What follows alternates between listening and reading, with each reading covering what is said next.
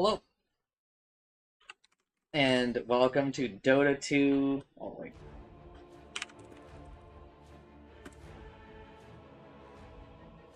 Hello, and welcome to Dota 2 7.41 patch notes first impressions. I've played several games. Oh, part 3, by the way. I have played many games on the patch because I just have a lot of other stuff going on, and I can't really do the patch note reading like every day. Uh, I will reiterate that this feels like the best Dota has been in a while. It is definitely not perfect. There are still many problems, and increasingly discovering more problems because I'm seeing more of the game. But I will go back and say I don't know what happened when I was reading Beastmaster, but I probably should have talked about this shard. I just don't really remember talking about it. It's really good. Also, his innate is pretty okay to just kind of get like for free. He's feeling super oppressive in the lane, and basically the entire game. It feels like every single game I have seen him in, he has been a bit of a monster. Uh, so there's that.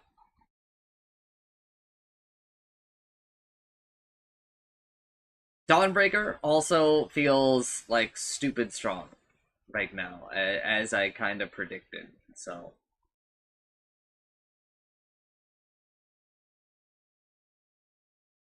I'm gonna go on though. I'm hoping to get to like maybe like around here, but I also might have to step away. Who knows?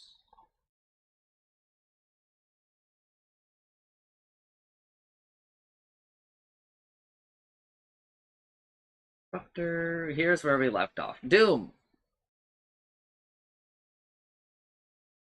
level death pain or level question mark pain. Slightly reworked. When Doom attacks enemy heroes, he applies a curse upon them. After 2.5 seconds, the curse hero bursts with a pillar of fire, damaging itself and all enemy units in a 66 radius for 15% of the damage taken from Doom. The hero. Over this duration, including damage from the attack that applied the curse. If the cursed hero's level is a multiple of 6, the curse damage and radius will be increased by 66%. I don't feel like this is really where they want this to land. This seems pretty, like, at least okay.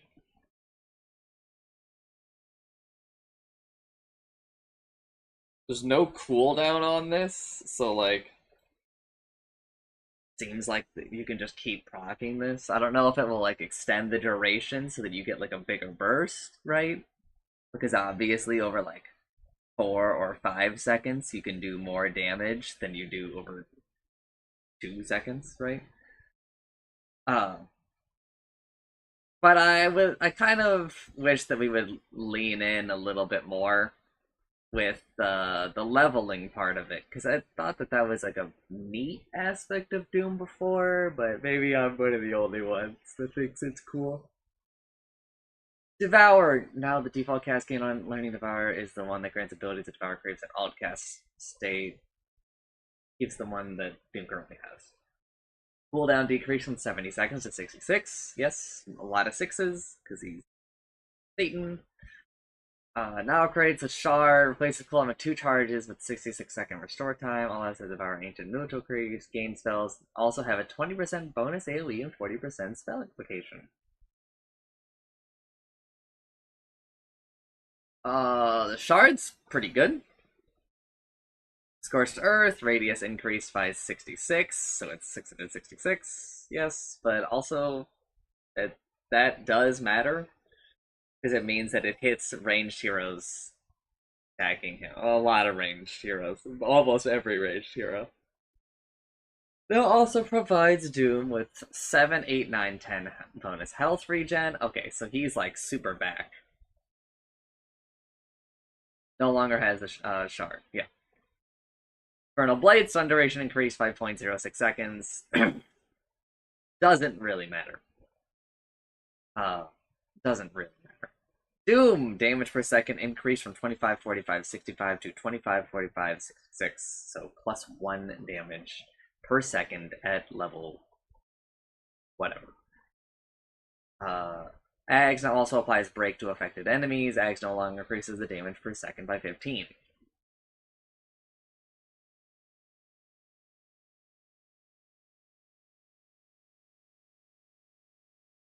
Okay. I think Doom is pretty broken. I mean, obviously, like I've kind of seen, I think, him a bit.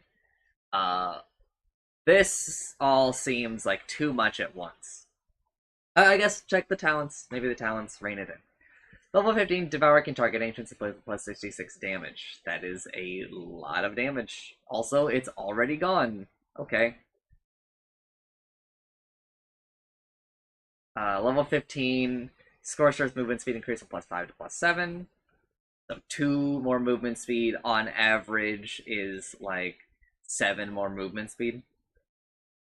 2, 4, 6, and then another 1 because of 50 from boots. On average, it's like another 7 movement speed. You take this talent. Level 20 talent, minus 10 second Scorched Earth cooldown replaces minus 10 second Doom cooldown. Okay, that's not very good. Yeah, it's like it's roughly like a 10% reduction, but even before, when I guess it was against this Infernal Blade, I think that they probably just swapped those. I'm not really sure. I don't know. 10 seconds is not a lot for Doom, right? You're really looking for like a higher percentage there. Level 25 talent, Doom applies Break, replaced with permanent Scorched Earth ability. Ability becomes toggleable with no mana cost and a 2.5 second cooldown between toggles. Uh,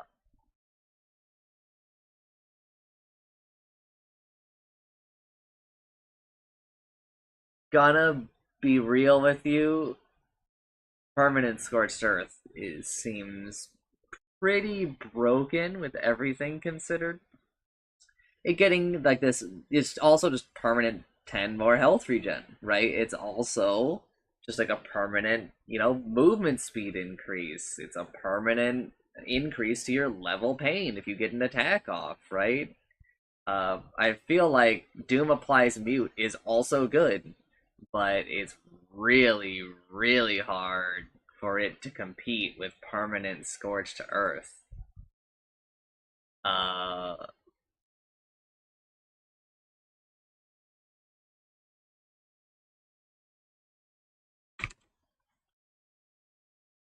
I don't. I can't really think of realistic scenarios.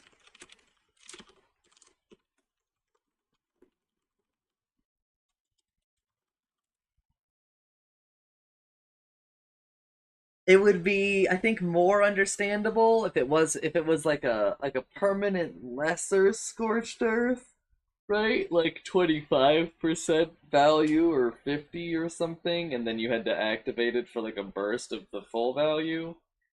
But with the way that it currently is, like, bro, I don't know. I just don't understand how the other talent is even supposed to compete.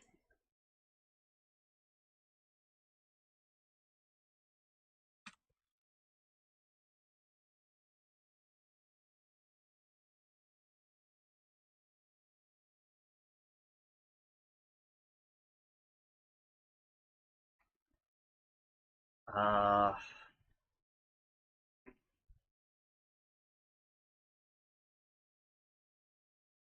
Dragon Knight.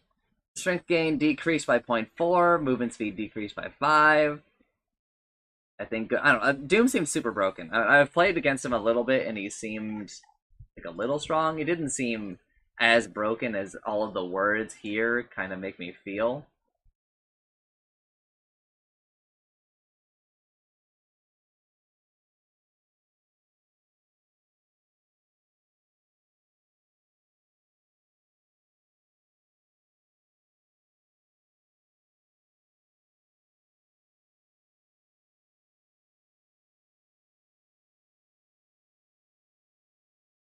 I will be back.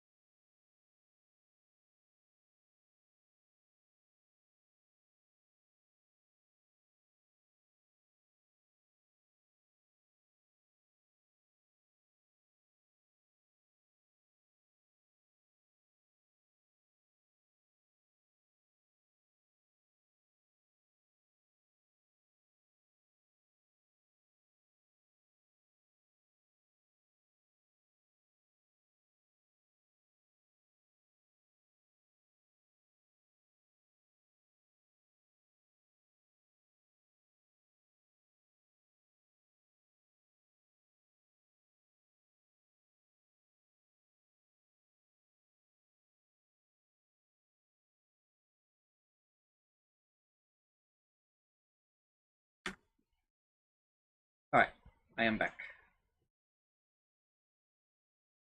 Uh, Breathe Fire damage reduction rescale from 30% to 20, 24, 28, 32%. So minus 10, minus 6, minus 2, plus 2. Sure. I think that that's fine. I don't know. I actually just think that that's largely fine. I think that Dragon Knight's problems are in other areas. Cast range increased from 600 to 1,000. That's a lot less fine. It's a cone. Cast range.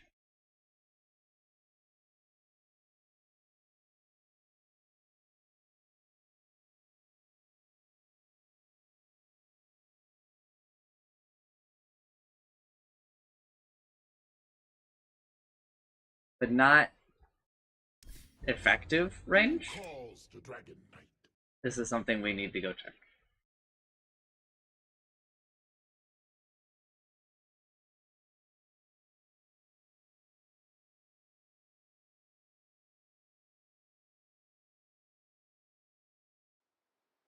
A knight in dragon's armor, of course.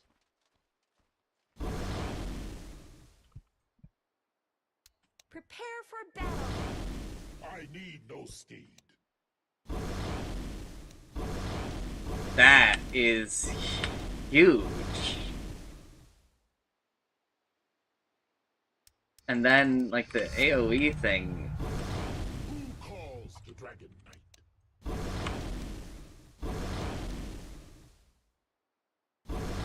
The dragon wakes. Wow, man.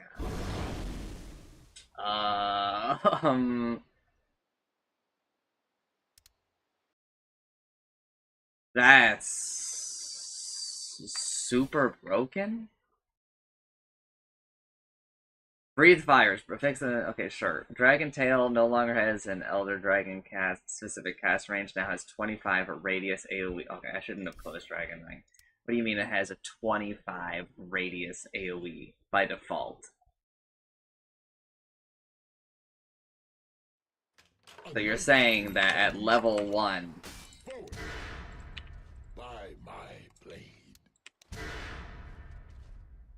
Prepare for battle. Swiftly. I'll notch your skull. I need no steed. Give me more. Give me time scale. These boots. Dragon to the compelled to battle. Okay, and then as I level it up, Yes. Of course.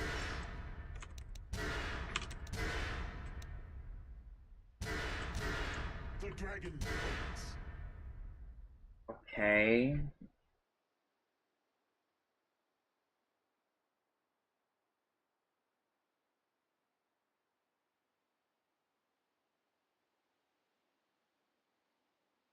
That seems pretty good.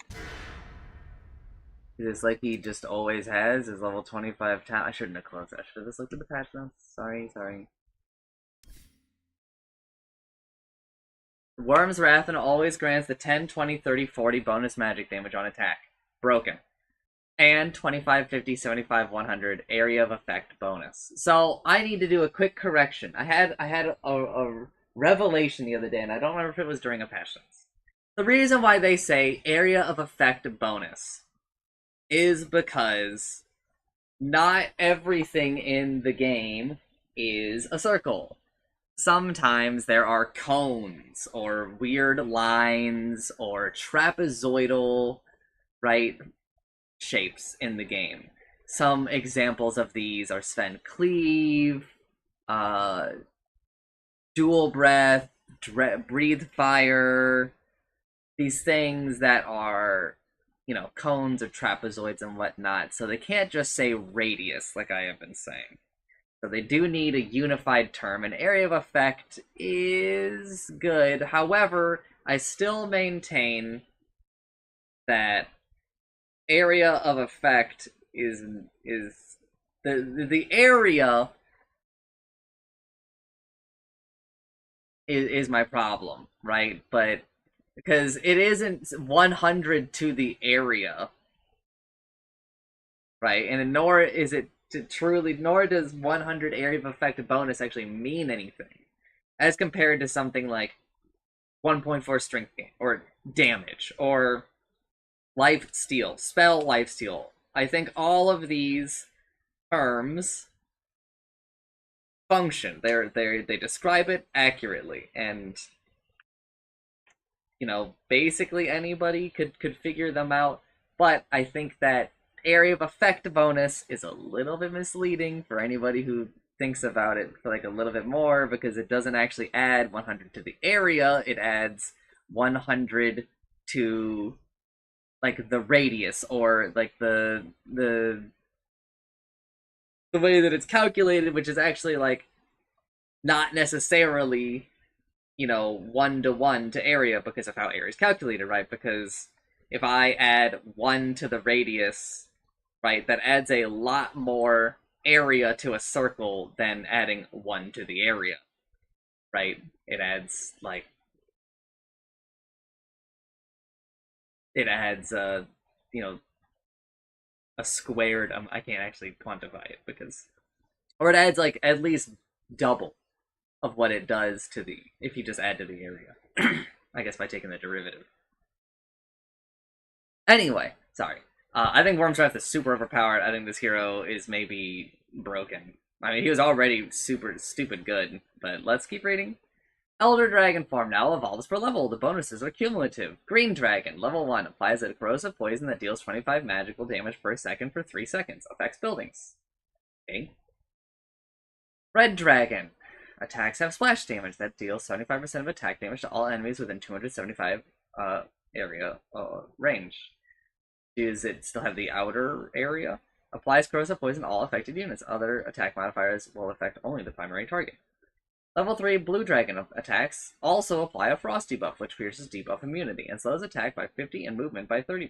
Slash attack apply corrosive poison and frost, slow to all affected units. Other attack modifiers will affect only the primary target. Bonus movement speed increase from 20 to 25, 30, 35. Dragonite is overpowered. No longer provides attack damage, or bonus attack damage. I don't even remember how much it used to give. Now also increases the cast range of all abilities by 350. Doesn't affect items. Okay, only abilities, but increased cast range, not any more area. Egg Scepter no longer improves Worm's Wrath effectiveness while in dragon form. Aghanim Scepter, Black Dragon stats slightly rescaled. Level 4 Black Dragon has the following stats: 40 bonus movement speed, 35 corrosive damage. So it increases movement speed by 5, which is, in line. It increases corrosive damage by 10, so a 40% increase.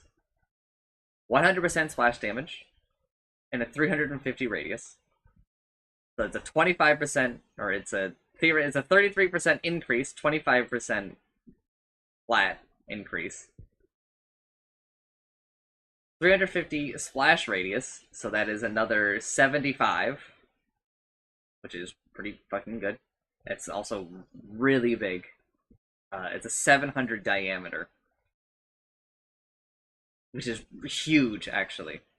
65 attack speed slow, so plus 15, so it's plus another like 30%. A 30% upgrade there.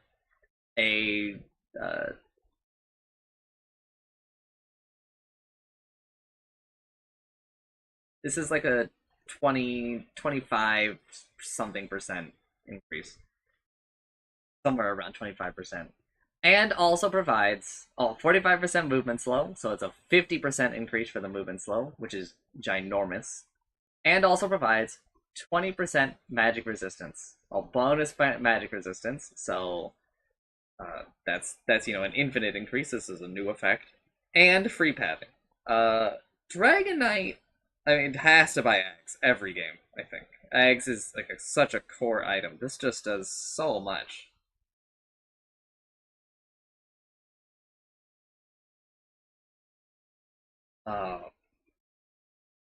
This like really ups Dragonite as a hard carry, I think. This is a little wild. What is your innate? Is it still Dragon's Blood? No changes there.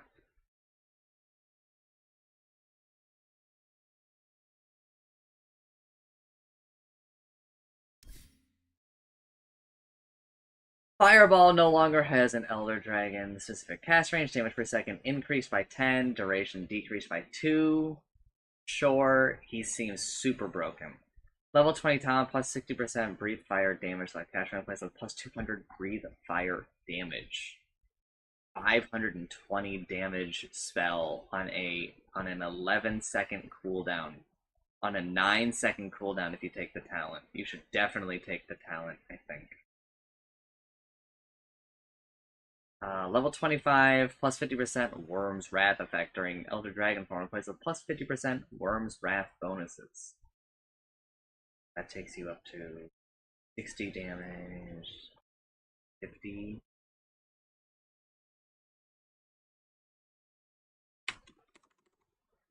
Area of effect bonus also affect items. Dragonite is superbly overpowered, I think. I would be surprised if I don't see any letter changes for this guy. If he hasn't gotten them, I think he's sleeper.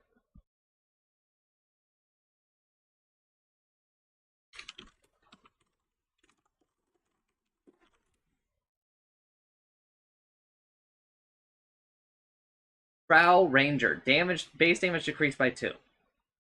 Precision Aura no longer levels with marksmanship. Agility base bonus rescaled from 4, 8, 12, 16% to 10%. So it's plus 6, plus 2, minus 2, minus 6. Okay.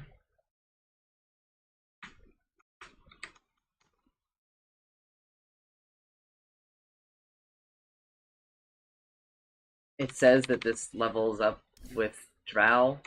Okay, plus 1% per level.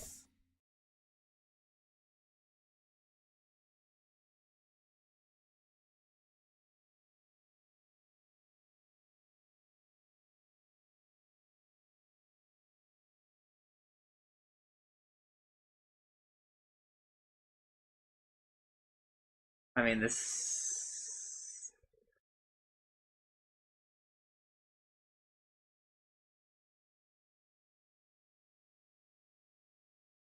Before, Rao did 51 to 58, so plus 4% of that. No. No, that's not how that works.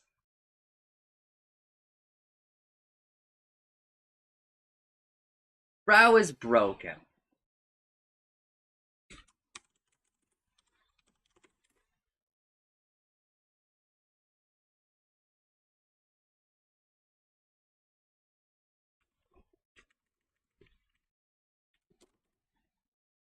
Let's just keep going. Frost Arrows now also modifies incoming healing with Aghanim Scepter. So an important thing to note here is I'm pretty sure that Hypothermia, which is the name for the effect that Drow's Ag's Frost Arrows apply, for those who don't know,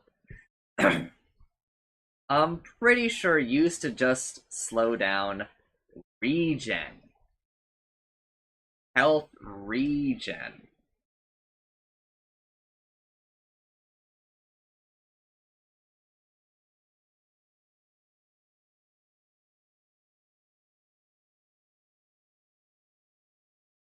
Oh, actually, this is like a year ago change. Okay.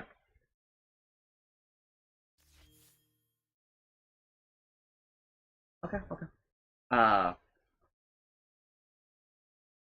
sure, that's fine. I mean, this is like a huge buff because the eggs is just super good. You should buy it every game on draw. Gust knockback duration now scales inversely with distance from the target, similar to knockback distance. Minimum knockback duration is 0.4 seconds. So, uh, before, like, if you just barely moved somebody with Gust, then they would spend like a long time being pushed back like 0 units. Now it's like once they reach whatever they're supposed to be pushed back to, I think that the disable, like the movement part of the disable ends. Gust is like a weird sort of disable. It is and it isn't. Right? If you get gusted, you can just you can like frame one force step and stop the knockback, right? So it's it is a disable, but it's not truly. Uh, this is a good thing. It was weird the way that it worked before. Multi-shot now allows Drow Ranger to move with a 35% penalty and use items while casting multi-shot. I'm going to test something. Glacier no longer increases the number of multi-shot arrows. Now, no longer grants True Strike on the hill. Huge positive change. Now, Drow Ranger deals 25% more damage when attacking from high ground while on the glacier. You should still buy the glacier, like literally every fucking game on Drow. The glacier and hypothermia are so insane. The only way that these things are kind of balanced is by the fact that yeah, that's what I figured. Prepare for battle. Yeah. The only way that they're like sort of balanced is because of the fact that Drow amps agility the way that she does. So she's kind of less inclined.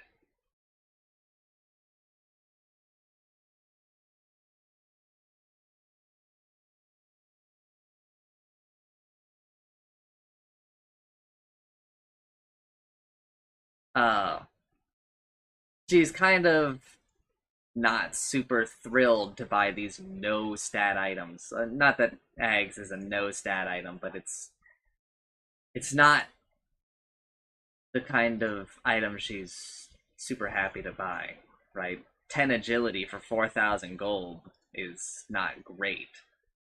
But I'm going to go ahead and tell you that you should buy the Ags and the Shard every game. Not like as luxury items. I think that they are, at least the Ags is core. Glacier can kind of depend, but it does not give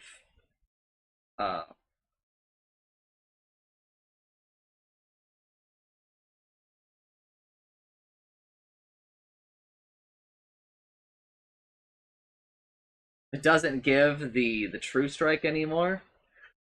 So that's like a real hit to its value. Because people didn't know. Drow had true strike while on the glacier, which is crazy. That she could theoretically skip a like an MKB, and I mean she still gets true strike 40% of the time. Pretty sure. Yep. So I mean,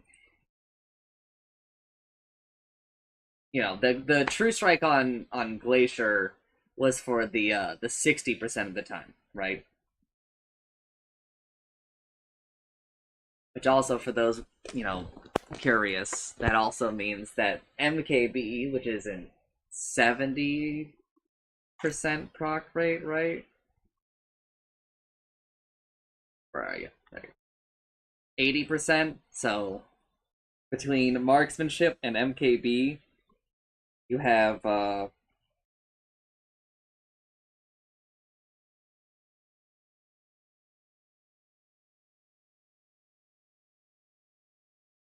you have true strike on like 68%.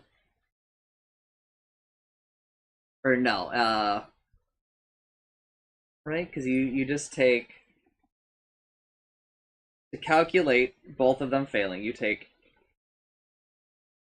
0.8 times 0.4. No. We take 0.2 times 0.6. 12% of the time, evasion will work. Well, if you would miss because of evasion or whatever, right? 12% of the time you will still miss. 88% of the time you will hit. That's pretty crazy, right?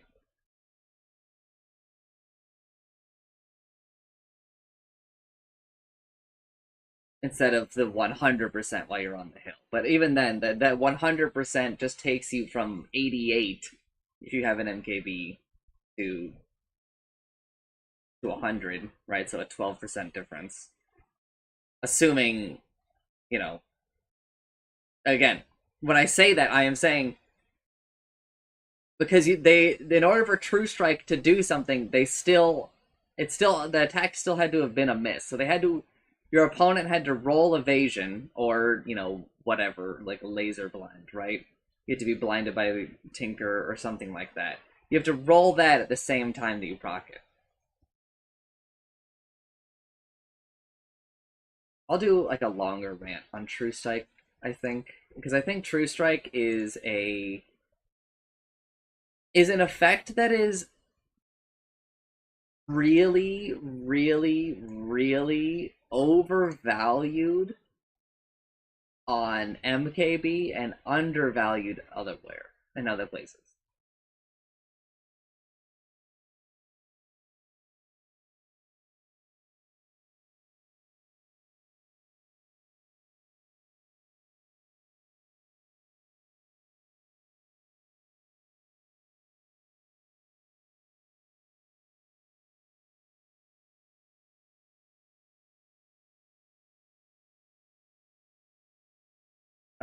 Earth Spirit.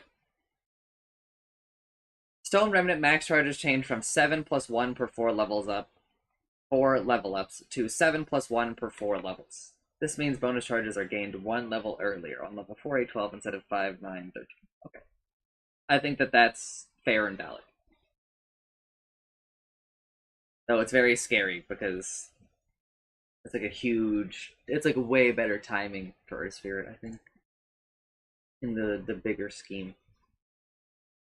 Boulder Smash. Slow duration increase from 1.25, 2.5, 3.25, 4 to 1.75, 2.5, 3.25, 4. So it's plus 0.5, plus 0, plus 0, plus 0. Okay, sure. Kind of crazy for a 1-point wonder, then.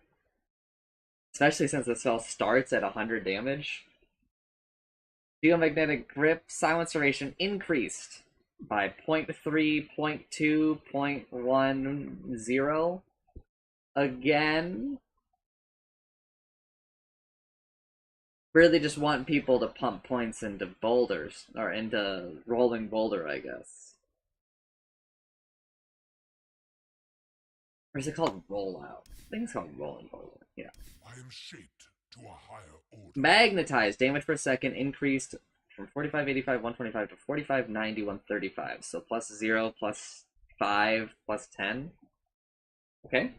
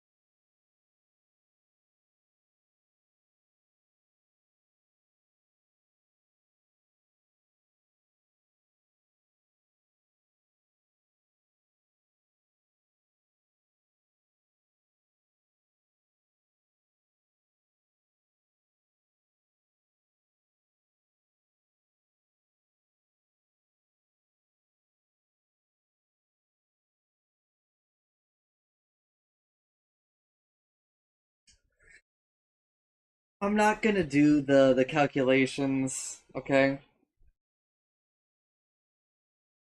We're all just gonna look at this and be like, our spirit's kind of fucking scary, huh? Level 25 geomagnetic grip remnant damage increased from plus 175 to plus 250.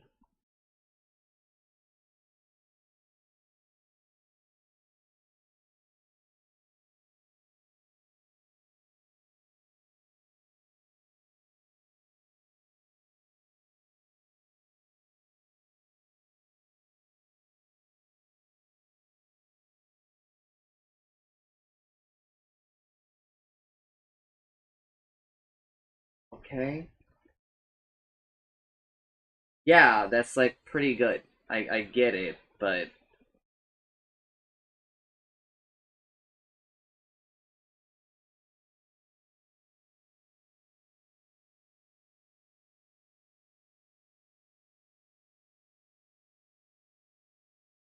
no, Earth Spirit also kind of feels really, really, really scary.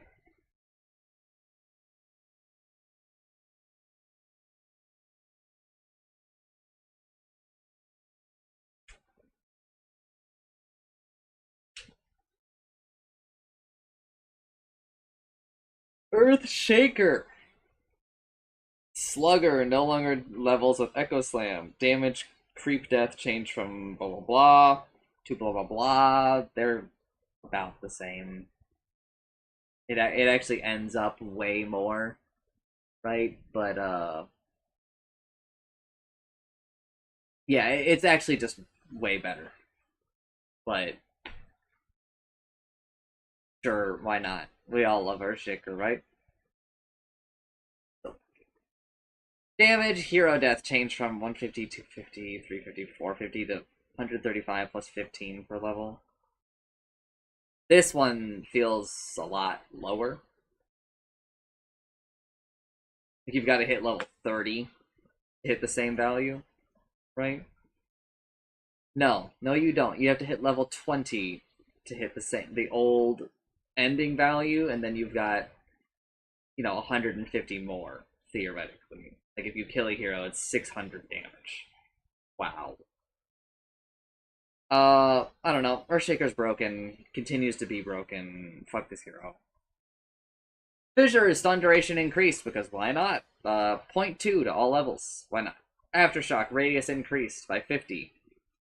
Sure, why not? Echo Slam shockwave projectile speed increased by 100. Again, somehow Earthshaker always comes out of these things, and people I don't know, he's so broken. So broken. I can't believe that there are really. Come on, I'm gonna spoil myself. Really, really. Okay. Noted. Earthshaker, super broken. Any item changes that change things for him? No, not really. Tauren Chieftain. Remove Tip the Scales innate ability. I don't even remember what it did. Momentum. New innate ability passive can't be leveled up. Tauren Chieftain's armor increases by 3.6% plus 0.4% per level of his bonus movement speed. Only counts movement speed that he has above his base 305 value. This ability can't reduce Tauren Chieftain's armor when he is slowed below. Yeah, okay. Sure. This was like one of the faucets, I'm pretty sure. Or it's like a modification of one of the faucets. Ancestral Spirit no longer provides armor on return. Still grants movement speed, which is then used by the innate ability to provide armor.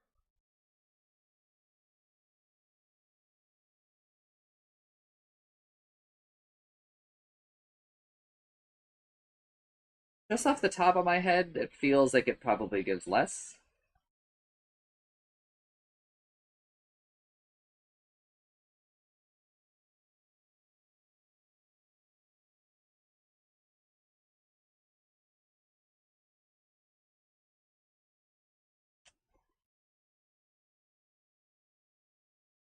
Earth Splitter cooldown decreased from 100 seconds to 195.90, so minus 0, minus 5, minus 10. Okay. Level 10 talent, plus 25 attack speed replaced with plus 150 Echo Stomp of Wake damage. But that was a level 20 talent before, yeah. Level 15 talent, Ancestral Spirit Hero attack speed replaced with plus 20% of bonus movement speed as attack speed. Sure. Level 20, 350 Echo Stomp of Wake damage replaced with plus 30 Ancestral Spirit bonus damage hero.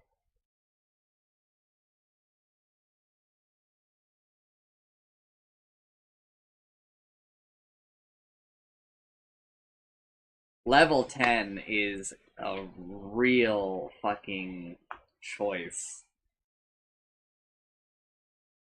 Ooh. Is 150 Echo Stomp Wake damage. First of all, the level 25 talent used to be 500 Echo Stomp Wake damage. Then we went to 350 at 20. Now, 10 levels earlier, we're offering you 150. The wake damage thing is actually super strong. It's really, really, really good. But bonus movement speed per ancestral spirit thing is also really, really good. So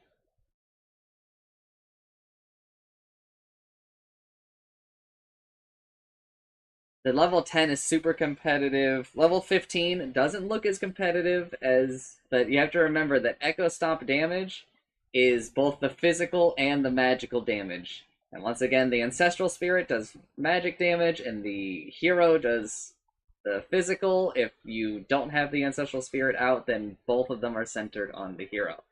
So it's actually plus 150 damage, 75 of both types, which is very good.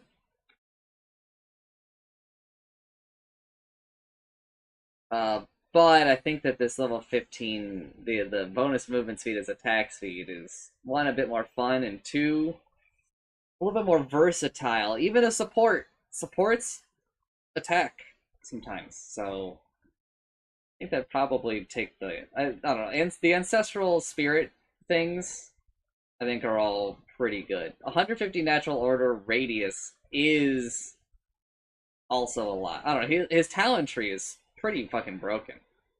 Look at it. Moving on. Ember Spirit.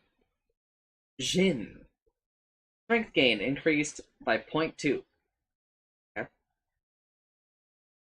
Pretty good.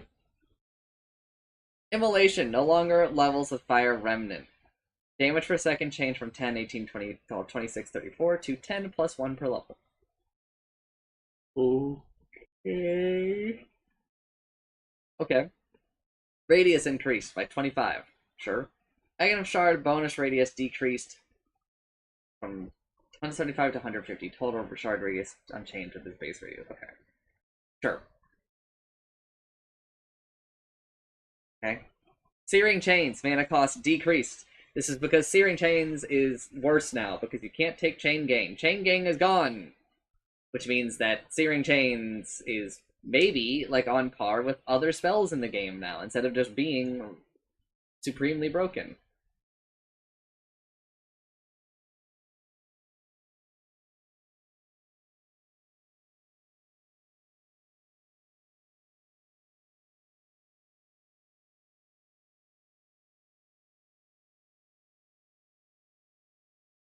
Sleight of Fist bonus hero damage increased by 25, 20, 15, 10.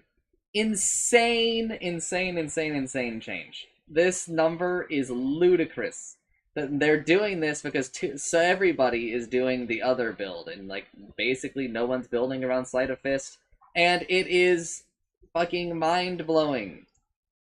But I'll save the rest of my thoughts there. I mean, obviously, if you watch the stream enough, you know my thoughts, but I'll save the rest of those thoughts for BNM with, Chancer and.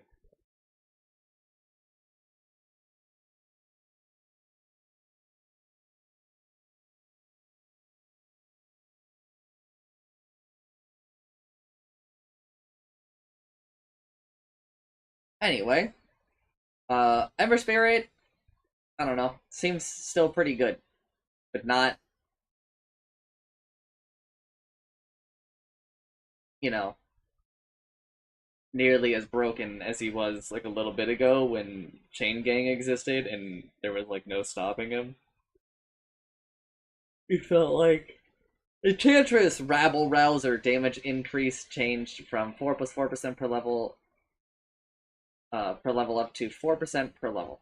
So it's unchanged. It's just a reading thing. Enchant cast range increased by 0, 50, 100, 150. Sure. Now enchanting enemy heroes increases attack range against them by 50, 100, 150, 200 for Enchantress and units under her control. That includes melee, which is kind of neat, actually. Doesn't affect the shard, I guess. Nature's Attendants added a tooltip to display the total max possible heal. Okay. Level 25 talent Untouchable Slow increase from plus 70 to plus 80. Sure. Yeah, neat changes, I guess. Enigma, remove gravity well innate ability. That is, I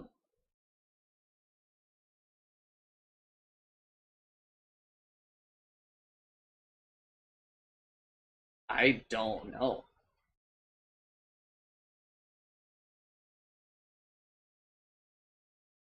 I thought it was this. I thought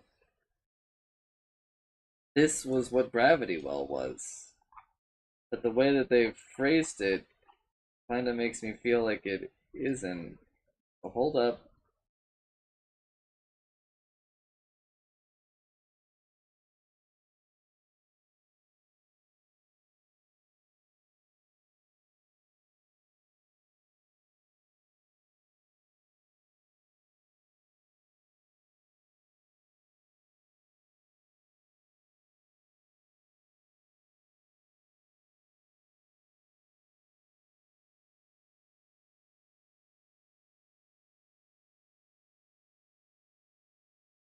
Okay, so he used to get like damage reduction based on how close shit was to him, like dispersion, but without the reflecting, and also allies got it too.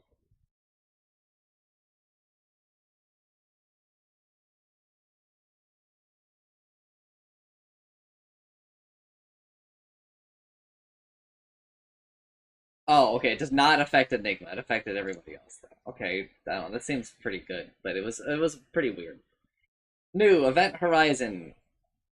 Units in a 600 radius moving away from Enigma have a move speed penalty equal to 4% plus 1% per level. Okay. Sure. Level 15, 60 Malefice damage, instance damage replaced with plus 100 Event Horizon weakness. Okay.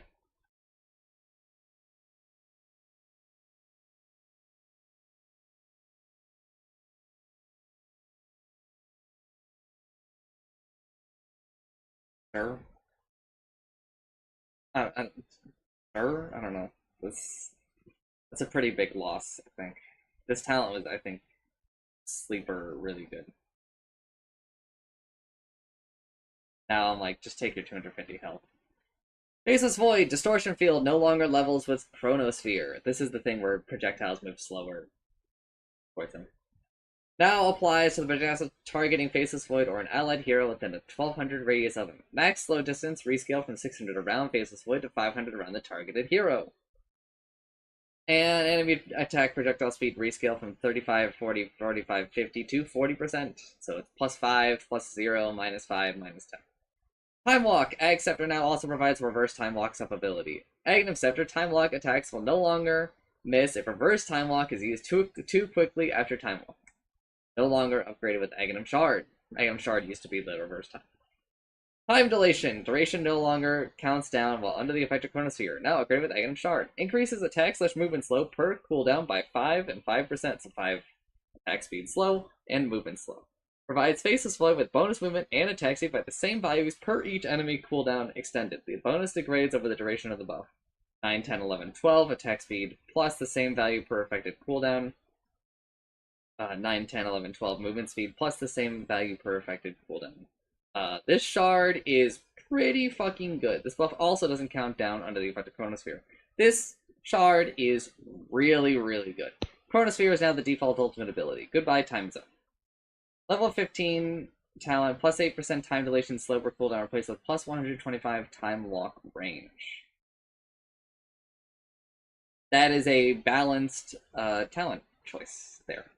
Those are both competitive with each other. I think Faceless Void is pretty good. I think the Ags is like a lot more purchasable, and I think that people probably underestimate it. This shard is, I think, stupid broken.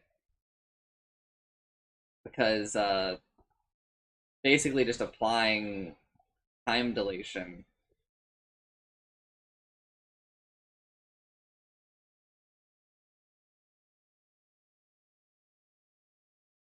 gives you, for every hero hit, it's 9 at least, right? Or it's like 12 really, like later on in the game. And then if they happen to have any cooldowns, right, then time multiply that. They could give you at 1400 gold if you hit like one hero with no cooldowns with a level 4 time dilation. It gives you 12 attack speed, which is like, I'm pretty sure roughly a glove of haste. No, it's still a bit less, but if there's any cooldowns, then you hit 24, which is more than a glove of haste, right? Also if you hit multiple heroes, I don't know, it just has like some pretty insane scaling. Something that doesn't take up an inventory slot, adds value to this thing, gives you movement speed, so it's not just like a Chronosphere amper, right? And you have like a lot of control over it, especially now that time dilation doesn't tick down while in Chronosphere. It's just also added damage. I don't know. It seems really, really, really good.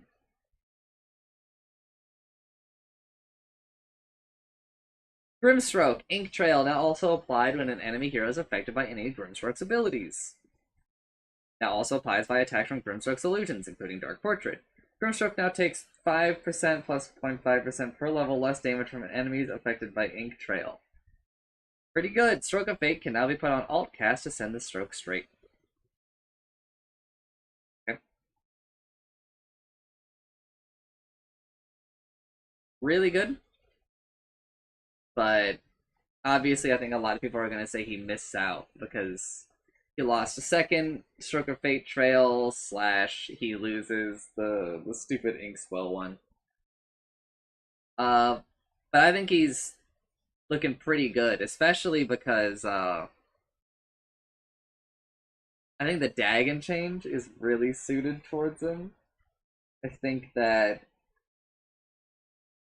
well, there were some other things, but I won't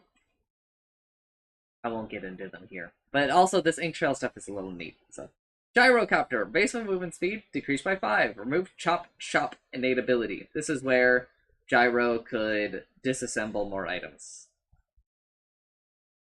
Afterburner, new innate ability. Whenever Gyrocopter damages an enemy with attacks or abilities, he gains +1 movement speed per hero and 0.5 per creep. Duration is 3.9 seconds plus 0.1 second per level. Effects stack independently. It's really good. It's a really good innate movement speed on a core like this, especially for doing damage and with like the way that Gyro gains or does damage is, I think, really good. Almost broken tier, maybe. Black Cannon, Ag and Scepter upgrade, move it into a separate ability. Side Gunner is now what Ags gives, but the effect is unchanged. It's just, I think, a better representation for players to understand how this ability works, and also so you can get alt text. Gyro, sure. Hoodwink, fuck this bitch. Mistwood's Wayfarer, no longer levels of Sharpshooter. Redirect chance change from 1421 2835 to 14 plus 1% per level. Wow, that's a huge decrease. Wait, why didn't this have a 5th value? Oh, okay, 14% was the base. Okay, never mind. This is not a huge decrease. This is basically the same. More, actually.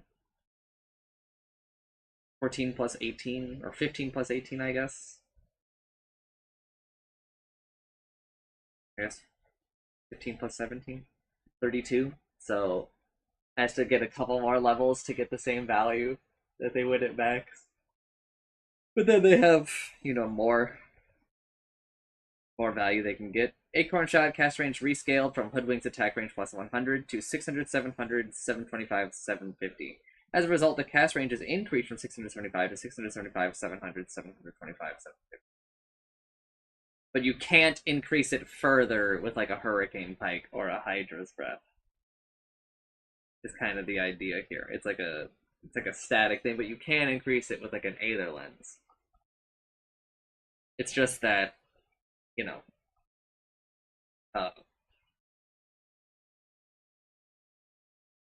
also like any other way that she or a hero extends their attack range doesn't affect it. Bushwhack cast range increased by 100. That's just bonkers. Scurry no longer doubles all sources of evasion for the duration. Now doubles redirect chance of Mistwood's Wayfarer for the duration. Okay.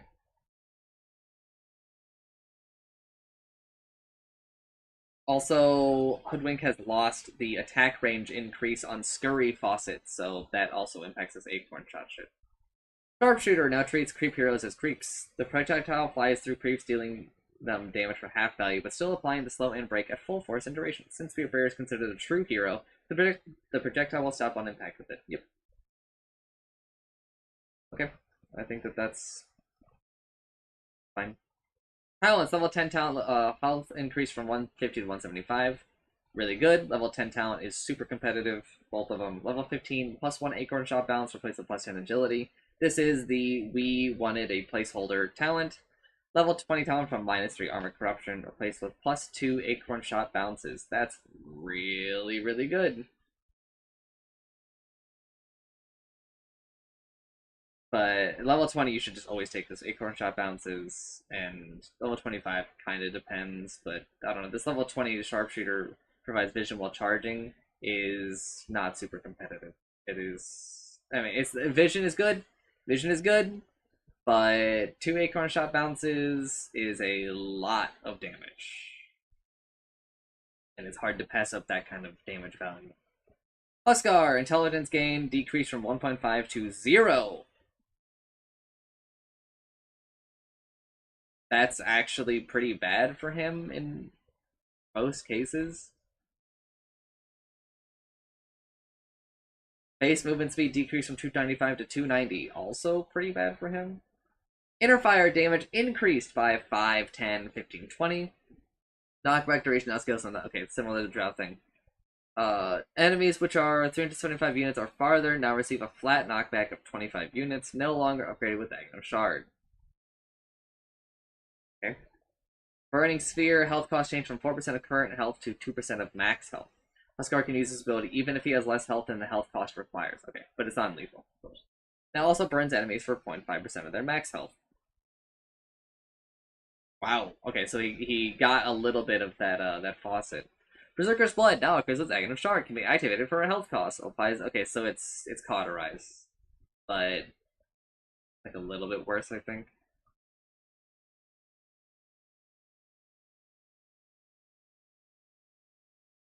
I love that they use the cauterized delay like it's a term that's established here, but it isn't. Yeah, you should buy the shard, like pretty much every game. Huskar is good, but these are pretty big blows. But don't worry about it too much. Invoker, hey, so since faucets are gone, added 1 level to all of the essences. This is really not too much of a change. Tornado, Aghanim Scepter Twister damage decreased from 40 plus 10 times Wex level to 30 plus 10 times Wex level. So that is results in a loss of 10 at every level. Invoke. Now, whenever Invoker gets Aghanim Scepter or Aghanim Shard, these items are inert in the inventory until Invoker activates them manually. Upon activation, he will be presented with 3 upgrades to choose from. Upgrades themselves for both Aghanim Scepter and Aghanim Shard are unchanged. You can't change selected upgrades. Selling Aghanim Scepter and buying again will provide the same upgrade you chose the first time. Aghanim Scepter no longer provides +1 level to all 3 orbs. Now it provides +1 level only to a single orb you choose.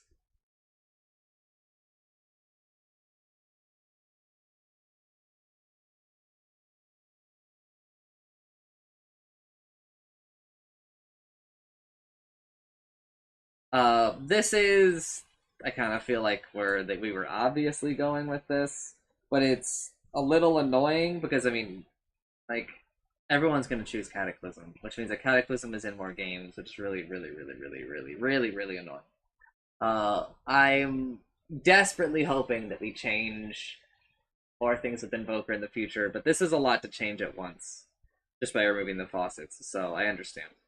Level 15 from +1 faucet orb replaced with +25 alacrity speed / damage. Attack speed, by the way. Level 20 from +50 alacrity attack speed / damage replaced with +1 orb levels. It's already gone, by the way. Before, I don't even know which one it replaced, so who cares? It's gone. Thanks for showing up, Invoker. Wisp removed Wellspring innate ability, which was like, I don't think it had to do with the Watchers anymore. I'm not sure.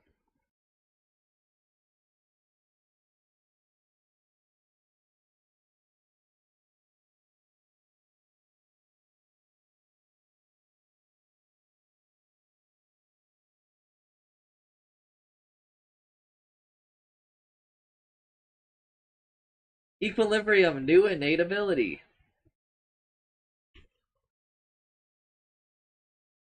Wisp has bonus outgoing damage amp, which linearly scales with its health, reaching a maximum of 5% plus 0.5% per level at 100% health.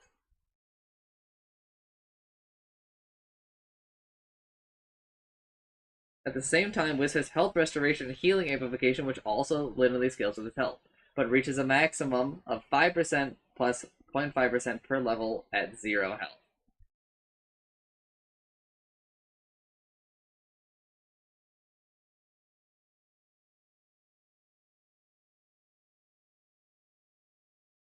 That's pretty good.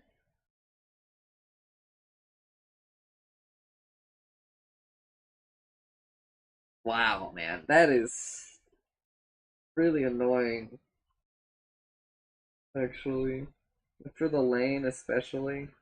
Because it means that, like, if you don't harass the Wisp, they're getting, like, an extra, like 1 to 5 damage for the lane. No, not 1. Like, always, like, 2 to 8, probably, more likely.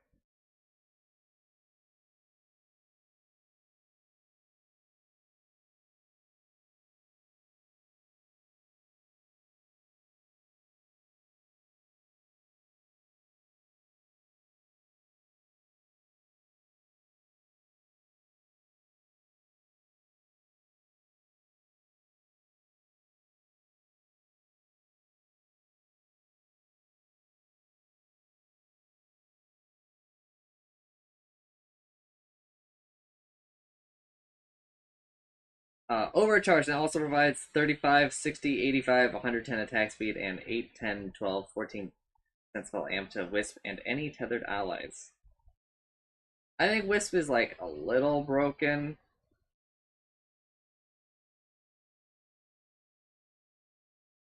Based on these numbers. Level 10 talent strength increase from +7 to +8. Woo! Level 25 talent relocate cast delayed reduction increase from 1.5 to 2 seconds. Wisp is broken.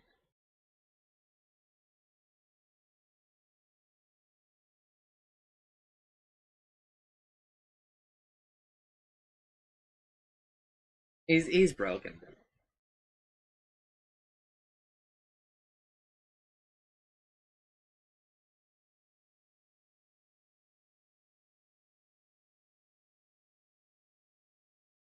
Red alert on that one. Jakiro, double troubled. Attack damage reduction changed from 50% to 51% minus 1% per level. Okay. This makes Jakiro scale like way better.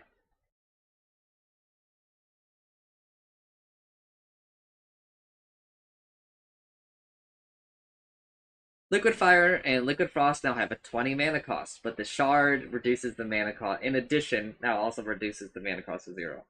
And so ends the free Reign of Terror that was taking like the breath, or taking one of these at level 1 and just kind of leveraging, saving your mana for like level 3 of getting level 2 dual breath if you really wanted to do that.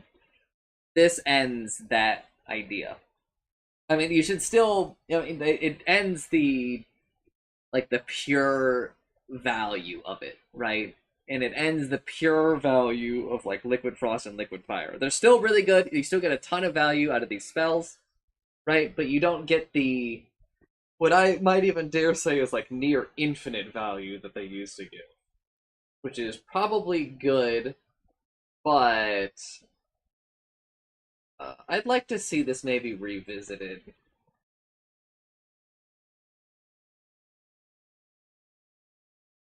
I don't really know if this is where we should land on this. Level 10 talent Ice Path damage increase from +60 to +75. Level 15 talent from a dual breath cooldown reduction increase from 3 to 3.5.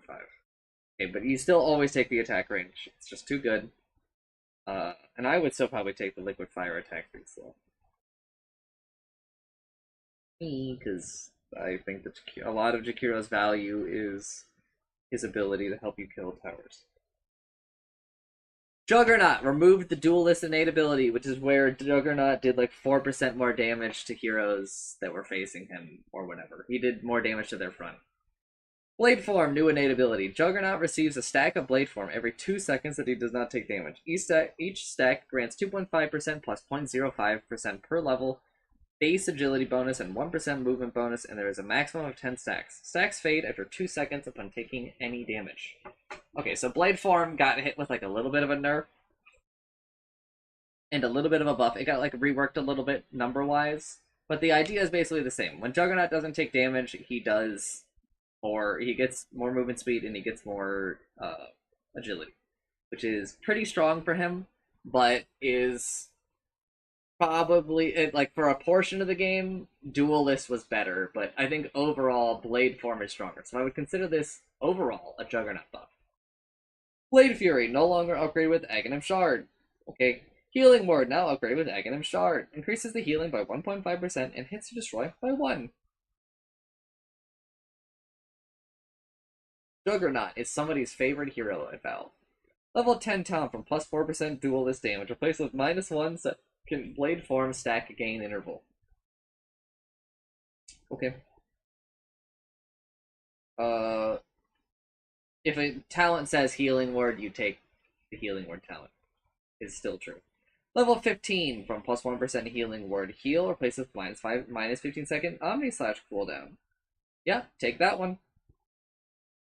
Just take that one. Don't even read the next line. Level 20 Blade Fury DPS increase from plus 90 to plus 100. Or take 15% Blade Dance crit damage. 15% more damage, 15 per 100. So a pretty sizable increase. I would probably just take the Blade Dance crit damage. Obviously, yes, this Blade Fury damage is also a lot. 120 damage per second is no joke, right? It almost doubles the spell's damage. But I feel like so much of the hero is just based around wiping the enemy team in Omni Slash, so just do that. Uh,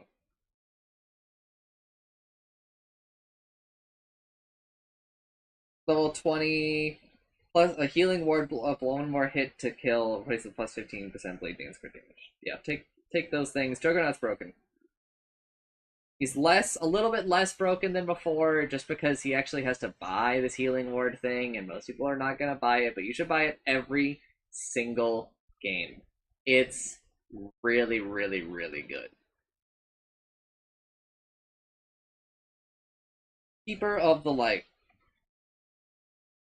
Base movement speed decreased by 5, removed spatial reserve, innate ability. New innate ability, Bright Speed. Keeper of the Light gains 1 movement speed for every 2.5 intelligence. Whenever Keeper of the Light moves 300 distance, he leaves behind light that allows him to see in 400 range for 3 seconds. Okay. He pretty quickly gains back this 5 movement speed. 5 times 2.5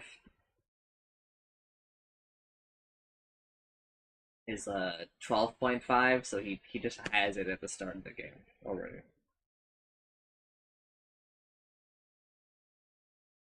Chakra Magic cooldown rescaled. So +1, +0, -1, -2 seconds, broken. Mana Restore increased by any amount broken. 15, 10, 5, 0. Pretty fucking good. But I guess they want you to put points in it. But they're kind of moving it around.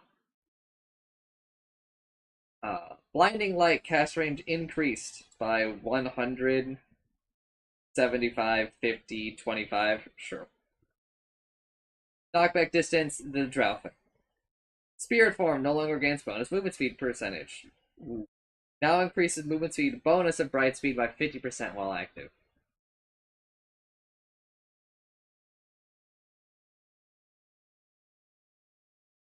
Okay. That's fine. It should come out similar. Similar, but no less. But it should be fine. Level 15 talent, -5 second blinding light cooldown, replaced with +90 blinding light damage. That's kind of a big downgrade.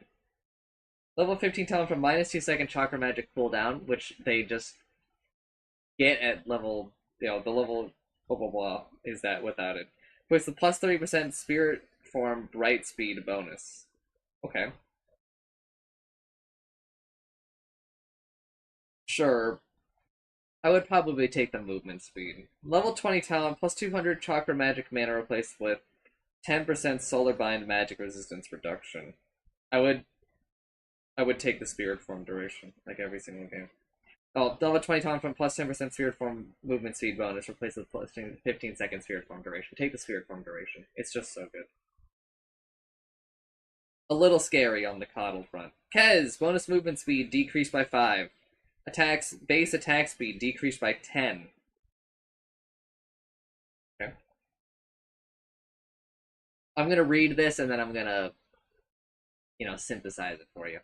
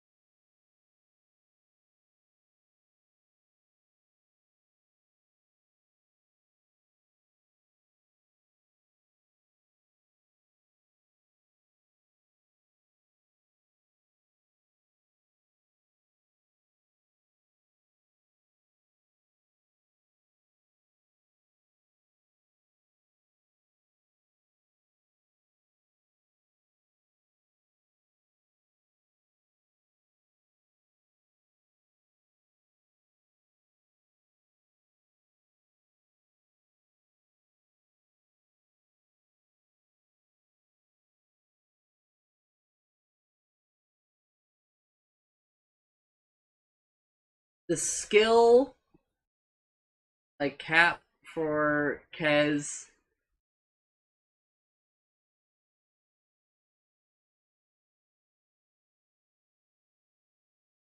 is pretty high. These changes move him from the do everything monster that he was to more of like a damage monster who sort of does other stuff, right? Getting rid of like a little bit of these stuns. But I think he's still pretty broke. I'm not gonna go over all these changes, but the summary is that Kez does like more damage, but he shouldn't like stun lock you in the really, really annoying way that he used to. But now instead, for a fair bit of these, he will just do a million damage. The Talon Toss change is really good, I think, for the game. However, uh, I'm not really sold on Kez in general still. There is some good like this base attack speed and this movement speed decrease, I think help a bit. But I still just don't really know if there's a reason why he should move so fast. 310 is kind of a lot. It's not a lot when compared to the really fast heroes, but it's a lot when you compare it to most heroes, I think. That makes sense.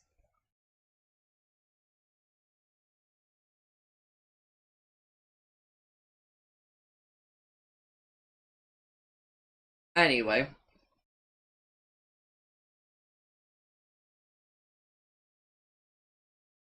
Kunkka, Admiral's Rum can no longer be applied by multiple sources and will no longer trigger passively if Ghost Ship already applied the buff. Cooldown changed from 60 seconds to 60 point. Okay, unchanged. Bonus movement speed rescaled from 10% to 7.75% plus 0.25% per level. That's pretty good. Duration decreased from 6 to 5 seconds. Delayed damage decreased from 20% to 18%. Ghost Ship now applies Admiral's Rum at a 2 times factor. Multiplication applies to duration, delayed damage, and movement speed bonus. Uh, sure. That all seems basically fine. Level 10 talent, minus 15-second rum cooldown, replaced with plus 1 second run duration. Okay. It against. Those are competitive. It kind of depends on what position you are and what your role is on the team. Level 15, Tidebringer damage increased from plus 70 plus 75. Sure, but foreign. Level 20 talent plus 7 plus 15%. Emerald Rum damage delayed replaced with plus 80% Tidebringer cleave.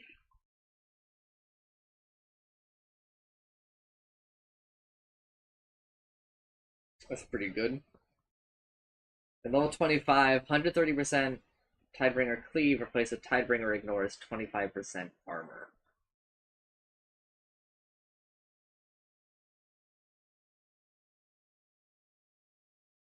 Kunka's talent tree is really, really good. They're all pretty competitive with each other. So, kind of depends on what your role is in the game.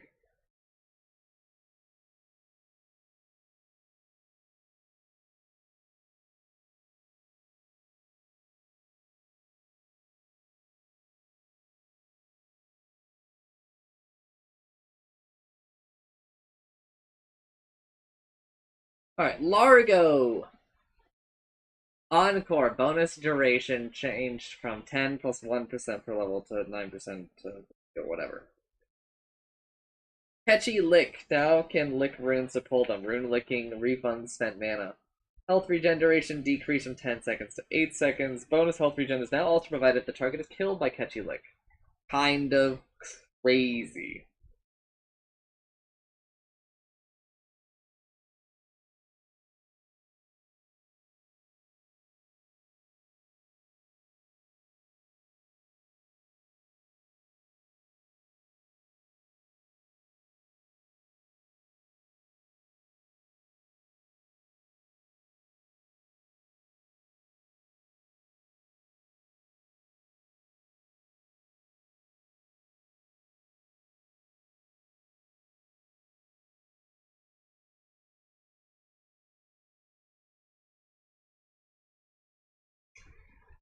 Uh,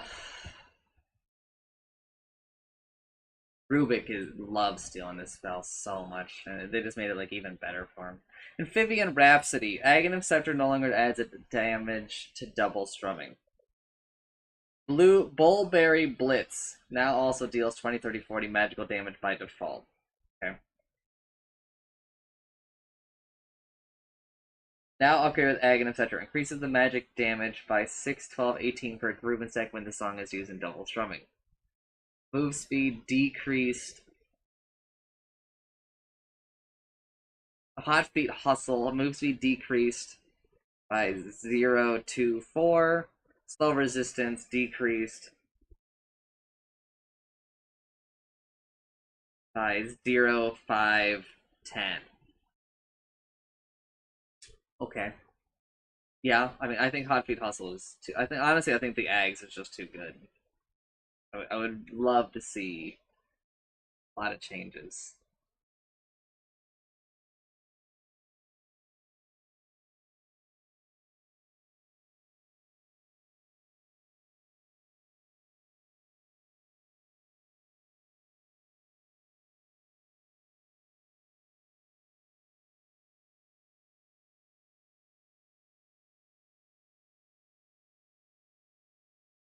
Level 15 talent Croak of Genius max health DPS decreased from 1.5 to 1%.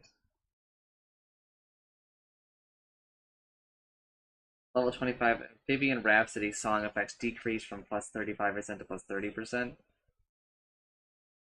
Sure. I don't know. I really hate the way that people have landed on playing Largo, which is like just rush Ags and have basically two radiances. I don't know. It feels super lame for how cool the hero is. Legion Commander. Base armor decreased by 1. Huge. Outfight them. Ability reworked. Passively grants Legion Commander bonus armor equal to 1 plus 0.1 per level. Whenever Legion Commander casts an ability, she gains the same amount as a stacking bonus for 6 seconds. Whenever allies within 1200 range cast an ability, they also gain a 6-second buff with 50% of the value. This bonus stacks independently. Overwhelming odds now also applies 100% movement slope when dealing damage for 0.3 seconds. Aghanim Shard upgrade reworked increases the radius by 100, grants an all damage bearer equal to 50% of the damage dealt with overwhelming odds for 6 seconds. Press the attack. Multiple instances can now stack independently. Now upgrade with Aghanim Scepter. Increases the bonus movement speed by 12%. Ability becomes cast point, affecting all allies within the targeted 500 radius area. Legion Commander is always affected even when outside of the cast area. It's a good Ags. It's pretty good. Moment of Courage no longer has a 25% proc chance. Now automatically triggers after taking 7, 6, 5, 4 attacks. This is, I think, the best thing that we have moved to a counter system. This is maybe the only one that I'm hugely in support of. Maybe Axe 2. They're very similar because, like, it's pretty miserable when Legion gets really lucky in like a duel and therefore wins the duel because of this. And it has like a compounding effect that can feel really unfair and unearned.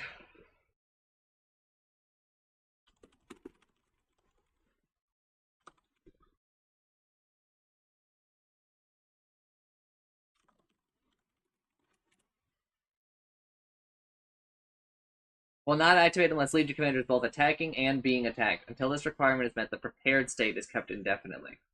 Oh.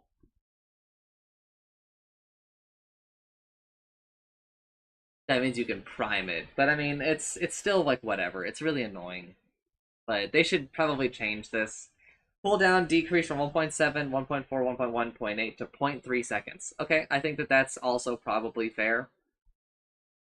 But, you know, they do have to do 4 attacks in that 0.3 second, right? So I think it's whatever.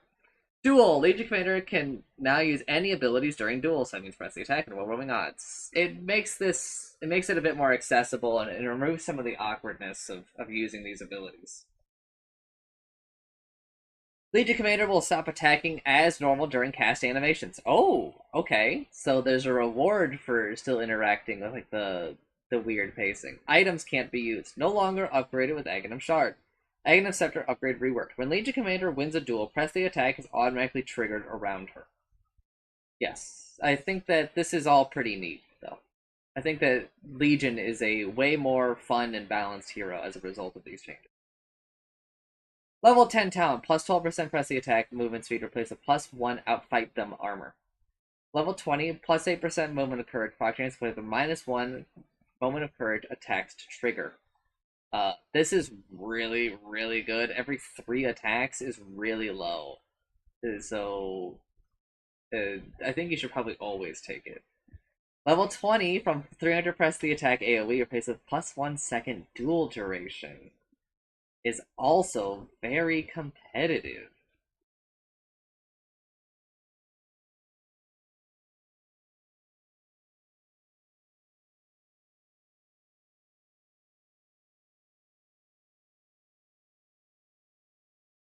Level 25, press the attack, grants 1.5 second debuff immunity, replace with dual refreshes cooldown on victory.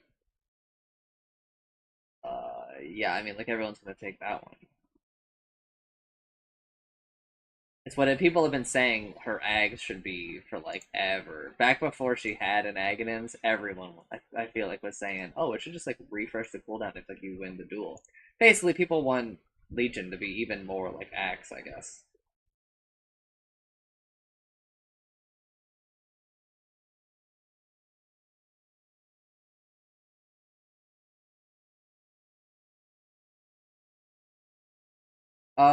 Legion is a lot more tolerable. Is the big takeaway there.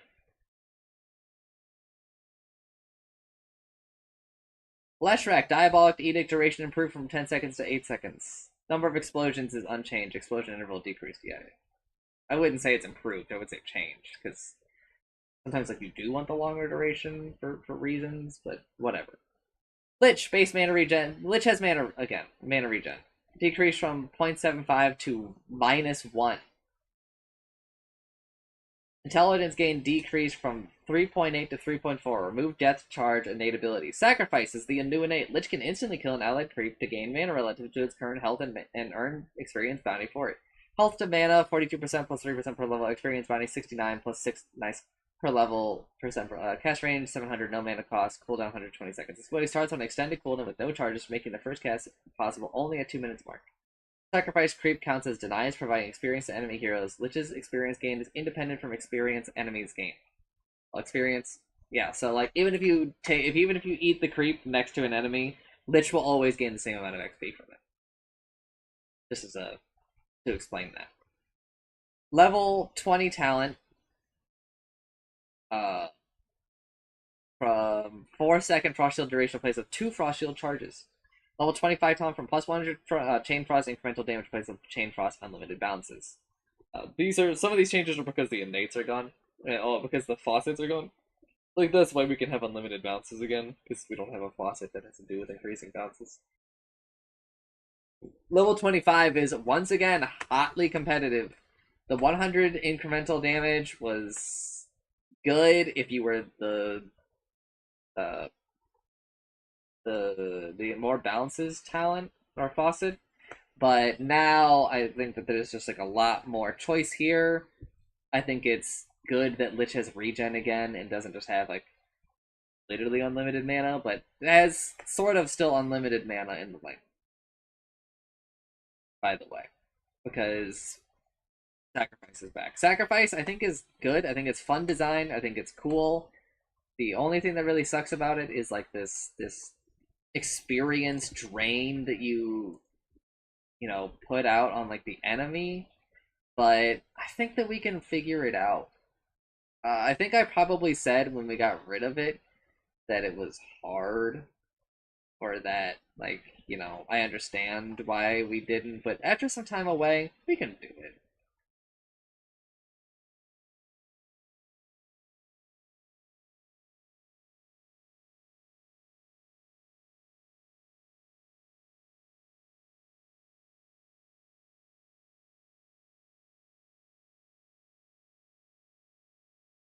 Uh, yeah.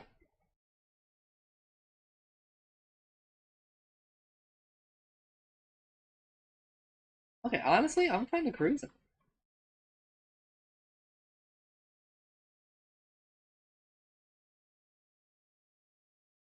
Two Frost Shield charges is also pretty good. It's very competitive. I think that the talents are a little bit better aligned. But again, I would still. I'm dying. I'm begging you for a change to Frost Shield. At least how it's communicated to the player, because I don't think people know what the fuck that spell does. And it's really annoying. Lifestealer. Base damage increased by 10. Damage at level 1 increased by fucking 10. That's a lot. That's a huge damage change. Base attack speed increased from 100 to 120.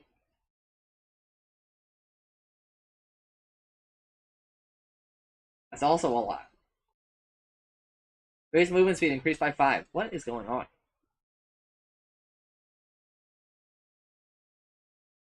Cool Frenzy reworked into the innate, and that provides Lifesteal with 5 bonus attack speed per level. Okay, Rage now also provides movement speed while active.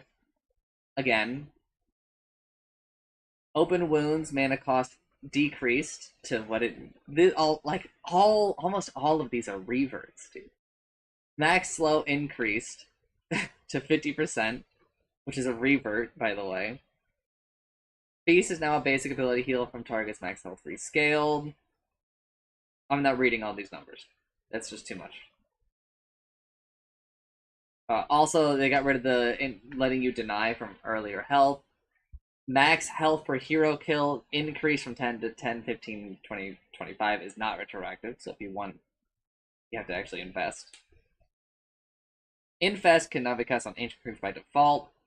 Item Shard upgrade reworked. When consuming a creep, enemies also take damage over time. 30% of the creep's remaining health.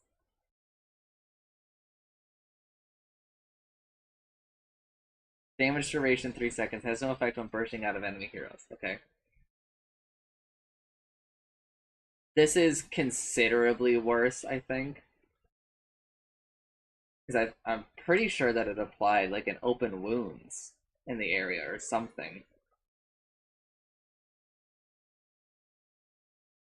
Let me go look just to make sure. There's something else to it.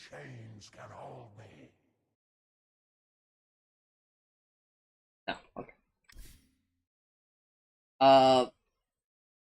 I think Lifestealer might be a little bit of a monster just based on some number oopsies here. This feels like a lot to change all at once.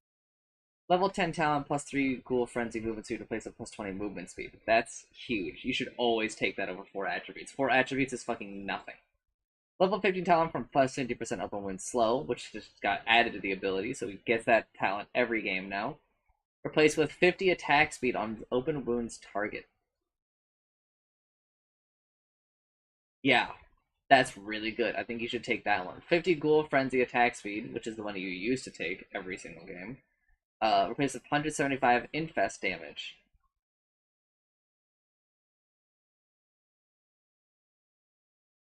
No. Take your attack speed on open wounds. It's too big to pass up.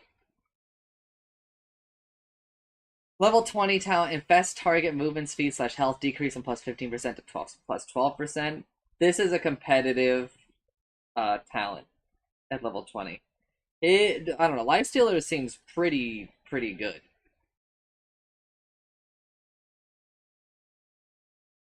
I think that a lot of these changes are fine and fun and good, but they are number wise. I think that they're just a little bit too much. So probably just need some number tweaking, and I think he's probably like great.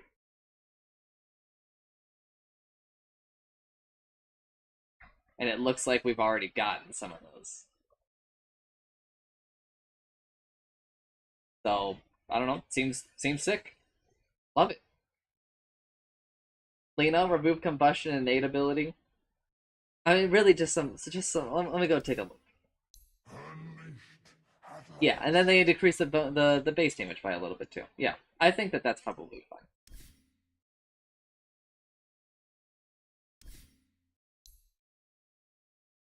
Lina. Remove combustion innate ability. This innate was super fucking broken, so thank God. Slow burn, new innate. Lena's abilities deal an additional 64% damage as undispellable burn damage over 4 seconds. So Dragon Slave loses damage 20, 40, 60, 80. But because of this, I wish that they had just done the math for us.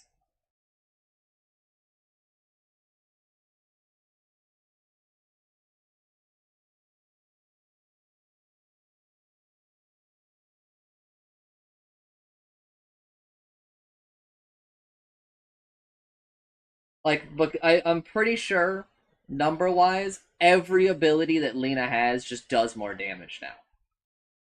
Because, like, they didn't lower it appropriately. So, 245 times 1.6 is 392. So, Dragon Slave now just does an extra 70 damage, or 67 damage, right? 200 times 1, I guess I should say, hold up. 245 times 1.64.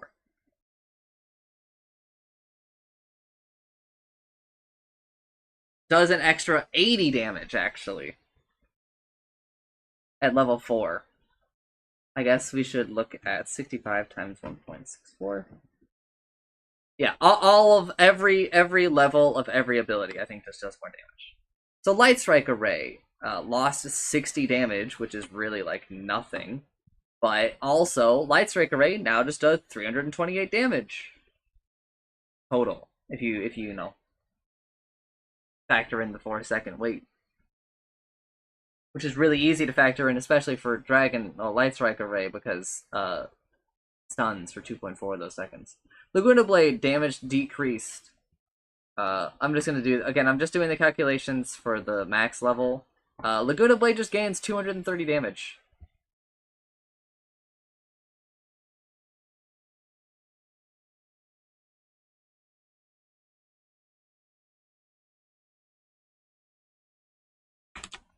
So I don't know. It just feels a little ridiculous.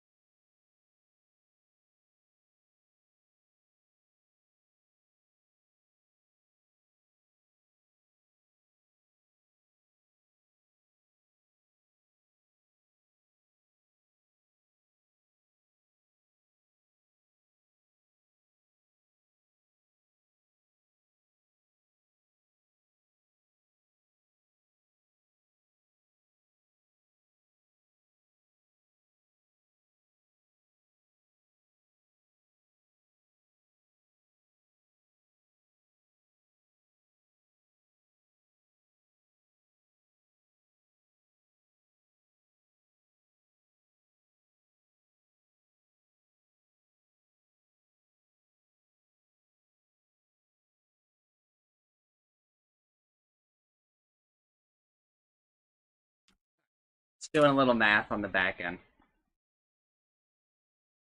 Lena's super broken. I cannot believe that there are no changes in the A. Always buy the shard. The shard is super broken. Support, carry Lena, I don't care.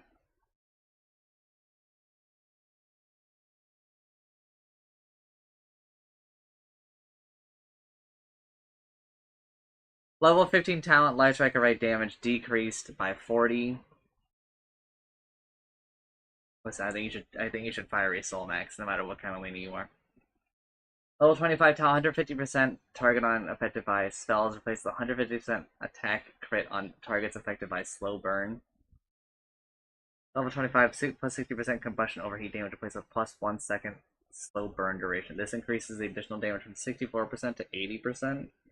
Wow. I still think that pretty much everybody should just take the attack crit. So. Lena, really, really good. Really broken.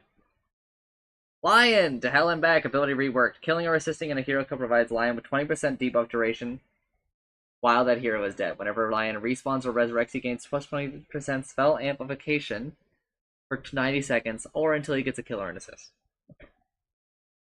Finger of Death cooldown decreased by 10 seconds at all levels. Damage per kill decreased by 10. Now has empowered melee attacks after the cast by default. After using Finger of Death, Lion's Hand becomes empowered, turning him into a melee hero with 250 attack range. That's 50 more attack range than normal. And actually, it's 4. There's no way to look at the bear, by the way. Heroes.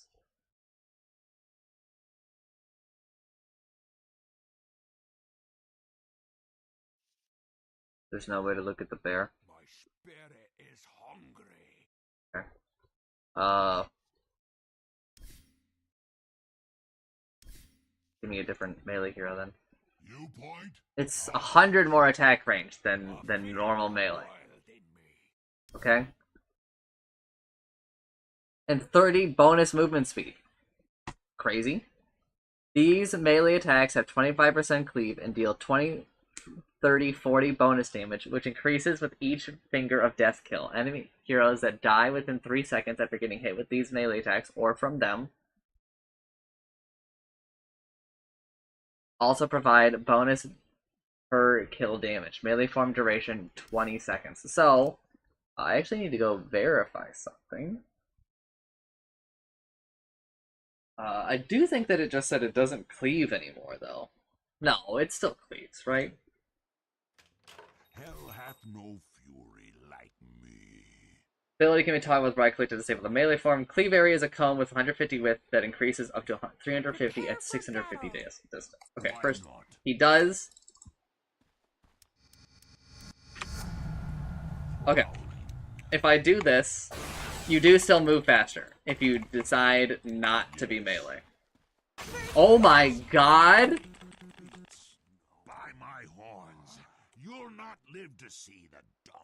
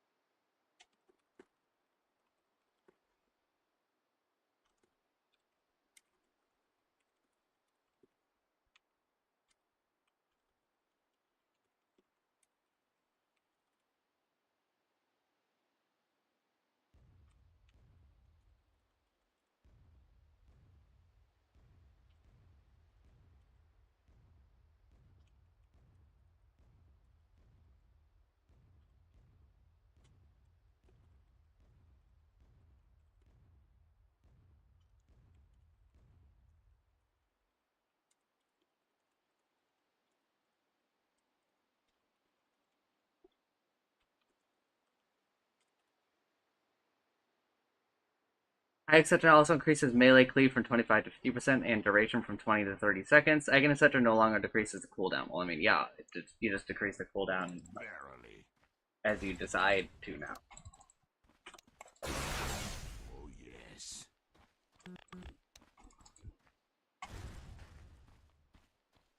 To hell. Hold up. Back.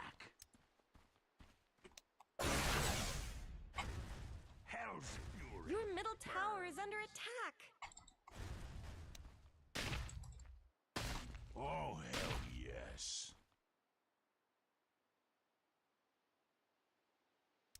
Lion is super, super good.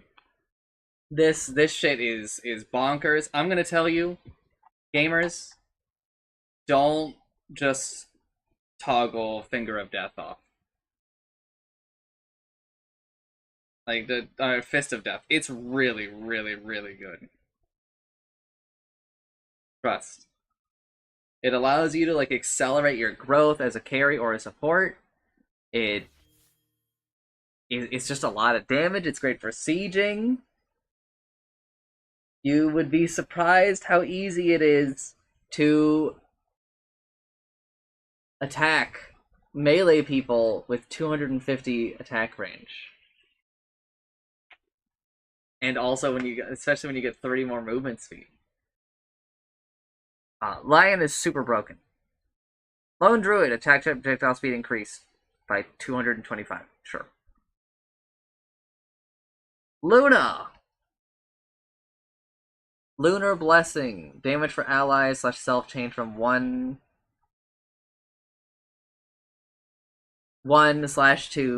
plus 1/. Okay, yeah, sure. No one cares. Lunar Orbit now applies 8, 12, 16, 20% damage reduction while active. This is the faucet, basically. Shard upgrade increases the damage reduction by 10% and provides Luna with 20% movement speed for the duration. The Shard is pretty good. Level 20 talent, -2 lunar beam cooldown placed with plus 1.5 lunar orbit damage / speed, or 1.5 times. Okay.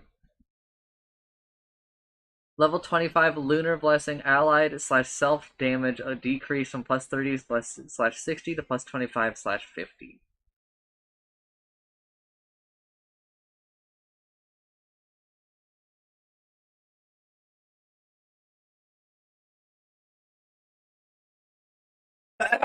An important thing to note here is that Luna no longer gains any damage from Lucent Beam. Lucent Beam doesn't give any damage. Which drastically changes like a lot of the dynamics of the hero. So Luna, pretty notable changes. That's why they, I think, maybe did a little bit of this other stuff. Or they're trying to shift some focus away from that, but I would say Luna's a lot weaker.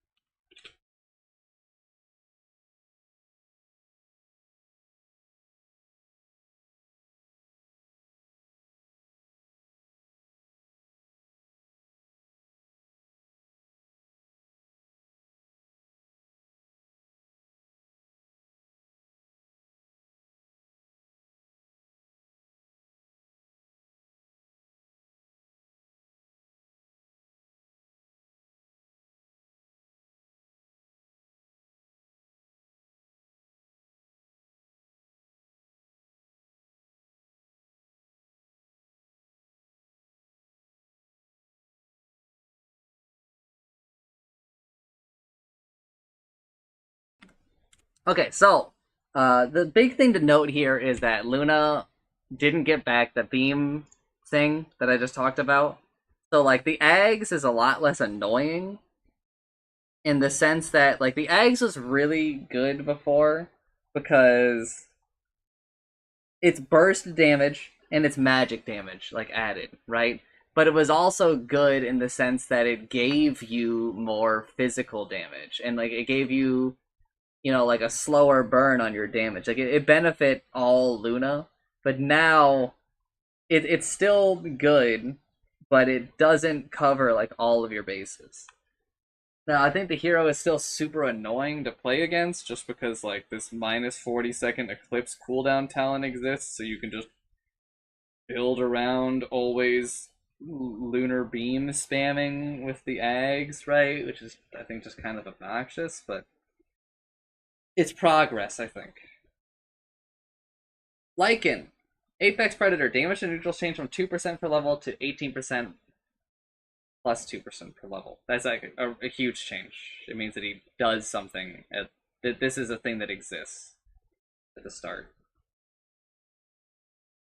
Summon Wolves, Aghanim Shard rework. Increases the number of wolves by 1 and grants them Hightail ability, activated to give them 100% evasion, 20 movement speed, 20 attack speed, and hasted movement for 6 seconds. Shapeshift now grants controlled units movement speed and critical strike bonuses. Level 25 talent from +2 Wolf Summon replaced with minus 25% Wolf Summoned base attack time. Lycan's global shard that works while he's dead is gone. It's gone. Lycan no longer has the best shard in the game.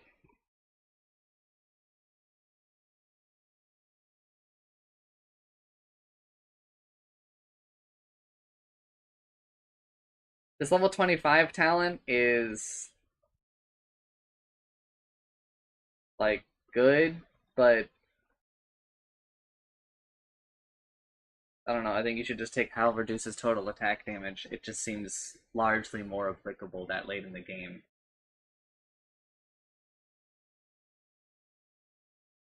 A huge blow to Lycan's accessibility, I think, which I think is probably good. I don't know. I think I liked these heroes becoming more accessible, but I'll just take the L on that.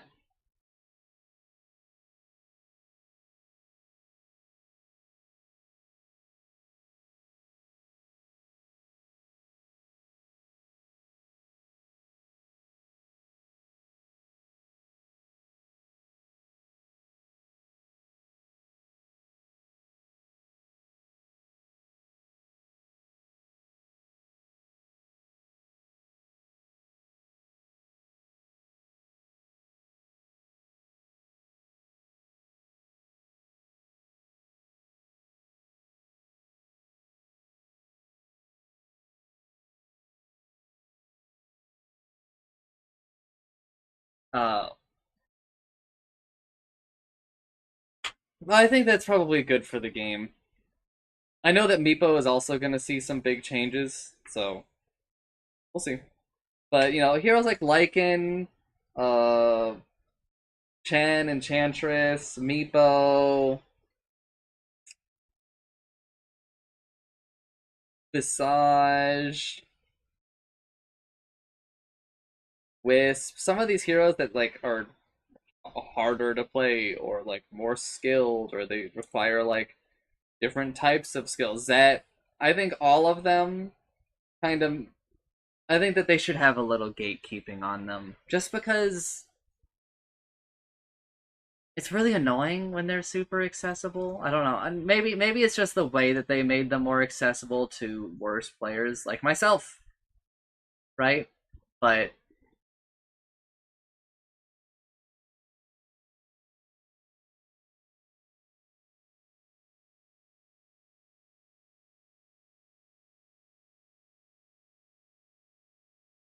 anyway, Magnus, space agility increased from 12 to 14, so he gains like 1 damage.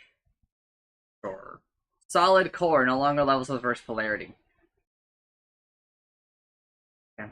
Slow resistance rescaled, blah blah blah, to 24% plus 1% per level. So it starts higher, ends higher.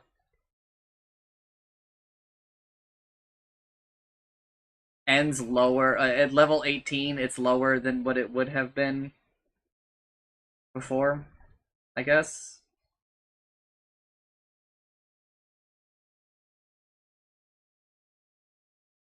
No one really cares. Empower now always affects Magnus with 30% increased values and can't be cast on himself. Okay, so you have.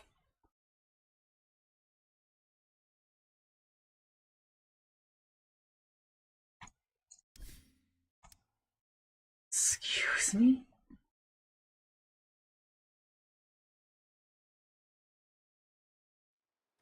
Keep your eye on my horn. Okay.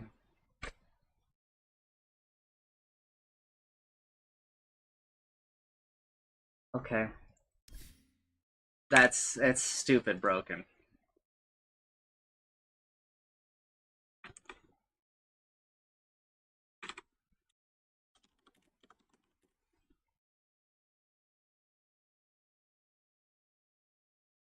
I'm moving on.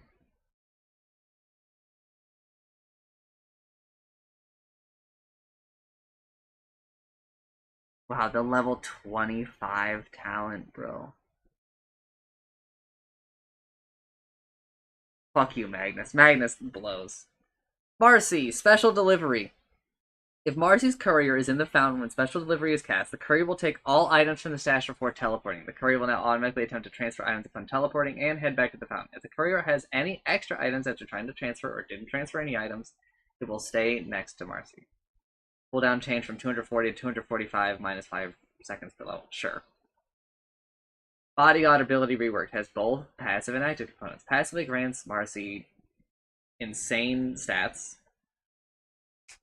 When cast on an ally, she provides them with 75% of passive bonuses and a shared all damage barrier that blocks a crazy amount of damage.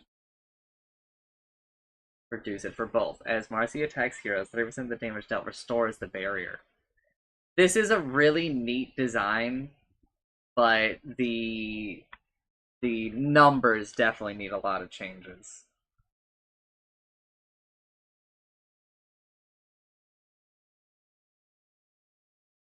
But this ability is super broken.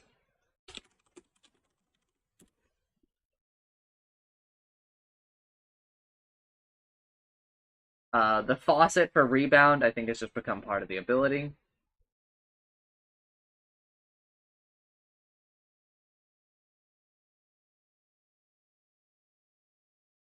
Level 15 talent, plus 10% rebound movement speed bonus replaced with plus 12% bodyguard damage. Wow. Level 20 talent for unleash movement speed increase from plus 10 to plus 15%. Level 25, plus 20% bodyguard damage replaced with bodyguard strong dispels. Just helps both Marcy and the target. Marcy is super broken.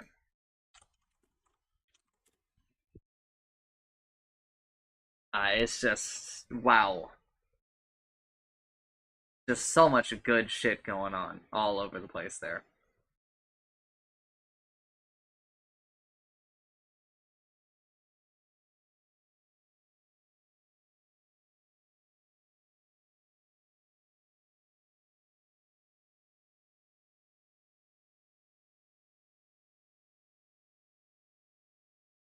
Craziness. Mars. Dauntless no longer considers Mars's allies when determining if Mars is outnumbered. Okay. Now, HP regen per extra enemy decreased from 70% to 40%. Well, yeah, I mean, it's like a lot easier to fulfill the condition now. 40% even feels pretty insane. Bulwark is now a point-targeted ability. Mars will face towards a targeted direction when toggled on. No longer upgrades with Aghanim Scepter. Arena of Blood. Now upgraded with eggs. Lowers the cooldown by 10 seconds and increases the duration from 5.5 to 6.5 seconds. If an enemy is killed in the arena, Mars and all of his allies inside the arena restore... Okay, it's Blood Feast.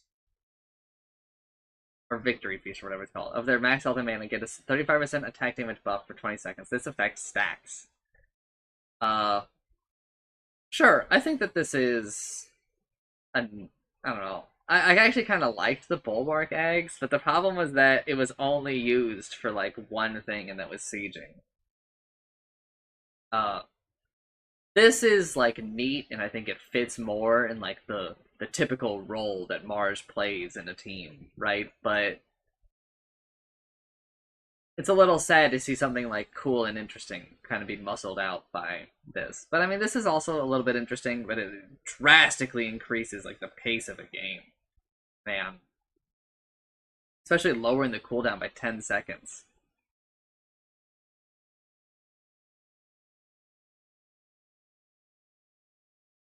But also, like, it kind of steps on the toes of the level 25 talent, right? I don't know.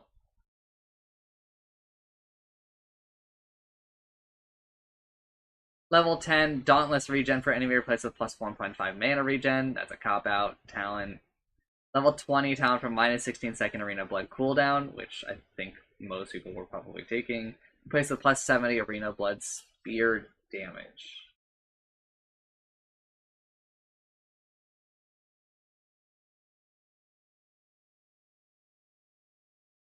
Okay.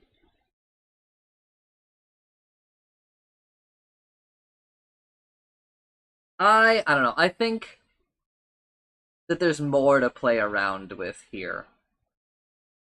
I think that this is like fine for now, maybe a little too good. But Mars is like a little bit allowed to be too good because he's fun and cool, right? Especially now that we've just flat out gotten rid of Bloodsport, or no, yeah, it is called Bloodsport, where you couldn't see it. The other one was called Victory Feast, I'm pretty sure. Now that Bloodsport is gone and like you're allowed to see in and out of arena and you don't have to interact with like this weird sort of not shared vision mechanic in the game, I think this is probably good. I mean, I think that's like an overall upgrade, even if I think that the rest of these changes are like less good, right?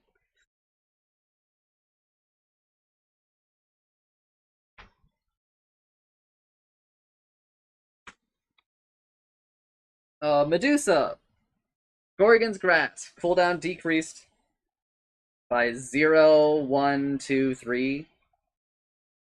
Now always centers the cast cursor on the second grouping. Okay, yeah, sure. It's like a little weird, but maybe it's more intuitive for Medusa players. I've only played like a couple Medusa games since all these changes. Level 10 talent, Stone Gaze physical damage increased from plus 10% to 12%. Uh, sure. Level 15 from Mystic Snake cooldown reduction increased, so Mystic Snake even shorter cooldown. Versus one more Gorgon's Grasp volley, which, by the way, one more Gorgon's Grasp volley used to be like the 25 talent.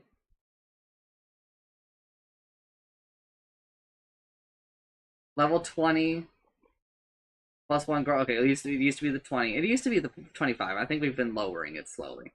Plus one Gorgon's Grasp volley replaced with plus 12% split shot outgoing damage. So the number got increased for this split shot one, but you had to get it 5 levels later. The Gorgon's Grasp just moves down, so Gorgon's Grasp talent, just like an insane buff for it, but sort of a side grade for the split shot one because 4% over the course of those last 5 levels, right? Or like those 15 to 20, not so great, but level 20 talent from plus 3 Mystic Snake bounces replaced with plus 40% Mystic Snake damage / mana gain.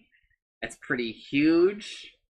Very competitive at 20, I think, because plus 40% mana gain could be just ginormous, right? Depending on who you're playing against. So it kind of depends.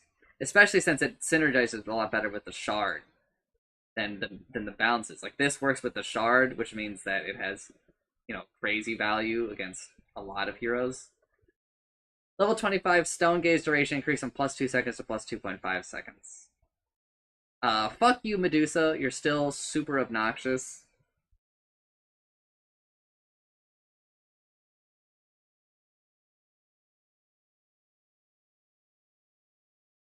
So, I don't know. I think Medusa's still pretty broken.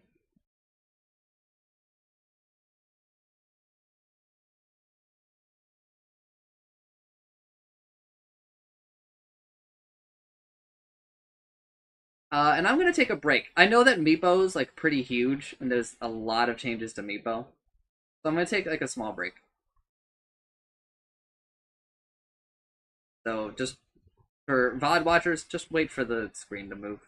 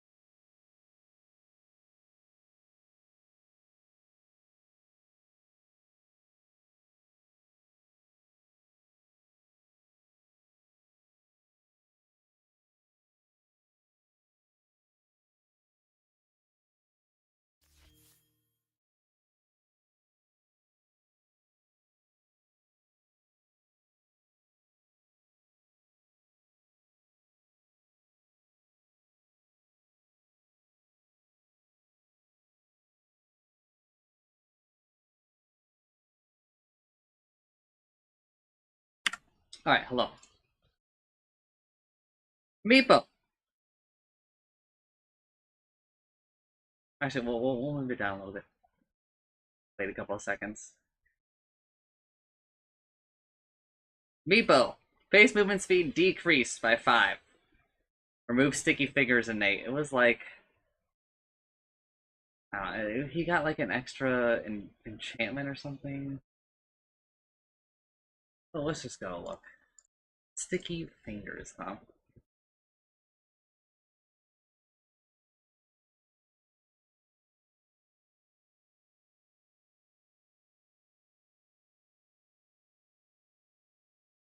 Yeah, you got an extra, like, neutral item and enchantment. Offer. Whatever.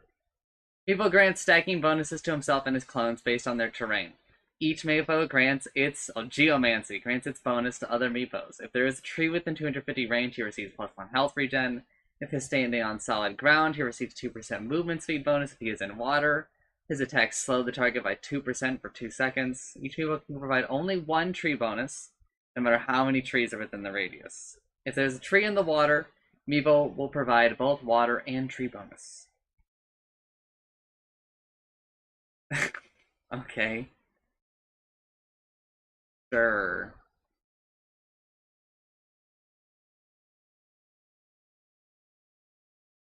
Seems pretty good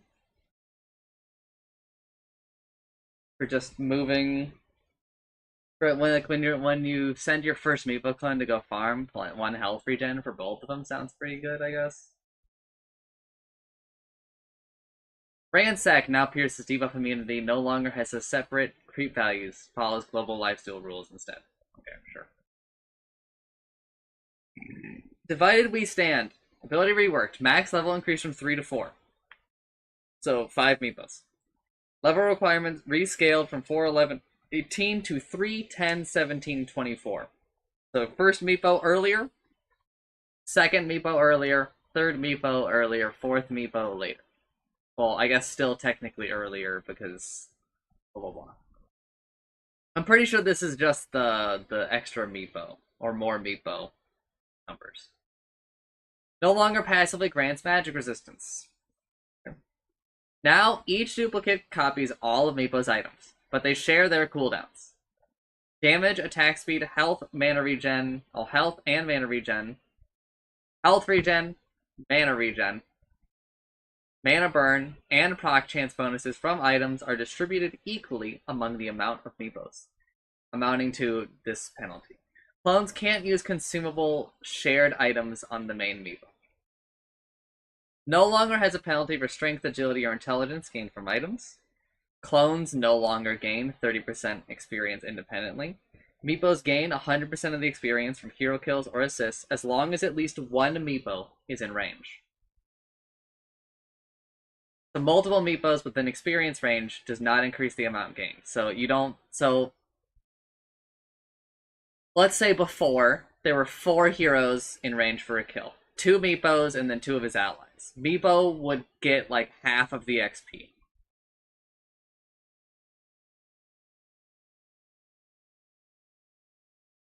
Sort of. It's weird. All other experience gained by any Meepo is divided by the number of Meepos. Each Meepo gains experience independently.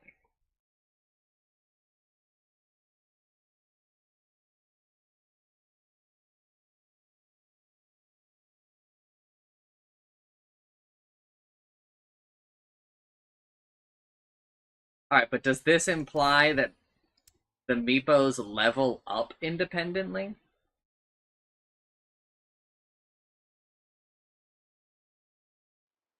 Like, what do you mean? Pleased to meet you. Yep, like your style. Prepare for battle.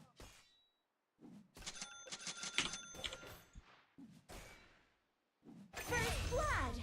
That hurt. First blood! Hey, everyone's gotta start somewhere.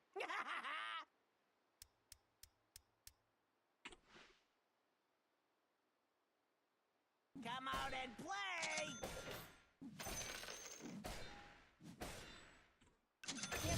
Scout all of my this packing.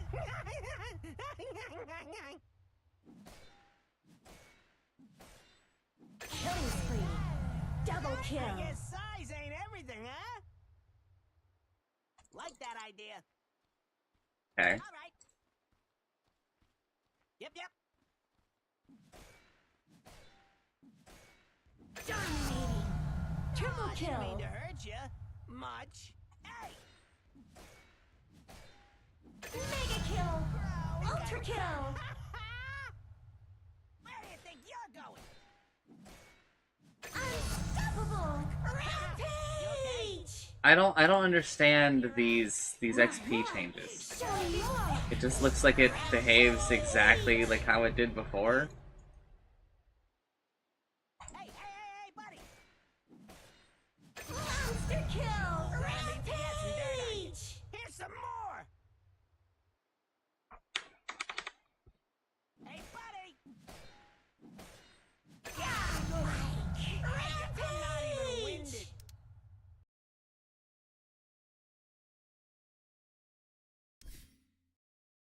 Anyway.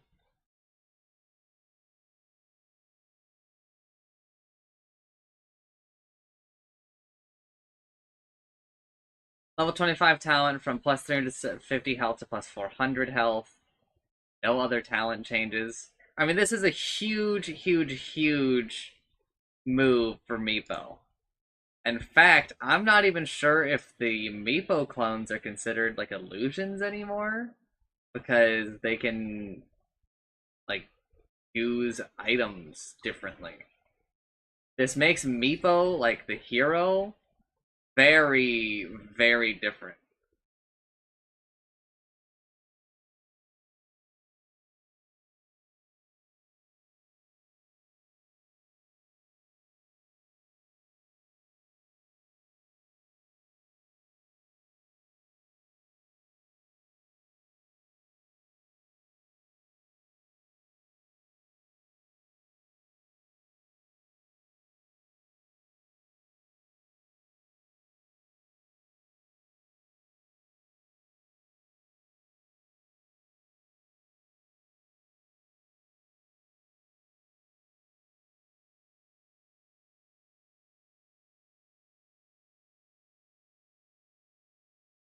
Uh, this is like a huge shift in like idea for the hero, so it's really hard to talk about.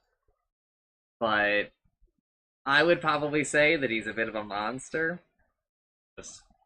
just instinctively. But also, I don't know. He kind of feels like he's stepping in on some of the other. I'm gonna call them multi-heroes, like Zet, Lone Druid, right? The part of what made him different was that they were not, and they're still not perfect clones, right? But it's a huge shift for sure. Verana removed Celimene's faithful innate ability. This is where she got like more healing from whatever the lotuses.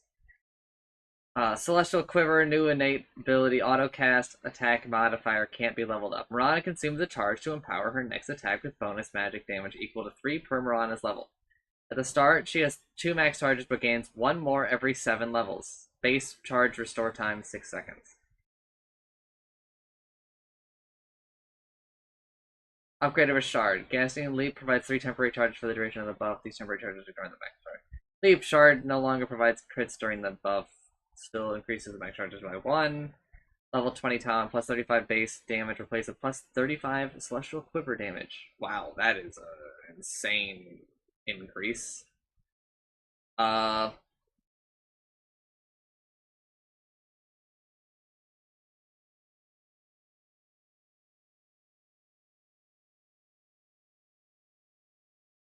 Seems good. Sure. I don't know. It seems a little strong to me, but the fact that they've already buffed it, I guess, makes me the idiot. But I don't know. It seems. I mean, it's no mana cost.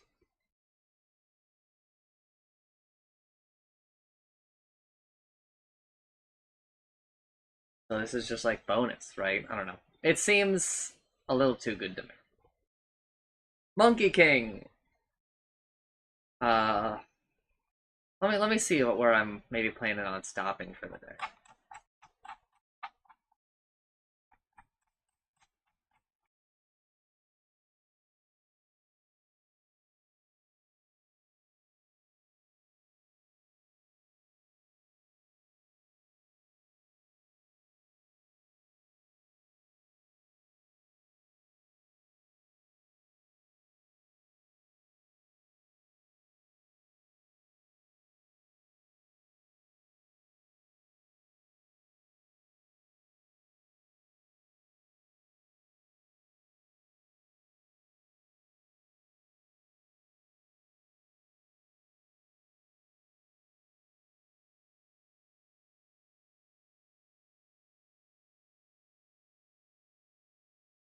Maybe we'll just finish this out. I don't know. We'll see. It's actually kind of too close to call. Mischief. No longer levels with Wukong's command. Cooldown changed to 24.5 minus 0.5 per level. This thing that we're doing in a lot of places. The heroes are coming out, like, generally speaking, with all of these, like, way ahead. So I'm going to stop commenting on it because it's, like, a lot to say it, like, a million times. Tree Dance, cast point increased from 0.1 to 0.2. That is bad. That is a nerf. That it makes the ability worse for people who don't understand. Cast range / perched tree cast range increased from 800 to 900. Cooldown decreased by 0.5, 0.6, 0.7, 0.8. Crazy. Leaf speed decreased by 100. Leaving between trees can now be interrupted by roots and leashes. Previously, it was only interrupted by stunned, hidden, or hexed statuses. Okay. Wukong's command now has changing of the guard stuff ability by default. While Wukong's command is active, Monkey King gains a changing of the guard ability, which allows him to transform into any one of his soldiers. Upon cast, Monkey King takes the place of the soldier closest to the target location for 1.5 seconds, and leaves another one in his stead. While transfigured, Monkey King is indistinguishable from other soldiers and invulnerable, but can't issue commands. Cast point 0.3 seconds, no mana cost, cooldown 3 seconds. You can use it many times, technically, throughout Wukong's command. But you are, like, losing a Monkey King, right? Now, it says any one of his soldiers. So when you say any soldier, do you mean any soldier? Ready for anything. So I'm gonna come over here. No, you do not mean any soldier. You do, however, mean any soldier in the area.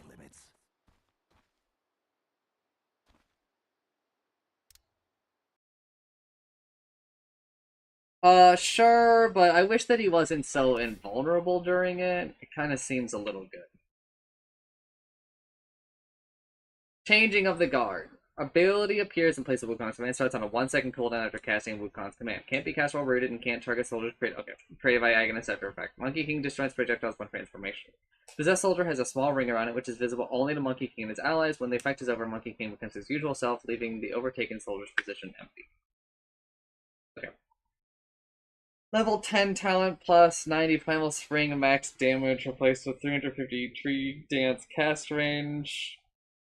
Level 15 talent from tree dance cast range to 0 cooldown primal spring. What the hell?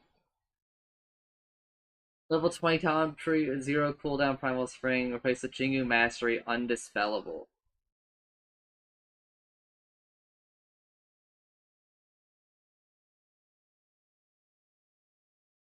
Just so people are aware, when Monkey King hits you, the number that appears above you is not dispellable.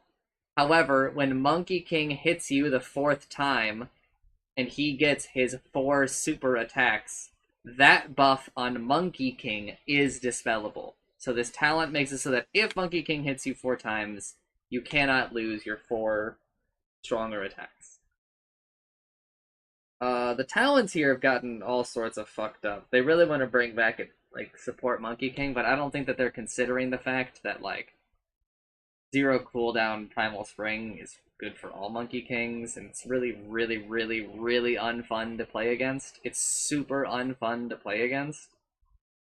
But I guess maybe this rooting thing on Tree Dance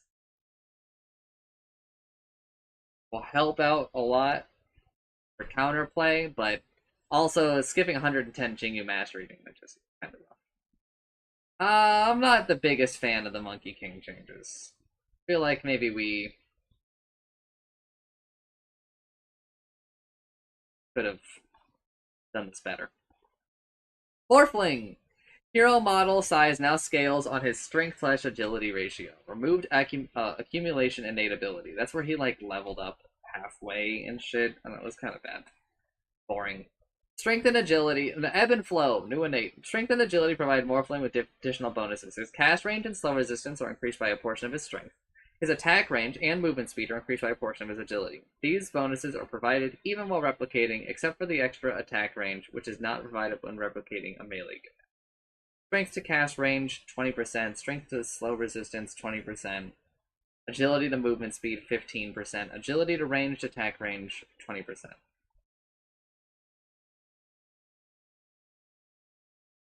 Okay.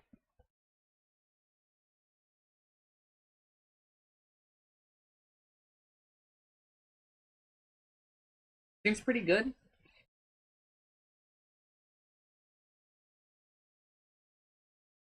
Seems pretty good.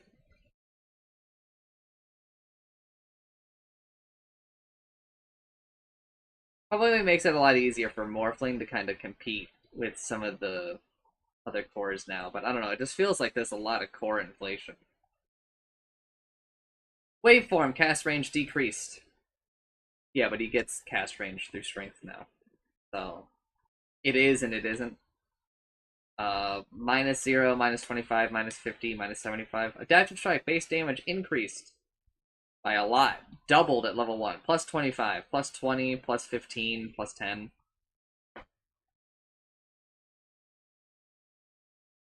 Insane 1-point wonder there.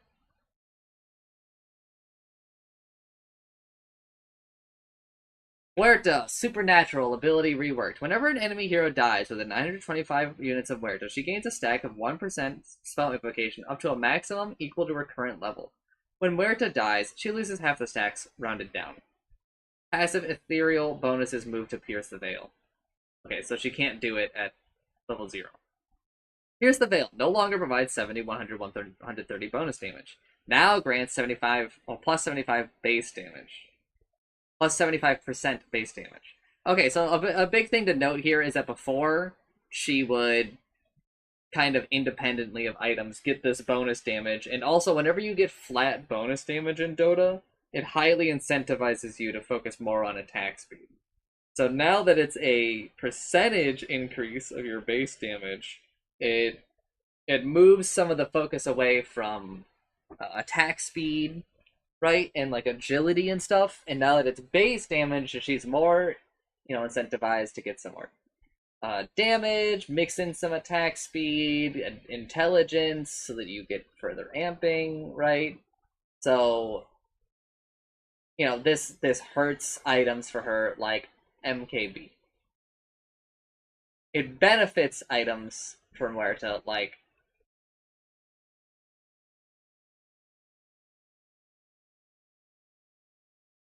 Witchblade or Orchid or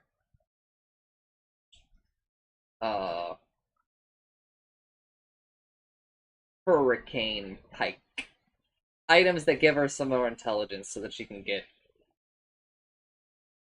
round them up in this base damage. Now as a passive component, Muerta can always attack ethereal targets and can attack when she is ethereal.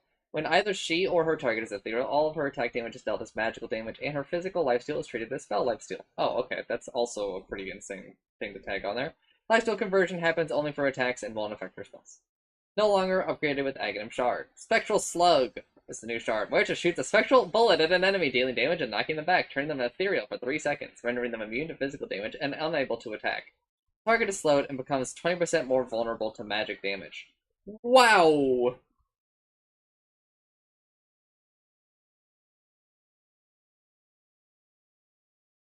Range 500, mana cost 75, cooldown 12 seconds, damage 220. This shard is super broken.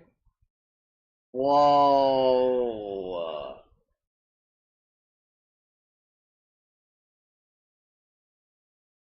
Jeez. Level 15 talent for plus 55 gunslinger. Damage replaced with 15 intelligence. 15 intelligence, by the way, is like 12 damage. Well, it's 15 damage plus another 12, so like 27 damage on every attack as compared to gunslinger attacks, so this feels very placeholdery to me, so I wouldn't read too much into it. Huerta is probably a lot more balanced except for the shard. I think the shard is pretty good. But they did lose the purchasing lifesteal with shard, so Naga Siren. Eel Skin now provides evasion for Naga Siren on her own. Evasion per Naga changed from 8 plus to 4.9 plus 0.1% per level. Sure. Riptide now has a basic ability, not always a basic ability for Naga Siren. No more Deluge, or whatever it's called. Level 10 talent, Reel In Pull Speed increased by 25. Level 15 talent, Mirror Image Illusion damage taken reduction increased. Very competitive level 15 now. Level 20, Song of the Siren cooldown reduction increased. It was already really competitive, but it's still pretty competitive, right? His song is really, really, really powerful if you just talk to other people on your team. But I don't think anything to super worry about on this front. Oh, Hydra's Breath, probably pretty good on Huerta. Same with the new thing, the Trellis Trozier.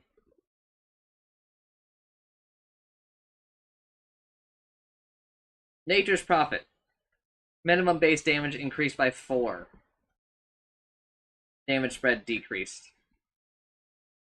This might have to do with the weighted dice change, to be honest, but is very good for Furion.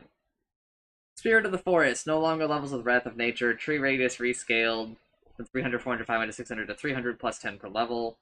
This is like a crazy nerf, I think. No.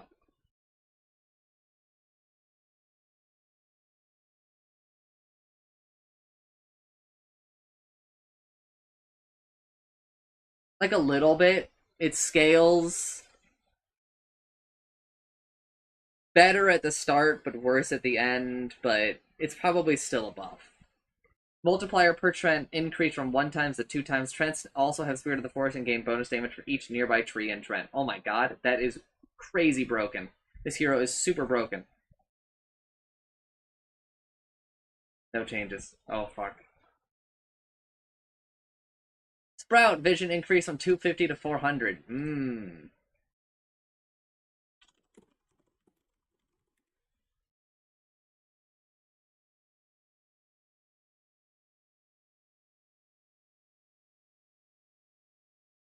Nature's Call. Trent move speed rescaled. -5, +5, +15, +25. Holy shit. Trent health decreased by 100. Trents now have 25% magic resistance. Trents now deal 4, 8, 12, 16 bonus damage to enemy heroes.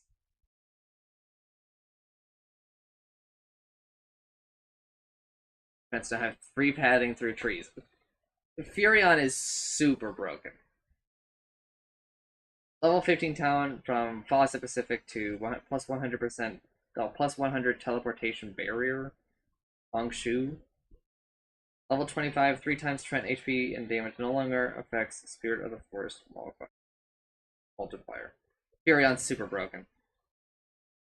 He's super, super, super broken.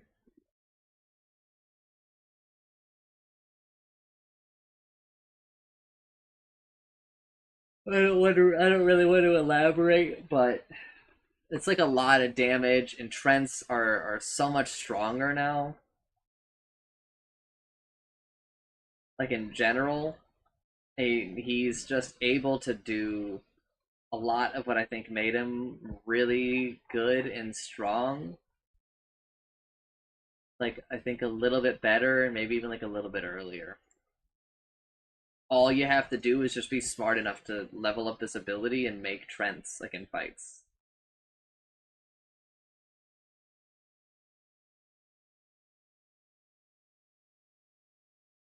Like just so everyone understands, if you summon 2 Trents, you gain 8% more damage. If they're within some range of Furion, just put them next to him. And 8% more damage. At level 1 is 4 more damage. Right? Which doesn't sound great.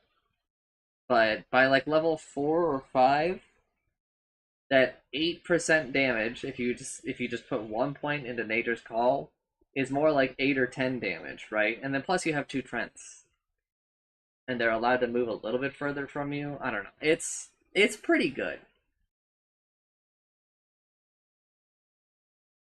And the fact that Trents also benefit from it now means that they're way better at kind of like split pushing too. And if you just micro them a little bit, you can really ramp up the damage. Like they're definitely stronger than skeletons now.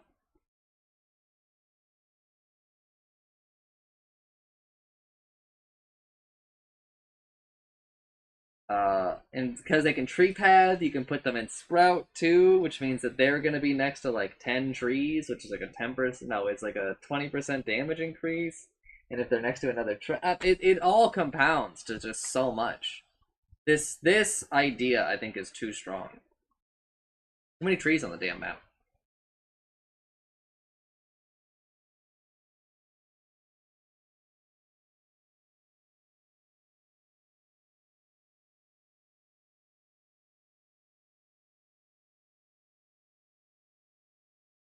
But at least it takes more time, I guess. Like at the start.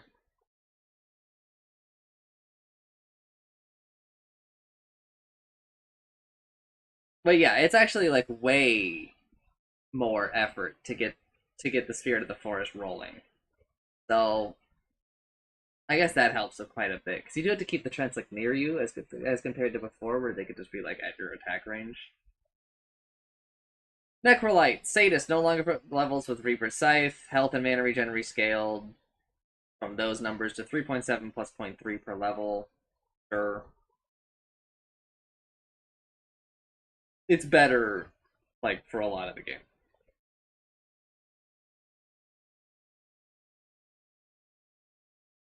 Ghost Shroud, Restoration Amplification increased by 0, 5, 10, 15%. Level 20 town, plus 15% Ghost Shroud Restoration. Amp replaced with plus 75 spell area of effect. Okay. 25 town from plus 0.5% Heartstopper Aura damage replaced with 0.3 Reaper's Scythe damage per missing HP. Do not take this 20% Heartstopper regen reduction. Never take that. Always take this spell area of effect. Level 25 is kind of up to you. I think that they're very competitive with each other. I think it's really obvious, so I'm not really going to go into it, like when you should take which one. Just, I don't know, do a little bit of critical thinking.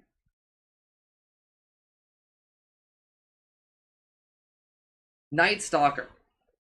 Remove Heart of Darkness innate ability. Hunter in the Night, now an innate. Move speed bonus change from blah blah blah to 24 plus 2% per 3 levels. Okay. A lot slower scaling.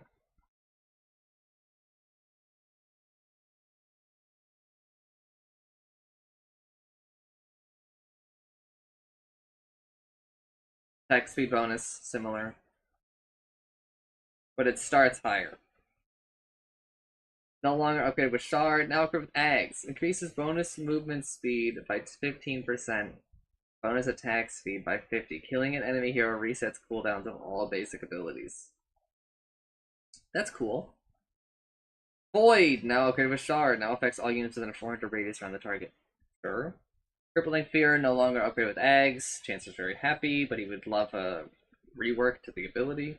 Midnight Feast, new basic ability, has both passive and active components. Night Stalker heals himself 6, 8, 10, 12 health when attacking enemy units. Attacks on allied units and buildings will not heal Night Stalker. Can be cast at night to eat a non-aging creeper. Okay, so it's the Shard, but we made it like an ability. Okay. Sure, it's pretty good. 30-second Midas. Sort of, not really, but a little bit. Level 10 talent, plus 5-second Dark Ascension duration, replace with 10-second Crippling Fear DPS. Nope. Probably take the Void cooldown. Level 20 talent, plus 40 Crippling Fear DPS, replace with plus 75 Crippling Fear radius. Yep, take that one. Take that one. Really good. Level 25, 100, plus 100, 100 in the night attack speed, replace with plus 100 Midnight Feast lifesteal. Wow. That is super competitive. I would still take Dark Ascension cooldown, just because Dark Ascension cooldown does a lot for the game with regards to your vision versus their vision.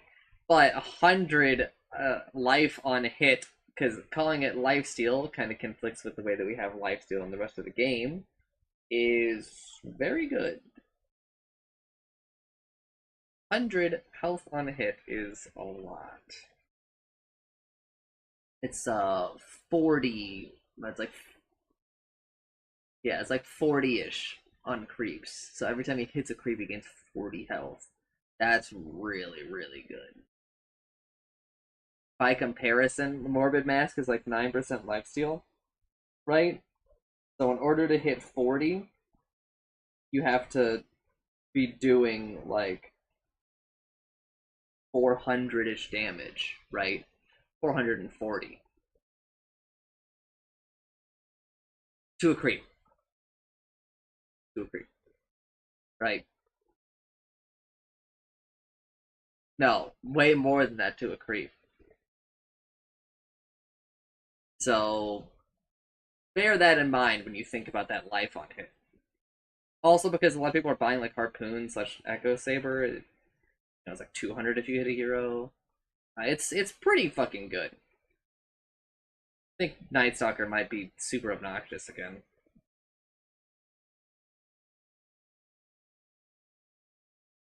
Nerubian Assassin, remove Nyx's sense.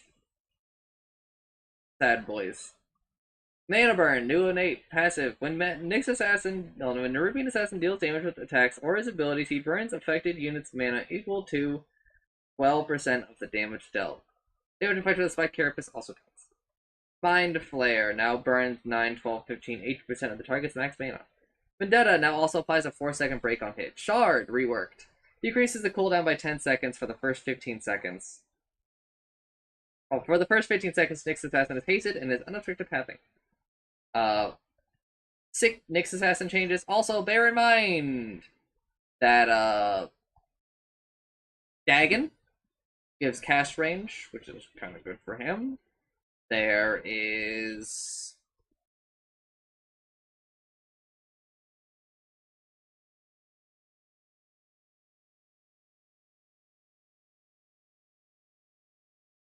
Mana Burn, being the way that it does, is like more accessible, but it's kind of hard to comment on. But it has like a weird impact on the game. But Mind Flare still burns mana, so there's like you can amp its mana burn by amping Mind Flare. So like if you attack them a couple of times, or if like you Vendetta and then Mind Flare, right, you end up burning more mana. So there's like a lot more to the dynamic of burning mana as of now, which is kind of neat. Ogre Magi, Fire Blast, now also upgraded by Aghanim Scepter, becomes Refined Fire Blast, reducing its cooldown by 1 second, increasing its cast speed by 25%. Multicast. Each point of strength increases. So he got the string, the faucet, where blah blah blah. Unrefined Fire Blast cooldown increased from 6 seconds to 7 seconds. This is so that it is like both Fire Blast and Unrefined Fire Blast have the same cooldown.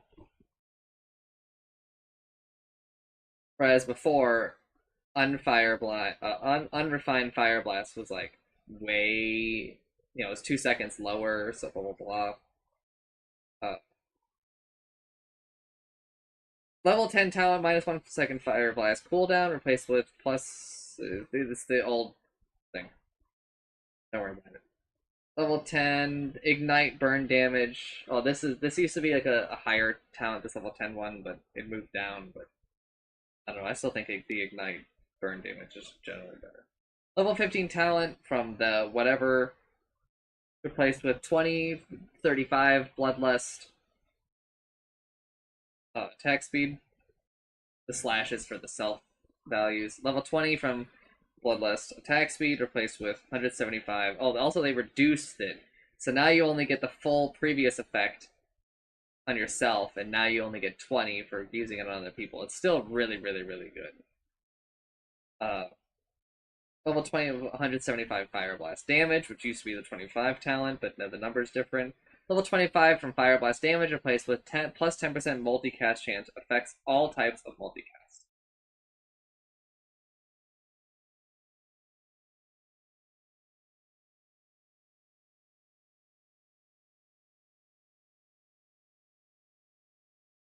So it's basically a guaranteed 2 times. It is just a guaranteed 2 times, I think. No, almost. 85, then he needs... he doesn't have that much strength. But it is still, like, probably... like, almost 90% 2 times. Then, like, a 45 for 3 times, and, like, almost like a 30 for 4 times. It kind of depends. It kind of depends on what your game is. Ogre? Sure. Sure. But Ogre's probably really feeling the loss of Learning Curve, because I think Learning Curve was really strong. Omni Knight, base armor decreased by 1, agility gain decreased by 0.3. A lot of text here. Degen Aura no longer levels of Guardian Angel, movement slow changed. It's better now. Like, most of the time. Except for, like, at the end, where you have to hit, like, a way higher level to get the old value, but whatever. Purification now pierces debuff immunity on enemies. Previously only pierced debuff immunity on allies. Repel cooldown decreased by 10, 9, 8, 7. No longer provides bonus strength, no longer provides bonus strength / HP regen per debuff. As a result, provides only debuff immunity with 60% magic resistance and 8, 12, 16, 20 bonus health regen. Has no effects per dispelled debuffs. I actually thought that whole dynamic of it was like a little neat, but also to be fair, it was like, I don't really know if anyone was really playing around it. I think that they just cast Repel when they cast Repel, and it was like a weird bonus, right? Hammer of Purity now pierces debuff immunity. Cooldown decreased by 7, 5, 3, 1. Bonus base damage decreased by 25, 20, 15, 10. Damage decreased by 5, 10, 15, 20. Now heals Omni Knight for 30% of the damage dealt over the next 5 seconds. This was the faucet, by the way.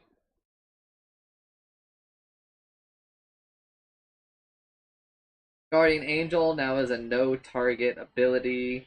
The effect is applied in an aura centered around Omni Knight. Follows him, has no linger duration. Duration decreased by 1, 1.5, 2. Radius increased from 400 to 700. This is sizable radius.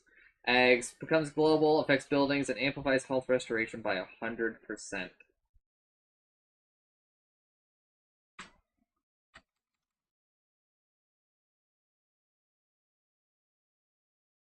Level 10. I'm going to talk about all of them. There's a lot of text. Level 10, base damage decreased from plus 35 to plus 30. For level 10, from plus 1 second repel duration replaced with 200 repel cast range. Very takeable. Level 15, plus 5 repel strength per debuff replaced with minus 0.5 second camera purity cooldown. Versus minus 20 Guardian Angel cooldown. Take the Guardian Angel cooldown. Level 20, plus 2 second Guardian Angel duration replaced with plus 125 Degen Aura Radius. Level 20 is competitive, but really they should swap the 15 and 20 talents. Like the Purification one should go down, and then the Degen Aura one should go down, and the Guardian Angel one should go.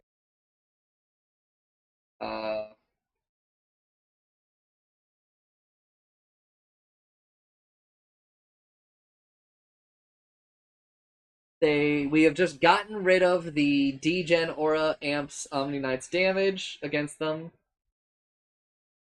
Repel is back to being a spell that I think people understand and is kind of good again. Hammer of Purity is annoying.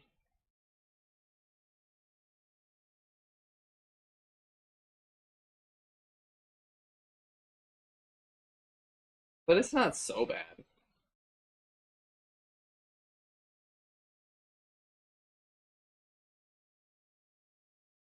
$150 range. The all-knowing one No protects us. bonus for this orb, huh?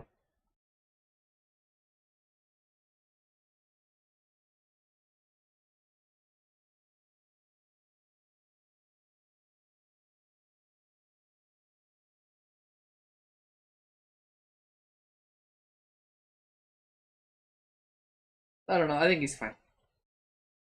Oracle! Prognosticate now also predicts Roshan's exact respawn timer.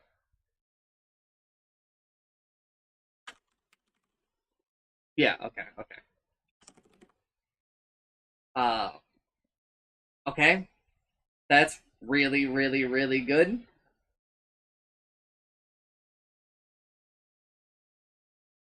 Uh, that definitely increases Oracle's value at higher levels of play, but, like, to be honest, at most levels of play, people ain't fucking pinging this shit ever. False Promise no longer upgraded with Aghanim Scepter. Okay. Diviner's Deck. New passive ability granted by Aghanim Scepter. Oracle receives a tarot card buff now and every 90 seconds. This buff is undispellable and lasts until the next one replaces it. Oracle knows which buff will be next. Death, plus 40% spell amp. The Fool, plus 100% gold gain. Crazy? The World, plus 150% intelligence. The Lovers, plus 40% heal amplification. And the Tower, gain a 400 damage all regenerates after not taking damage for 7 seconds.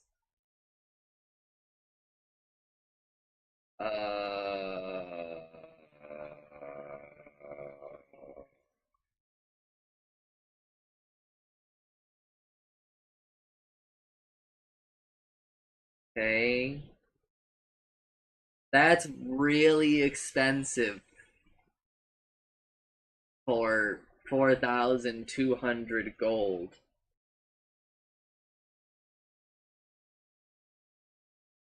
This is not amazing. I think it's like okay. But I get the feeling that they're going to buff this like a ludicrous amount and it's going to be broken.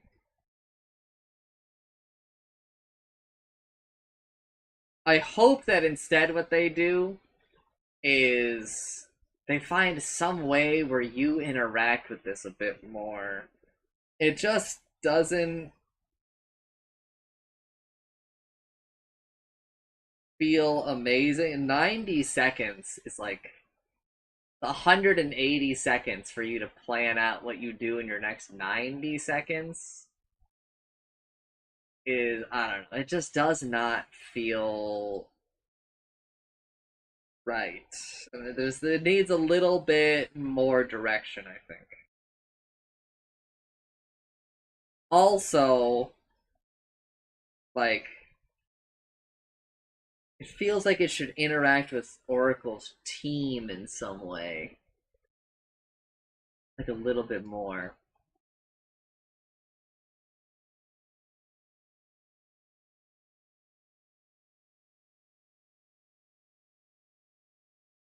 Level 15 talent, fortunes and heals slash damage for 80 per effective spell to place with 100 fortunes and radius. Yeah, so I think that they've maybe are abandoning this concept for these because there are things that you generally use on other people, and it's like impossible to really plan so much about around it because not impossible, but like people I don't think were.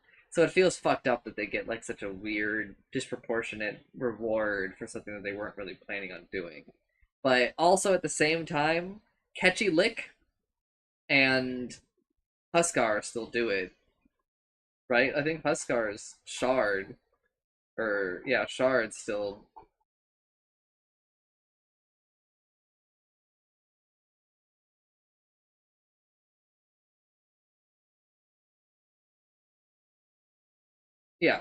Yeah. So I don't know. It feels like we're trying to move away from that, except for if you do it yourself, because uh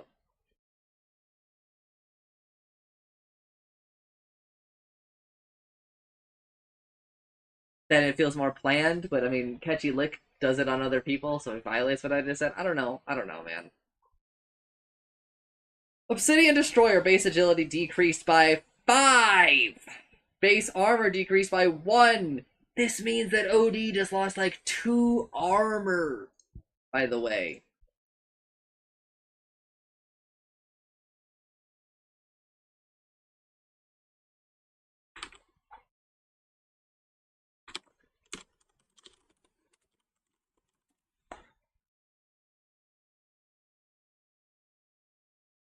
Removed OD innate.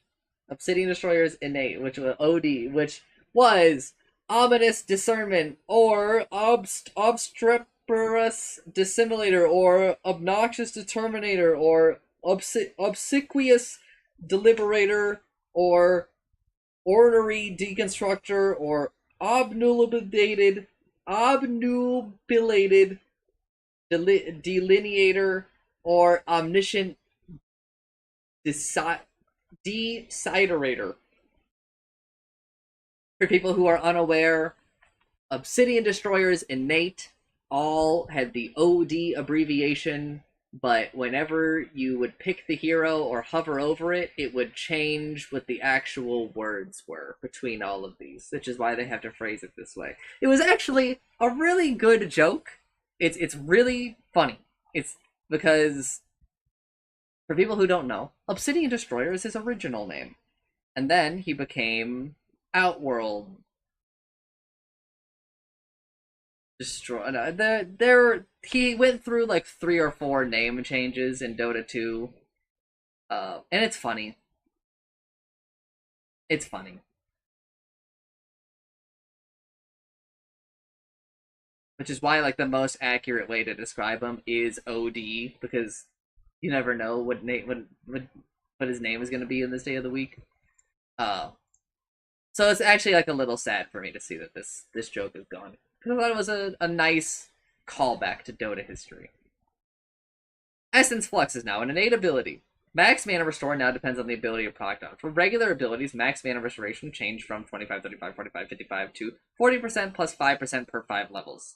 So it's better at the start, but it sort of like quickly gets overlapped by what it could be, and then it goes back again.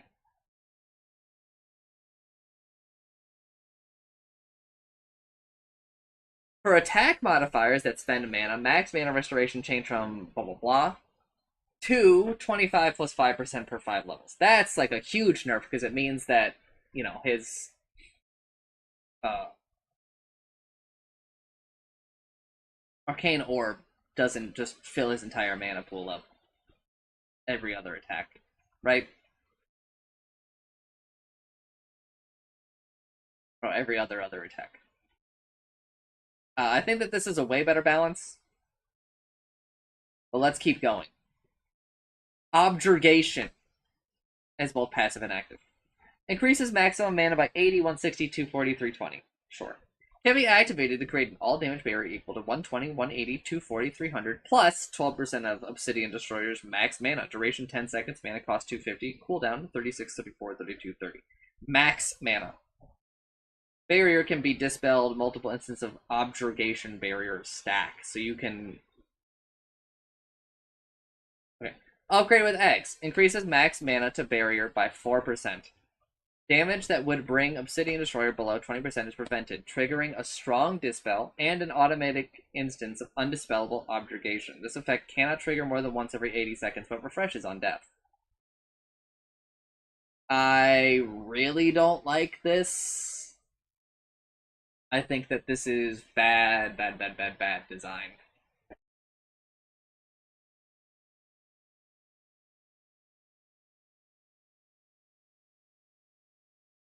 Because it's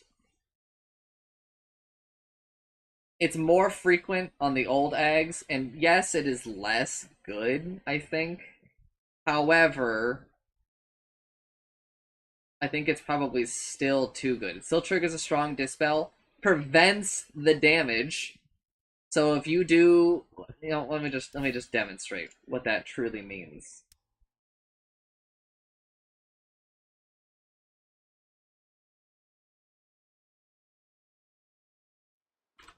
I could hear your caterwauling from to perilous heights.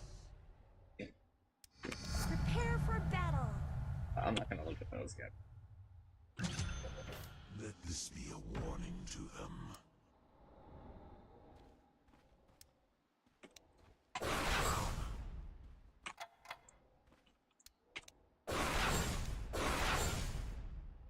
Why is it not happening?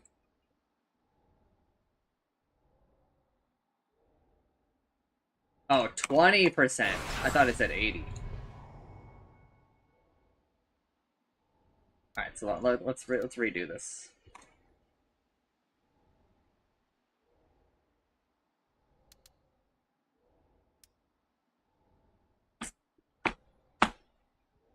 While we wait 90 seconds.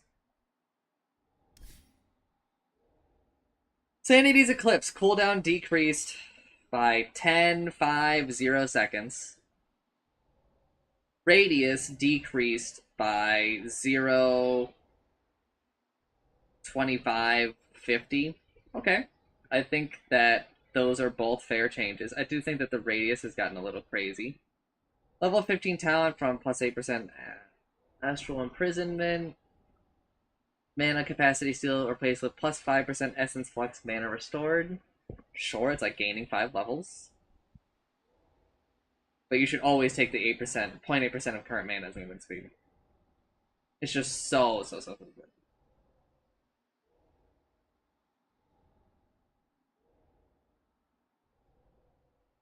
Level 20 talent from plus 1.5 Sanity's Eclipse mana difference multiplier replaced with 10% Astral Imprisonment mana capacity steal. So the number got increased a little bit, but it got moved up to level 20, which is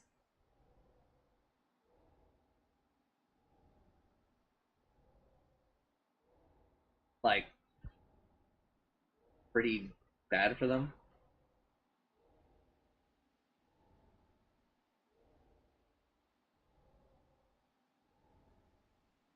It's against another new town. 450 health replaced with minus 10 Objurgation cooldown. Should, I think, always take this object. I don't know. It's kind of a close call. Alright, so to explain, this next finger should not kill, but should put them almost dead. But instead, none of it happens. The attack gets deleted, and then this barrier appears, and that's I think pretty rough. Not to mention that the barrier is just kind of crazy. A reminder that barriers get damage reduction, right? So your magic resistance, your physical damage resistance are also reduced. I don't know. I just really wish that barriers were just less of a thing in the game.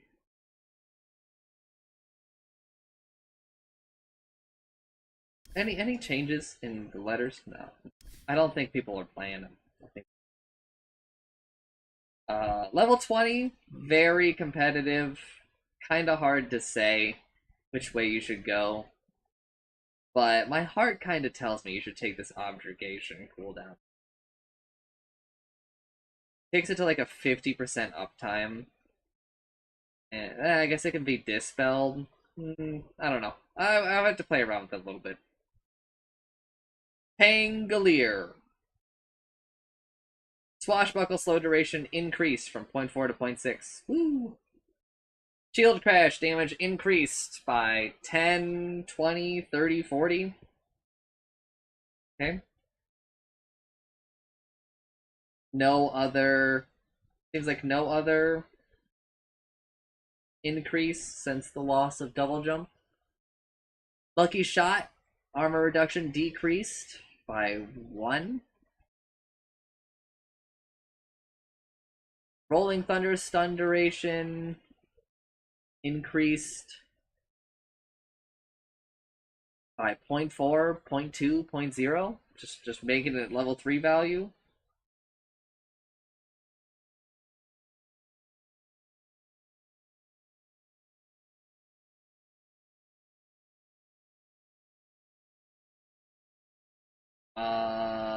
This seems really good.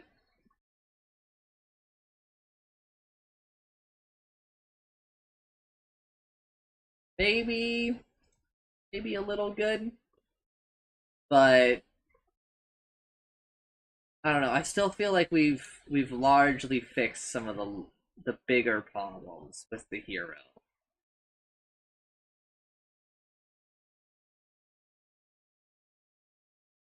I think it's probably fine.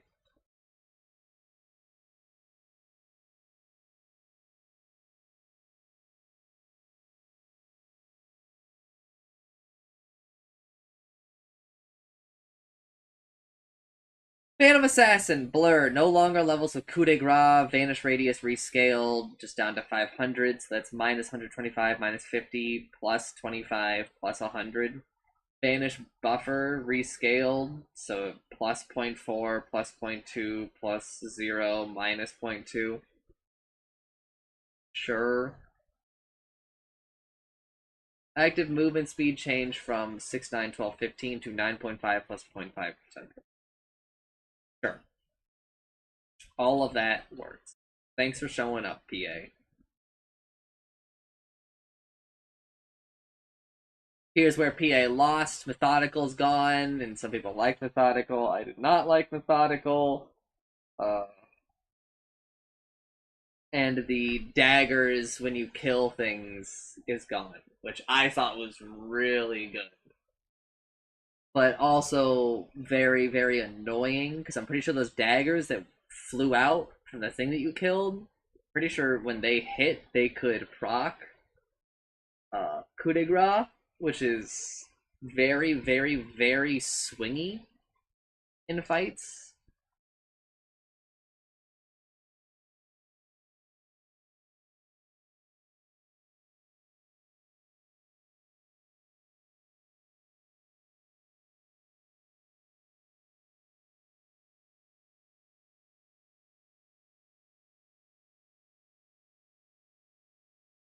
Phantom Lancer, illusory armaments, min damage increased. They'll change from 2% per 3 levels up to this means two things. Bonus damage increases 1 level earlier on levels 3, 6, 9 instead of 4, 7, 12, and Phantom Lancer will gain 1 more damage increase on level 30. Okay, fuck you. I really, really, really don't like current PL's design. No other changes? Okay, he's got an A. Also, very weird and cursed to see a capital letter there. Phoenix, remove Blinding Sun innate ability. Dying Light. Blinding Sun was where Phoenix would give you like a mischance for like all the damage that they do to you. Dying Light, new innate ability. Phoenix deals 4% of its missing health as magic damage to all enemies in a 400 radius every second. Damage tick rate 0.2 seconds. This effect is also present during Supernova. Damage calculated as if Phoenix was still present with the same health and mana and regen it had at the moment of the cast. Okay, so you're super incentivized to have low health so that anyone who goes to melee you takes, you know, a lot more damage. That's actually kind of crazy design. I think it's kind of cool, but maybe a little too fucking good. Level 10 talent from plus 0.5 Blinding Sun. This chance replace a 1% Dying Light missing health as damage. I gotta be real with you, I would still probably take the Icarus dive slow. The slow on it is so nice.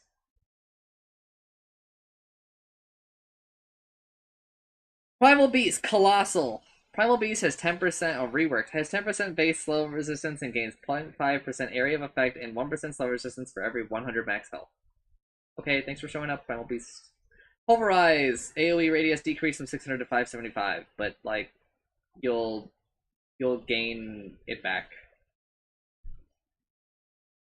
through Colossal is the idea.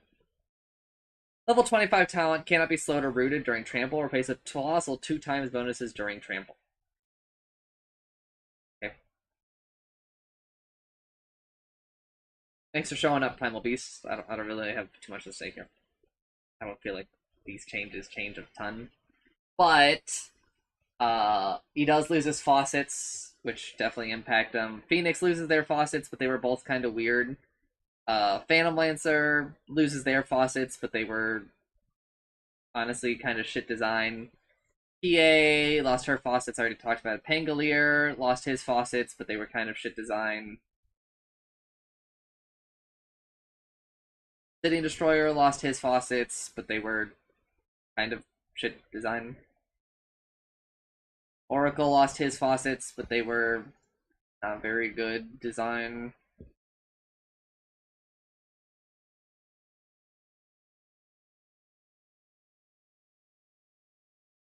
Moving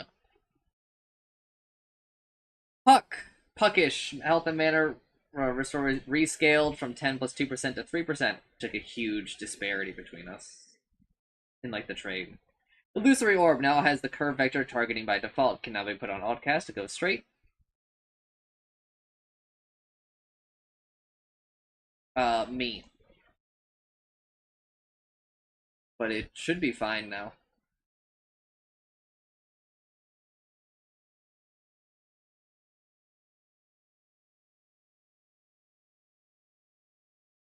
Speed increased from 550 to 750.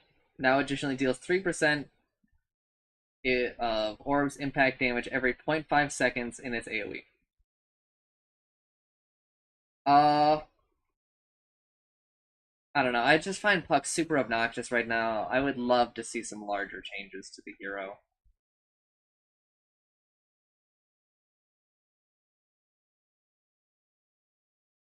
Puck loses one of the faucets because they just kind of made the one of the faucets how the game works. So they lost the one where Waning Rift pushes or pulls. Pudge, Flesh Heap, no longer levels with Dismember. Permanent bonus strength rescaled from those numbers to just do a flat 1.6, which is like the middle of the road, basically. Still really good. Don't worry about it. Rot no longer has a separate... It's the... whatever change. Pudge also affected by Dagon, giving cast range. Pudge affected by a ton of the new items. Pudge's changes are just not listed under Pudge. Pudge's changes are listed under the item section, basically. Pudge also has like a weird quirk. Same with Mirana, by the way, in that they uh benefit their team like a little bit more because they can kill creeps instantly with their abilities.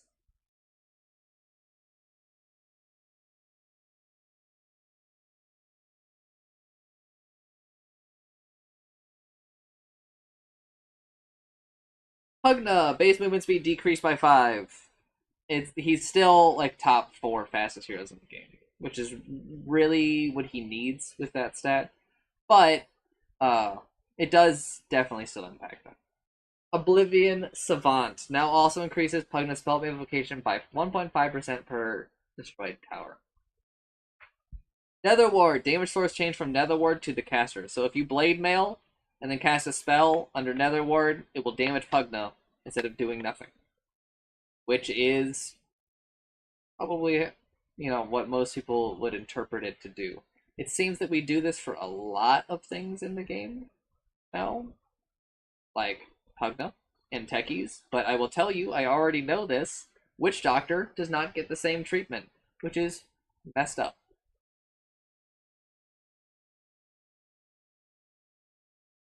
It's just stupid.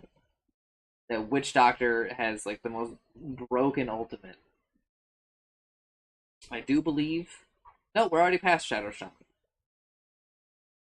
No, we're not. Elemental PQRS.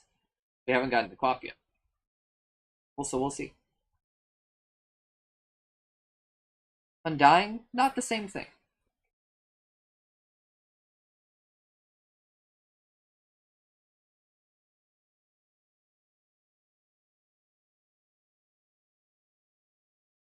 Pugna is still really, really good. Panther and I think both think that he's being slept on too much. Quap of Pain! Scream of Pain, damage increased by 15, 25, 35, 45?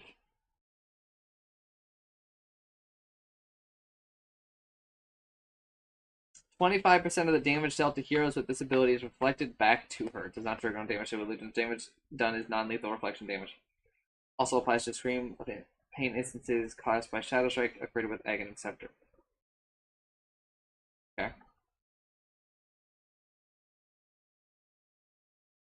Sure. Bop is still really, really good. Also, level 20 talent plus 15 damage. Sure. I already think it's insanely the better talent.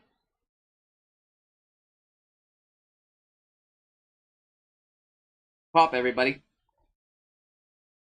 Razor, static link, damage drain rate increased from 5, 10, 15, 20 to 6, 12, 18, 24. So plus 1, plus 2, plus 3, plus 4. No longer upgraded with Aghanim Shard. Storm Surge now upgraded with Aghanim Shard. While the Storm is active, Storm Surge's strike chance is 2 times as high. Strike cooldown is decreased by 2 seconds. And lightning strikes all enemies within Eye of the Storm's radius.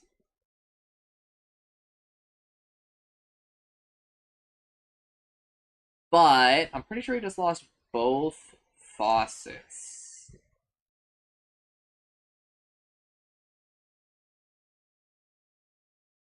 And the faucets...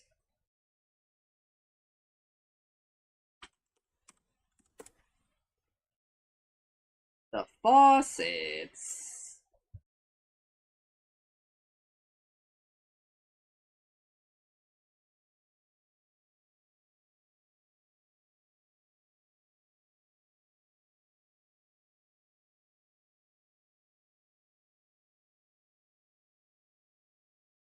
was like he got spell amp for his attack damage.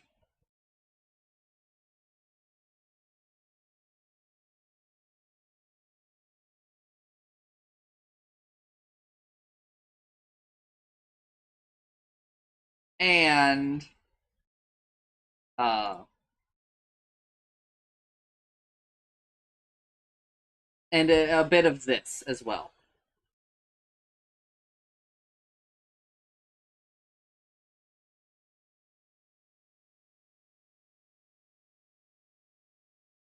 So like he kind of lost Dynamo but gained this thing under Shard.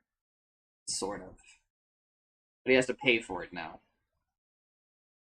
And he lost his leash thing. Not actually a leash in the Dota terms, but leash is in like the real world concept where you tie something. Level 10 talent, plus 10% spell lifesteal replaced with plus 4 armor. Level 20 talent from Storm Surge slow and damage increase from plus 25% to 30%. Also to note, no more Super Hood.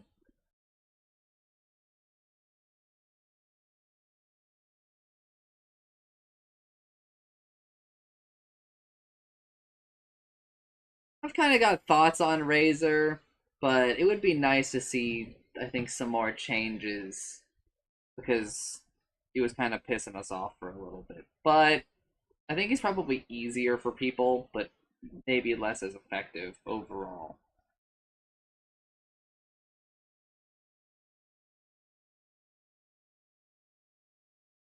But another thing to kind of consider is I think a couple of heroes that Razor is kind of good against, like Lifestealer, just got like a big round of changes. So there's like a lot of interacting changes there that are kind of hard to see the full picture, like from where I am. Freaky! Backstab, agility multiplier change from 0.6 plus 0.05 per level up to 0.55 plus. Okay, it's basically the same. Smoke screen, mana cost rescaled. It's a flat 75 again. So plus 10, plus 5, plus 0, minus 5. Miss rate rescaled. Plus 10, plus 5, plus 0, minus 5. Crazy buff, I think.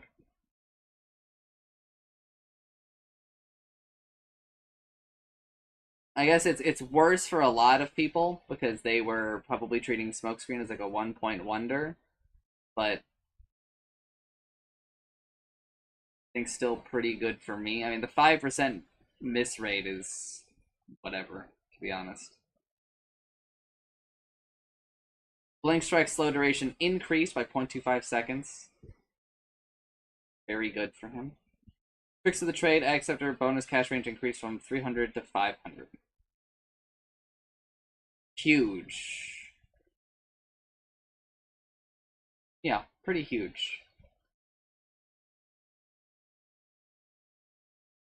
None of the items really impact Riki too much. Not too much. Thanks for showing up, Riki. I don't know, still a little weird. Ringmaster, Dark Carnival, Barker. Pool of souvenirs now always consists of Funhouse Mirror, Strongman Tonic, Unicycle, and Whoopee Cushion. So the Crystal Ball, gone. The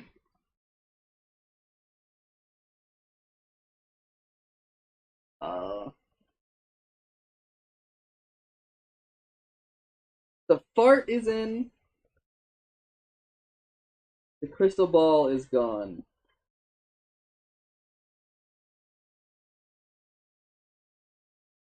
There's one more that's missing. Wait, 1, 2, 3, 4. Yeah, there were 6. Now there are 4.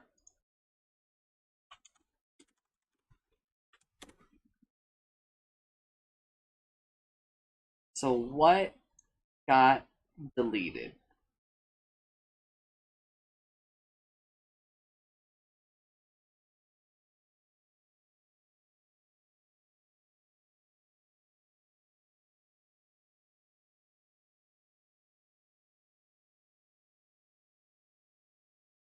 Okay, the pie. I don't know why I knew about the pie, but I kept reading Whoopee Cushion was pie. Okay, so the Make the Illusion thing is in. The Strongman Tonic, the one that gives people strength, is in. Unicycle, where he gets on a unicycle and he rides around, is in. Whoopee Cushion, where he farts on you, is in.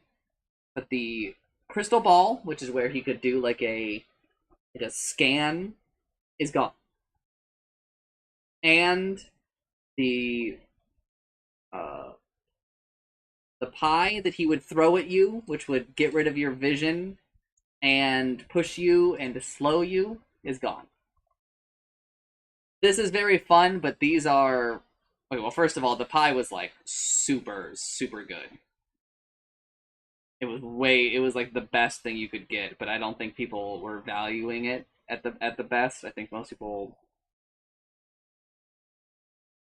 I just don't think they looked very kindly on it. But these are all really good. So I think his innate has been overall buffed, but it's less consistent now too. Escape back. Targeted unit is no longer stunned for 0.5 seconds when placed in a box. I think that they should probably still be stunned. Radius and Aghanim Scepter explosion radius now affected by AoE bonuses. Sure. Impalement Arts charges rescale from 1, 2, 3, 4 to 3. Mana cost decreased by 30. Huge buff. Impact damage rescale from 50 to 20, 35, 50, 65. So minus 30, minus 15, minus 0, plus 15.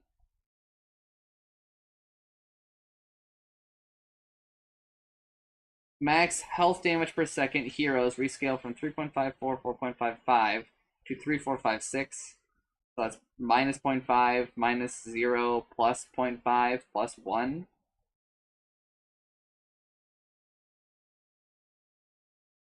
But still way worse off per dagger damage at level 1, but way up on total damage. Damage per second creeps decreased, I don't care. Low duration decreased by a lot, by 0.3, 0.2, 0.1, 0. Okay.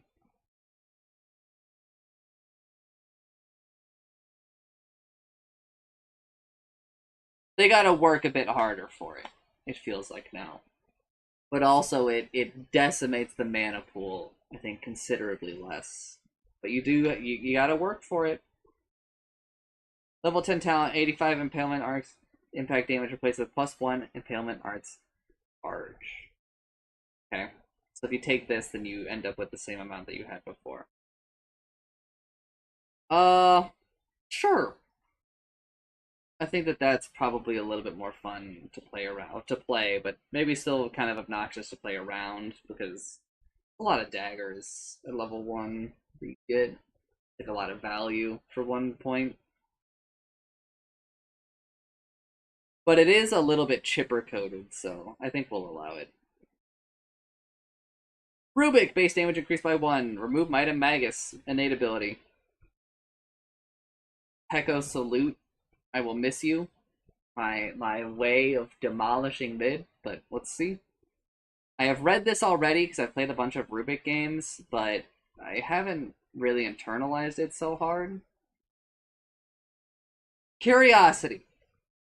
Rubik gains 1 stack of Curiosity per level, each granting him 1 base damage, plus 0.3% buff/debuff duration, and plus 2 area of effect bonus. If Rubik sees an enemy hero cast an ability within 1200 distance of him, he gains 2 Curiosity for 20 seconds. 2 Curiosity is 2 base damage, 0.6 buff/debuff duration, and 4 area of effect for 20 seconds. If an enemy that currently provides temporary Curiosity dies within 3 seconds after taking damage from Rubik, he gains 1 Curiosity permanently. He gains 1 base damage, 3% buff/debuff duration, and 2 area of effect bonus permanently.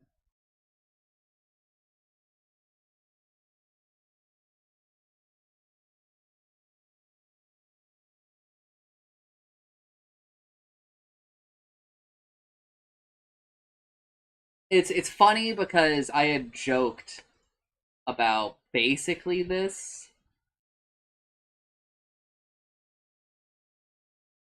But it is super weird that we decided to give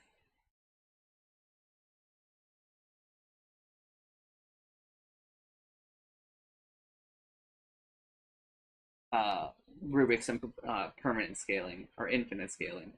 Telekinesis, Aghanim Shard throw distance bonus change from 35% to 225. Yeah, because 35% with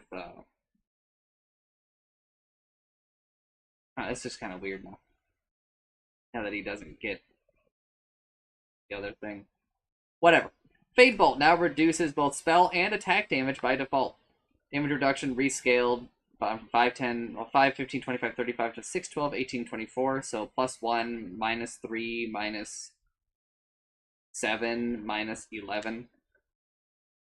Which is fair. I think, honestly, I really don't. I'm not a huge fan of the way that Fade Bolt works like this, but it's fine. I think it kind of fits thematically as well, but I liked the design that Fade Bolt just reduced attack damage the way that it did. Spell Steal no longer grants 10, 20, 30% spell amplification. Yay! That shit was super broken. Stolen spells now have their cooldowns decreased by 10, 20, 30%. Oh, whoa,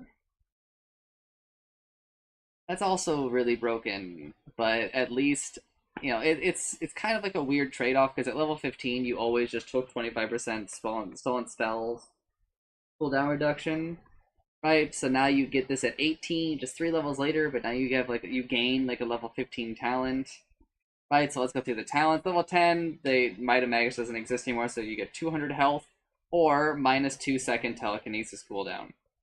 This is a very competitive talent, but I'm telling most people, just take the 200 health. 200 health is like a lot for Rubik. Level 15 level 15 is now -3 second Fade Bolt cooldown versus 50% stolen spells mana cost. Take the Fade Bolt cooldown. This talent is very good, very broken, very, very, very good. It means that you can, like, permanently reduce people's damage output, which is very good. I mean, already you can do it as soon as you gain, like, any levels, but let's not talk about that.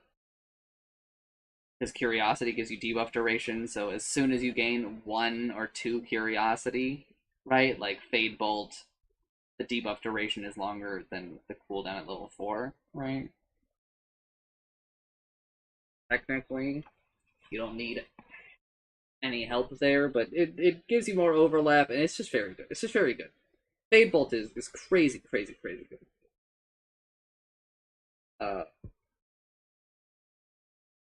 Level 20 is now Telekinesis Landing deals 300 damage, so that it does damage to the person and the people.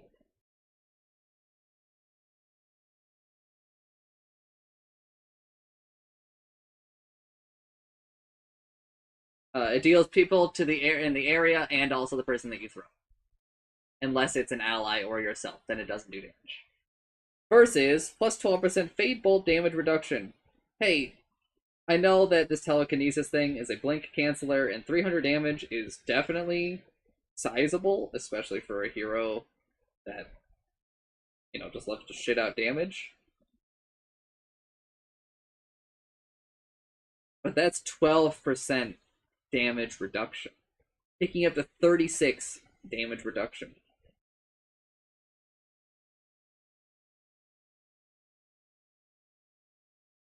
That's crazy. Level 25 from the telekinesis landing distance, replace with 2 times curiosity bonuses. In general, I think you should probably take this curiosity bonuses, because it's just a lot.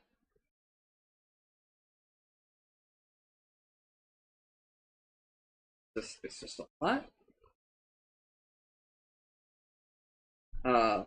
But there are definitely games where you'll take the spell amp. Rubik is very weird now, especially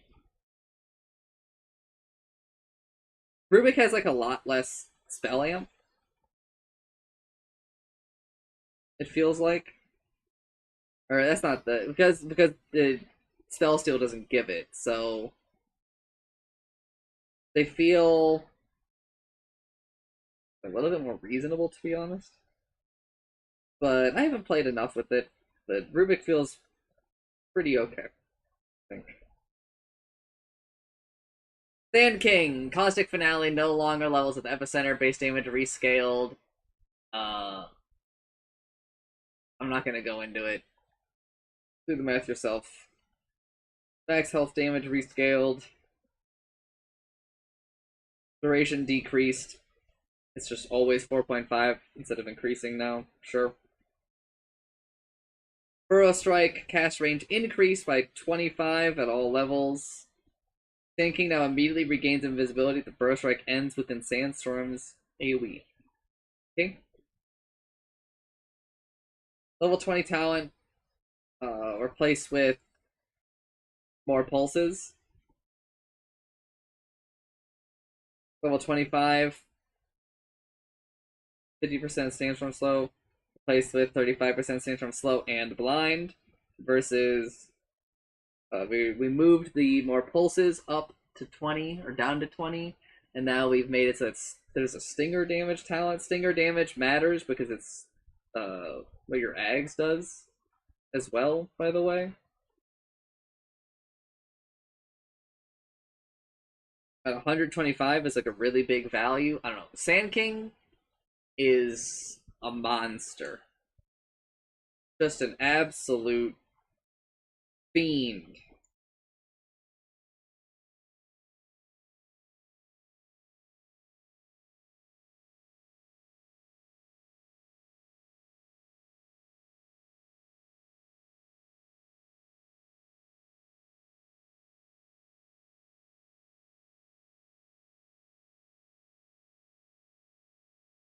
Fear him.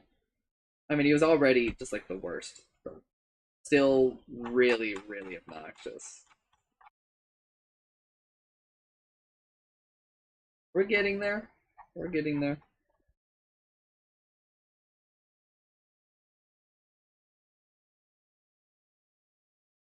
Shadow Daemon Tools Light.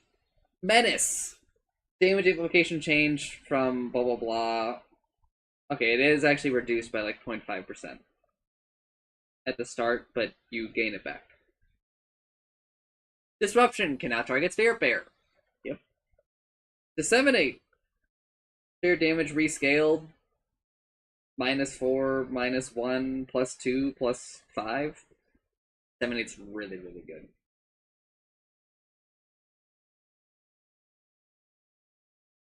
Level 20 talent from +150 Demonic Purge damage replaced with -20-second Demonic Purge cooldown.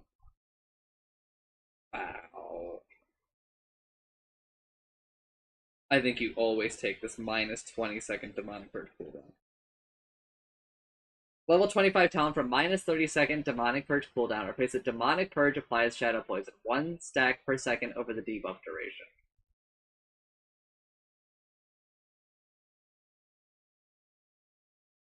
That's like... It's competitive in the strictest sense, but 2 charges of disruption is...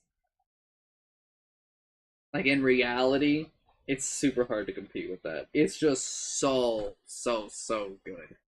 I can't even begin to list off all of the ways that you can use 2 charges of disruption that like matter just an insane amount for the game. Shadow Demon also loses all of their faucets. Sand King, I don't even think had faucets. Rubik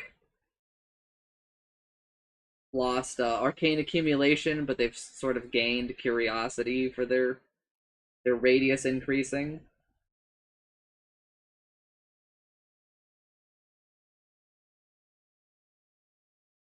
Shadow Demon has lost both of his faucets, and both of his faucets were like really good and pretty fun, so it's kind of a shame.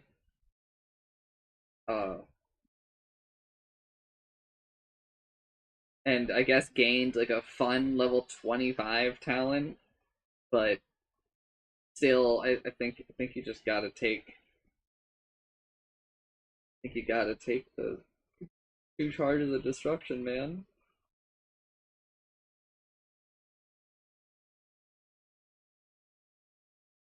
Shadow Fiend, Shadow Friend.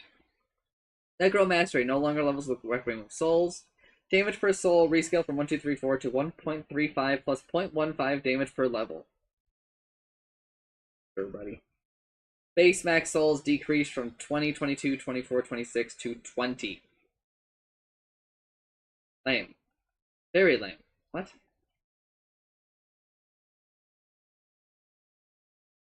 Shadow Rays, damage decreased by 5, 10, 15, 20. Now damage increased by 3 per Necromastery Soul. Shard now also applies a stacking 12% slow debuff to enemies hit. This is the faucet that they lost.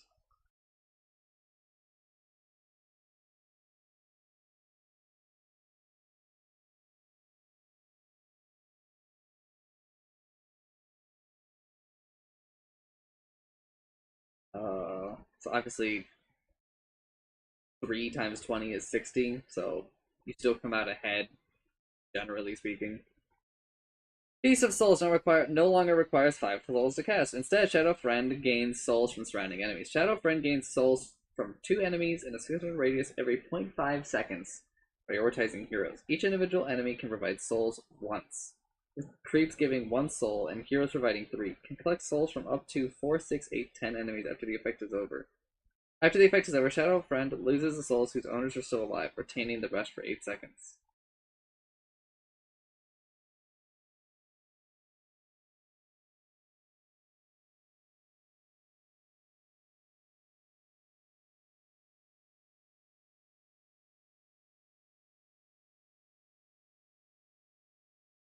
Okay.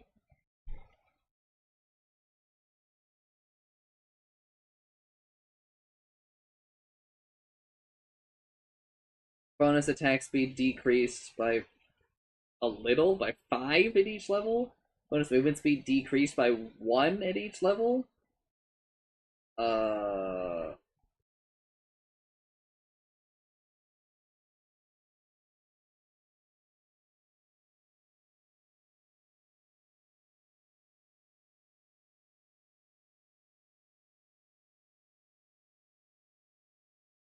Okay, it doesn't say on here, lets you go over the max, bro.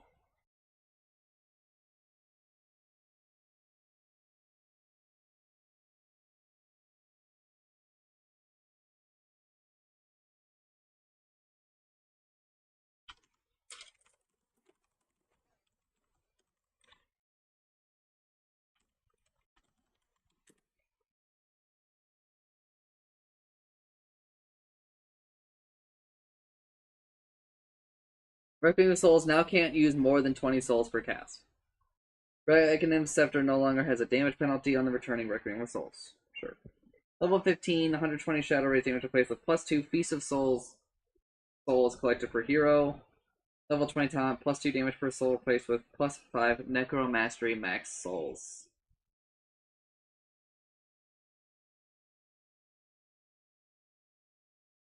He's pretty broken. I don't know, this feels fucking...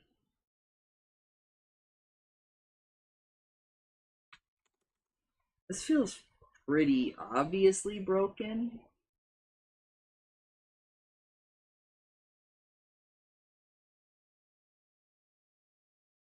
I don't understand why I haven't seen this hero. Because why? Because people like it requires like less thought.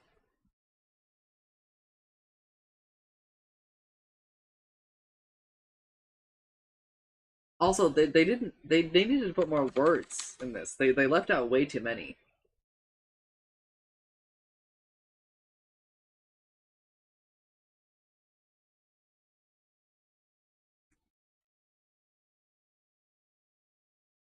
Level 15. I don't know. Moving on. Moving on. Shadow Shaman, foul play, no longer equipped with Aghanim Shard, now adds a chicken illusion per 5 levels. Now also provides bonus movement speed equal to 5 plus 5% per 5 levels.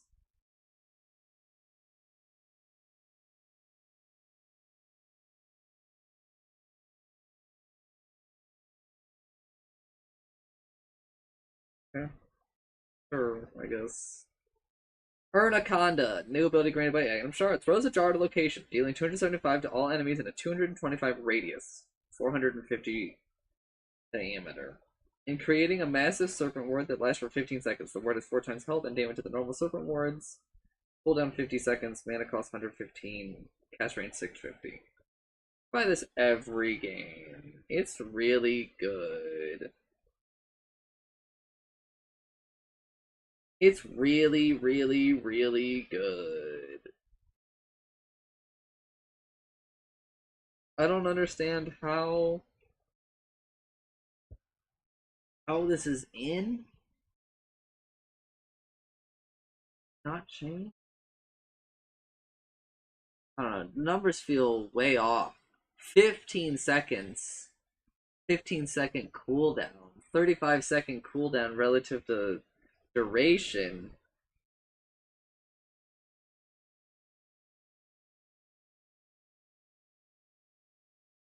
You should buy like a glimmer cape. You should evaluate where you are money-wise at like when you approach 15 minutes, and maybe just buy this first item. It's just so good. Like for your team. You're basically saying I get like 2 ultimates.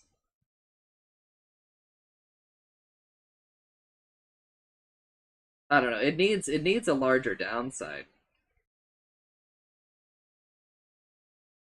Silencer. Base movement speed increased by 10.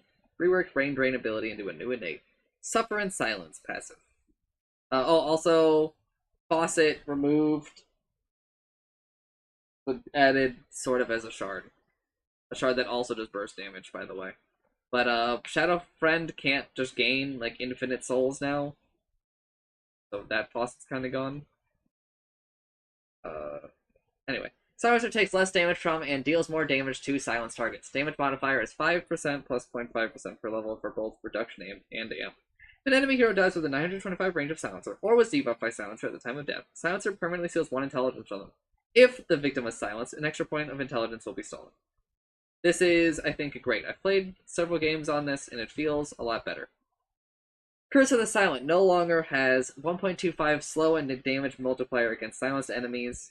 Let me keep reading. Glaze of Wisdom mana cost decreased by 2 at all levels, and now upgraded the shard so that it's the old faucet. The other faucet kind of got moved to Suffer in Silence. I think that all of these changes are great, by the way. I think Silencer is a lot more fun to play because you are allowed to skill Glaives, and Glaives is kind of fun in the early game. It's kind of like a risk versus reward when you're playing against other human beings. So I think that there's a fair bit to be played with there. And I think it's good. I think it's also better for other people because they don't just have to take the constant onslaught that was Curse of the Silent Last Word. Curse of the Silent Last Word, which was like a 500 damage combo at like level 3. Level 10 talent replaced with plus 7% Suffer in Silence damage, which is pretty good. But to be honest, I've been kind of favoring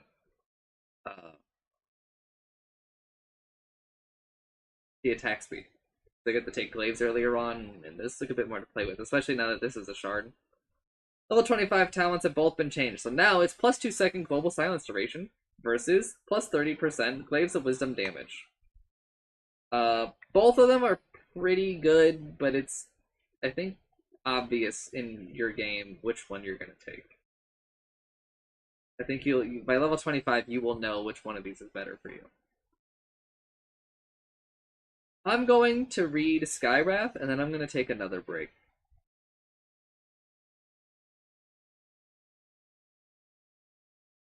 Skywrath removed Ruin of Restoration innate ability. So Skywrath's old innates, or old faucets, were like, whenever he deals damage with a spell, he reduces the cooldown of his other spells, and also whenever he damages someone with a spell, he gains like a little bit of a magic barrier. So now, Shield of the Scion. Whenever Skywrath Mage deals magic damage with his abilities to an enemy hero, he gains a magic damage barrier equal to 13.5 plus 1.5 per level for 12 seconds. Each instance stacks independently. Concussive Shot now considers Spirit Bearer as a true hero for prioritization. Creep heroes are now considered as secondary targets. Sure.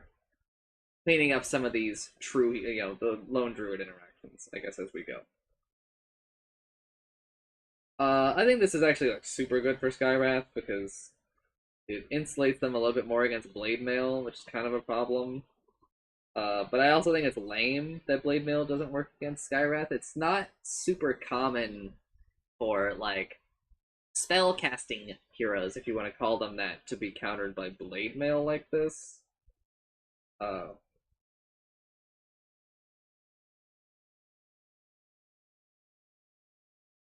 No, he gains a 15 damage barrier.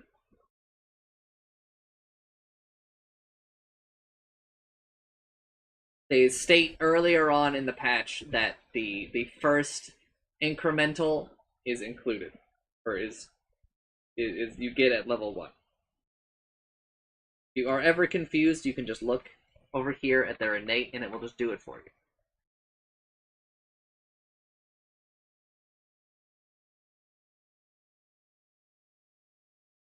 But first of all, asking questions during the patch without doing the redeem. Second of all, brother, per damage instance.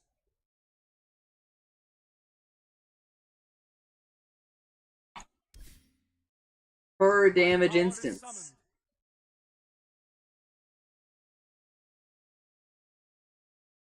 Second of all, I serve the ghastly Eerie. Dip my wings, cover the sky. You'll have Prepare no cause for to question battle. me. First of all, so we're at level 6 now. 22 damage, right? So let me have this dude. I'm under attack. It should have done. Oh, I wish it would just do it for me. 150 plus 75. It should have done 200 damage. It did more than that somehow.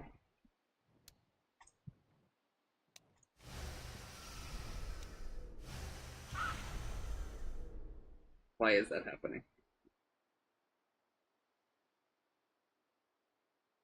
Oh, 1.5. Moron.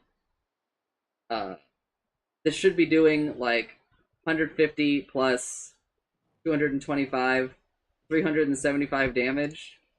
And instead it did, like 300 damage, right? That's pretty fucking good. Considering this guy's only at level 6, he gets 23 damage block. But I don't think you're realizing that it's per damage instance. Here at level 6, he just gained 450 magic block for casting one spell. I'm sure it hit the whole thing, but like, there's a whole lot more that he could be spamming out here, especially because his eggs and his shard give him more of all of his shit, right? He's like insulating himself against magic damage.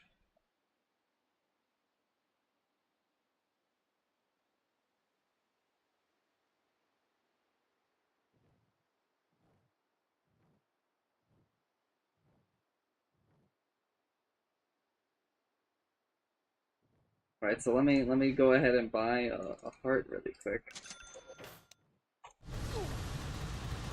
A level 30 Skywrath gets 1,170.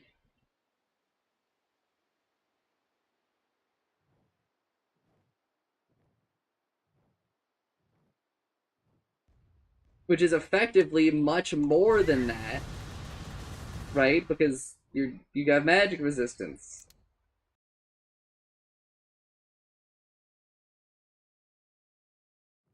Very good.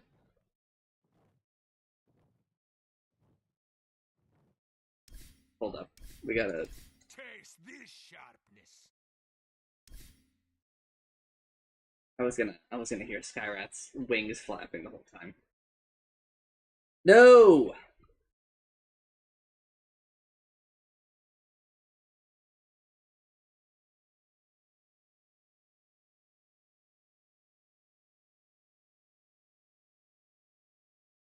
It's not how his ultimate works.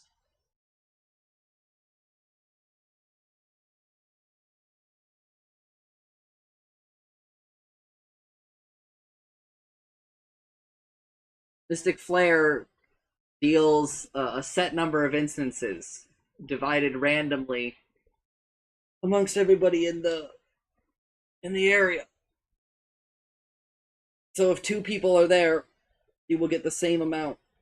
The only way that it ever changes is it decreases based on, missed hits if somebody leaves or re-enters and whatnot.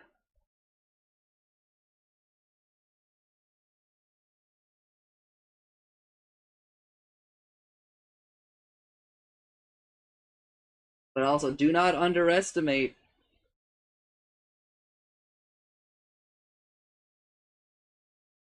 uh even just like the laning impact of getting like a 15 magic damage barrier, right? There's like a lot of chip damage that you end up just avoiding. Just for doing the thing that you were probably already gonna be doing.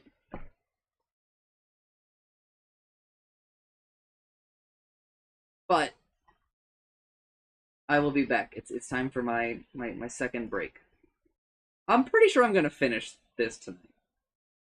Unless there's like a huge doozy coming up. So COD boys, just wait for the screen to move again.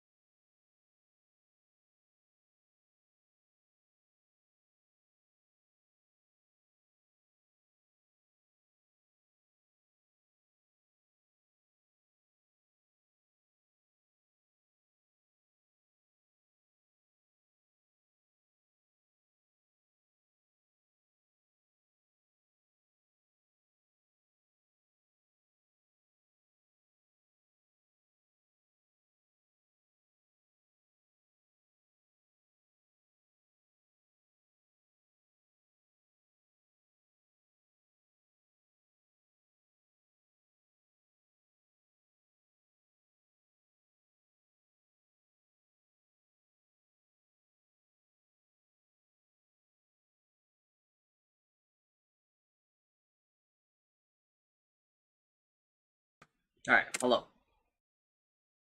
I'm moving on.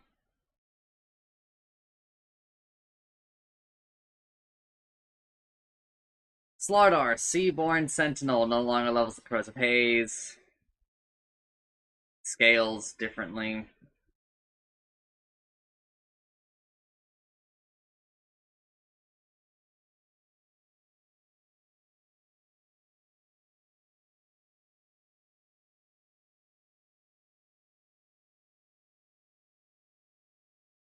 He also kept Leg Day on Guardian Sprint now, which is crazy. I really, really, really did not like this faucet.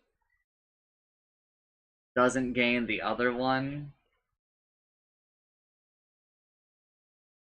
Also, Seaborn Sentinel is just generally speaking worse, except for, I think, this damage one. I think the damage part of it. No, the damage part of it. No, the damage part of it's fine, because it scales back up.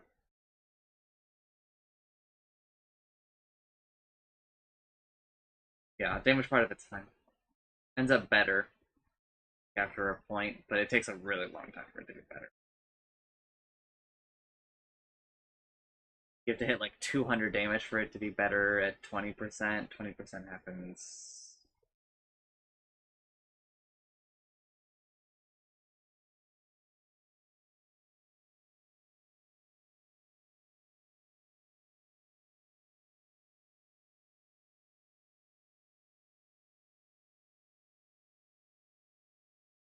Yeah, I think you end up better. For most of these, you definitely don't end up better on health regen.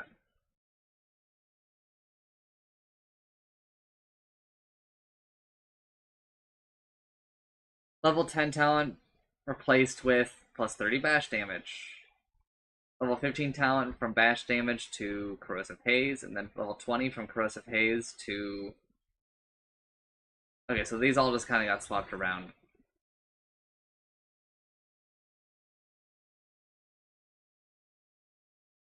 The level 10 bash talent is like really good. That shit is pretty good. Both of the level 10 talents are honestly like better than both of the level 15 talents.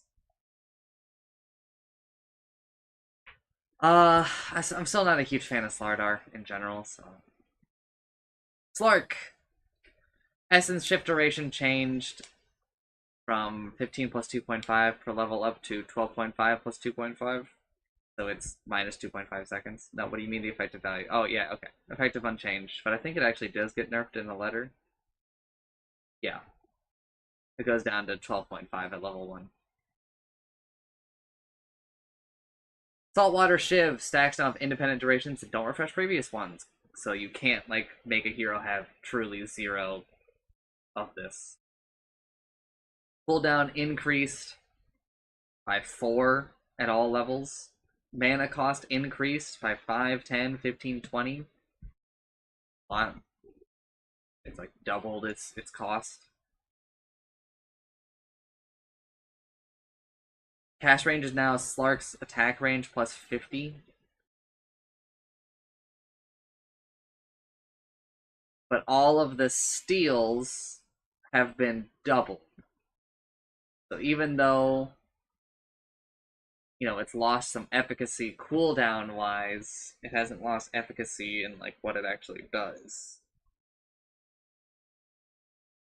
Slark has been in a lot of our games recently, and to be honest, really, really annoying. I don't really feel like any of this does that though, so I'm not really sure why. Slark lost. Oh, Slark didn't lose anything? Yeah, Slark didn't lose any faucets because they didn't have any faucets. Snapfire, they lost their buckshot, which is where they would miss. That they lost both faucets, I think.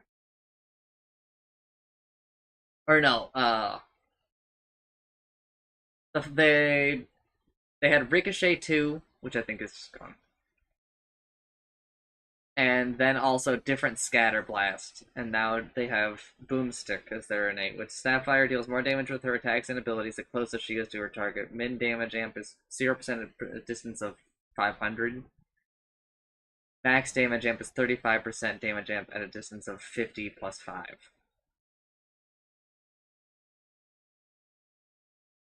55 at level 1. Sure. Scatter Blast point blank damage bonus decreased from 50% to 30%. So Scatter Blast is like completely different now because like 99% of players were taking point blank or whatever it's called. I think that this is better for the game because I think that the faucet was just too easy to do. I think that Snapfire should have to do these shotgun tactics because it is at odds with Mortimer's Kisses.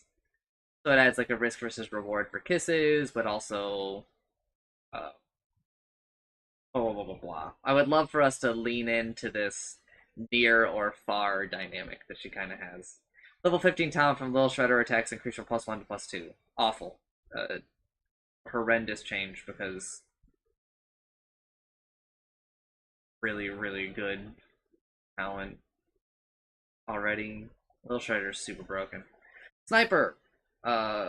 Sniper loses both faucets. Keen Scope no longer levels with Assassinate. No longer increases attack range. Keen Scope now increases damage from sniper's attacks by 1.5% plus 0.5% per level for every 100 units of distance between him and the target. Also affects attack damage from Assassinate. Take Aim now passively grants 160, 240, 320, 400 attack range. And the active bonus attack range rescaled accordingly, I think. So that you don't gain more than like you're supposed to. Pretty sure. Assassinate no longer amplifies attack damage to 100, 110, 120%. Yeah. Sure. Level 10 talent plus 55 take aim attack range bonus replaced with plus 50 take aim passive attack range. So you get 50 more attack range if you take this talent.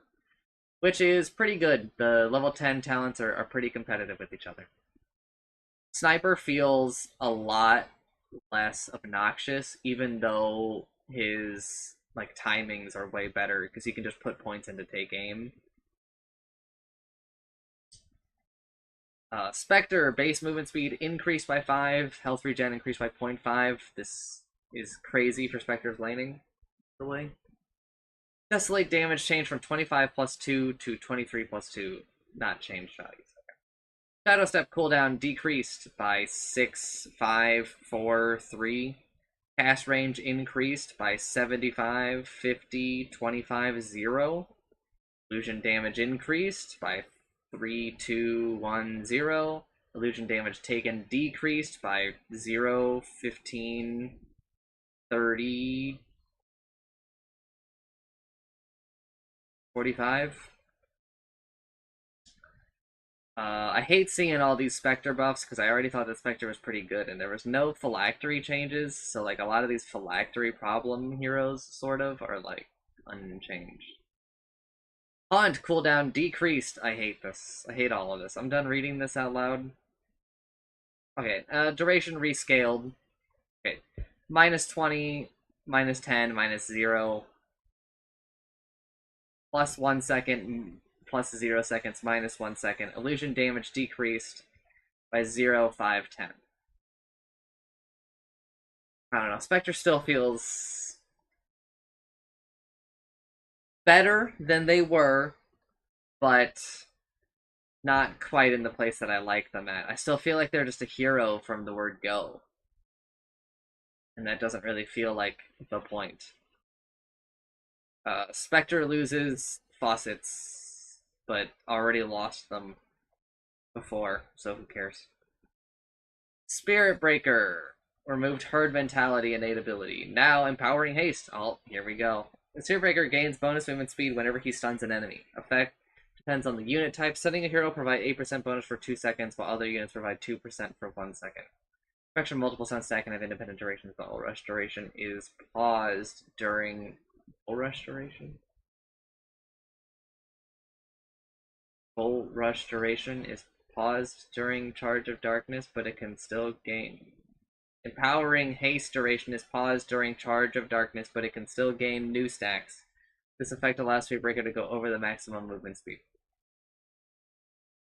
Really, really good. Also, it's them reusing an icon from a million years ago, which is fun. Charge of Darkness no longer upgraded with Aghanim Shard.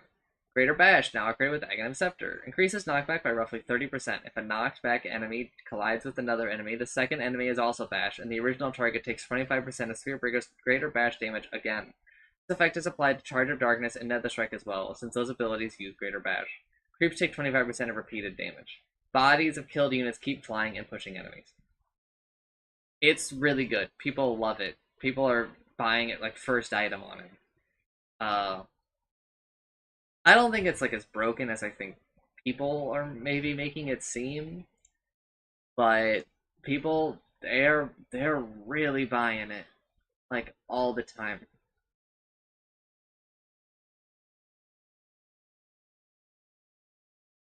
Planar Pocket, now granted by Aghanim Shard. Cooldown increased from 25 seconds to 30 seconds. Stealth magic resistance decreased from 75% to 40%. Effect now ends if Spearbreaker is more than 900 units away from the target. Now it can be cast without canceling Charge of Darkness. Okay.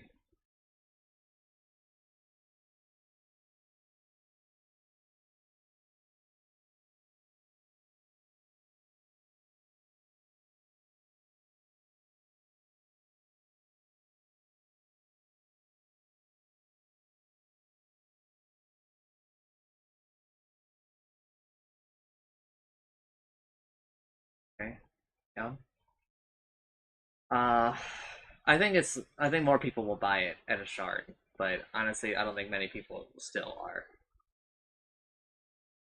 Level 15 talent plus 45 damage replaces the 60 Charge of Darkness bonus speed.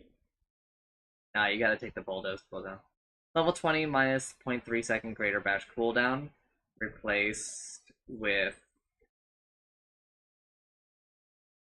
8/2 empowering haste bonus movement speed. No, you gotta take the bulldoze all damage barrier. Sorry, it's just how it works, so here we are. Storm Spirit. Spearbreaker's broken still. He's just, I don't know, he's just a piece of shit. Storm Spirit, Galvanize, leveling up Ball Lightning no longer grants free Galvanize charges. Static Remnant, Remnants now spawn at Storm Spirit's location and move at 300 moves. This is the faucet. The other faucet is gone, the one where if you use Static Vortex, that if they attack afterwards, they take damage. That's just gone, but the moving remnants thing gets to stay in for no good reason. It's kind of lame, and I don't like it. Sven, base strength increased by 1, damage increased by 1 as a result. Remove Vanquisher, that was where Sven got to do more damage to stun targets. Lost both faucets. He gained more damage from strength versus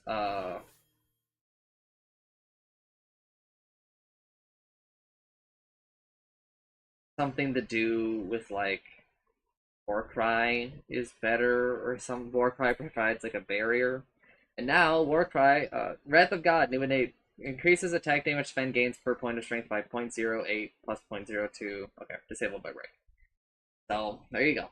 That faucet's back, and Warcry, Aghanim Shard reworked, makes Warcry undispellable, increases radius from 700 to 900. Warcry provides 300 physical damage barrier and an additional plus 3% move speed bonus when active.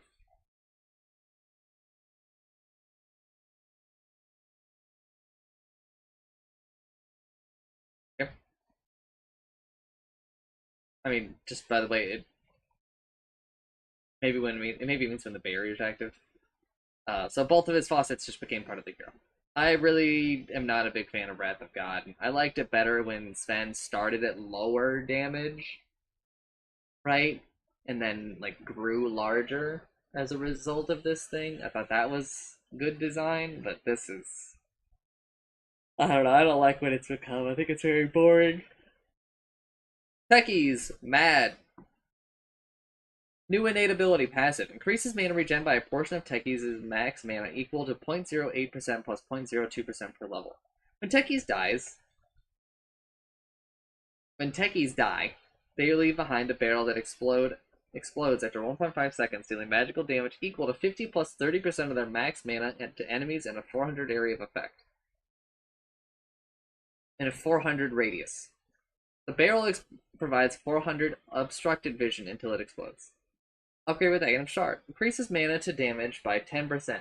Adds an active component. Techies plant the Mad Barrel and detonate it later by using a sub-ability. The Mad Barrel is invisible and can be destroyed before the detonation process begins. Detonating the barrel makes it visible and immortal. Then it explodes at the same 1.5 second delay. Only one Mad can exist via the active cast at one time. Barrel health 200, cast range 450, no mana cost, cooldown 30 seconds, cast point 1 second. They're bringing back remote mines in a way, but I don't know. This is like neat and all, but I would very much just like it if he gained these mines back. I don't know. The Techies is a little bit of a soulless hero at the moment, still. Reactive Kaiser can now always be cast on allies. This was the shard. Techies used to have 3 faucets. One where Blast Off does a portion of their health as damage, one where they gain attack range for attack speed, and one where their backpack slots work. Or no, they gain all of the enchantments for all their tiers of neutral items. Cast range increased from 500 to 600. Reactive Taser is no longer upgraded with Aghanim Shard, because Mad is upgraded with Aghanim Shard. Blast Off now deals itself damage before damaging allies. Or before damaging enemies. Techies are now rooted and disarmed instead of self-stunned during Blast Off's leap animation. Okay.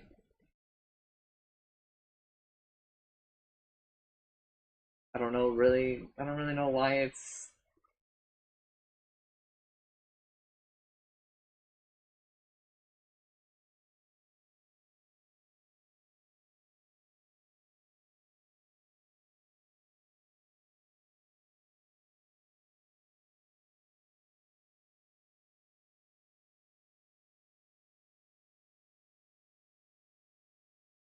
Uh,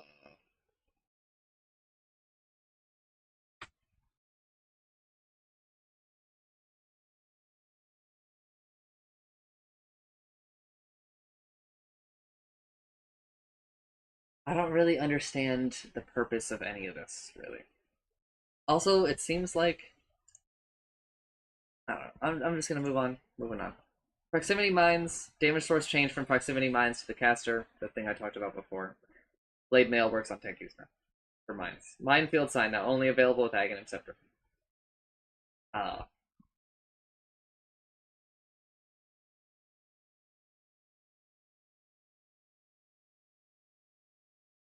Level 15 talent from plus 3 mana regen replaced with plus 25% reactive tase buff and disarm duration.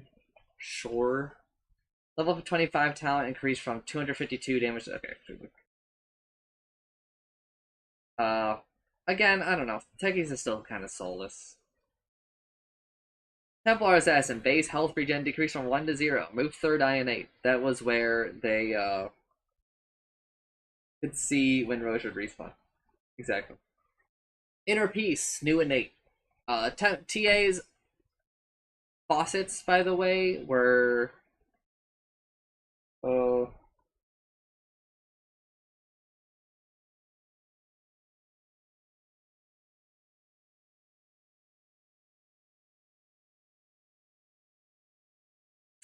I'm gonna be honest, I don't even remember.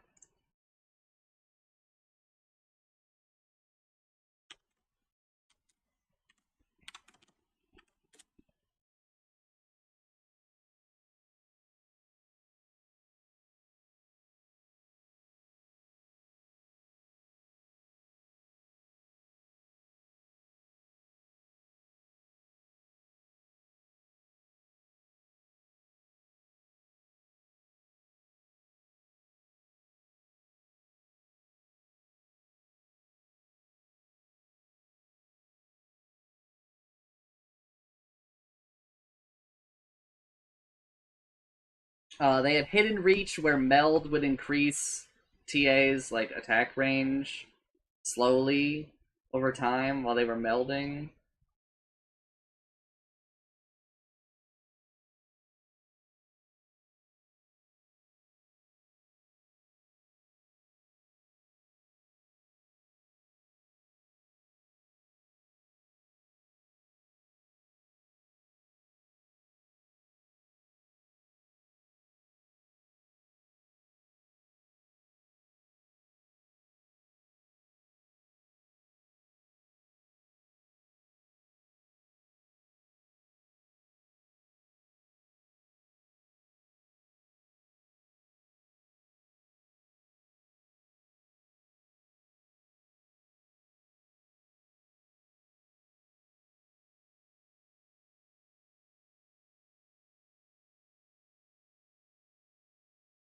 And there was another. Don't worry about it.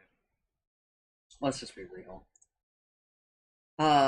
Inner Peace. After remaining stationary for 0.25 seconds, Templar Assassin begins meditating, gaining bonus health regen and mana regen. Bonuses linearly increase from 0 up to their maximum, which is reached after 2.05 minus 0.05 per level seconds. Moving from the current position or taking damage from an enemy resets regen bonuses. Max health regen is 2.7 plus 0.3.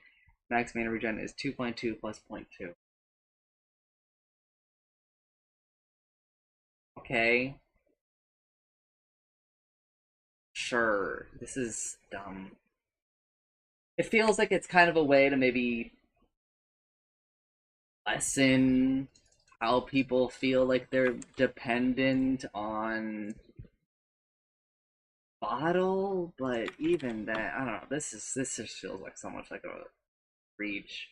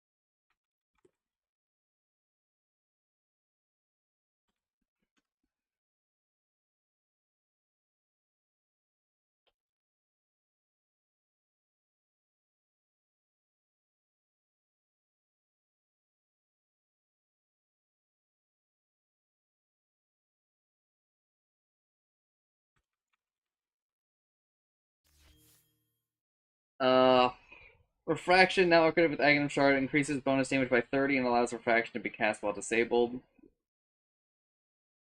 That's, like, really good.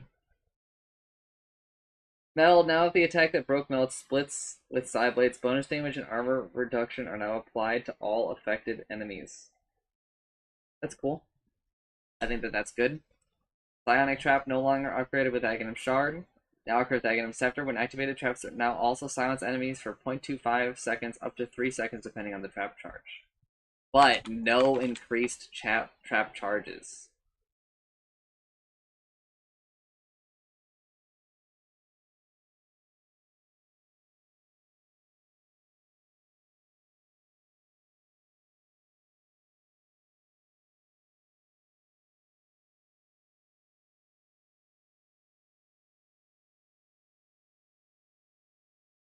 Level 15 talent from +3 meld D-armor, replaced with +3 psionic traps. There they are. Level 15 talent from retraction can be cast while disabled, replaced with 225 meld attack range.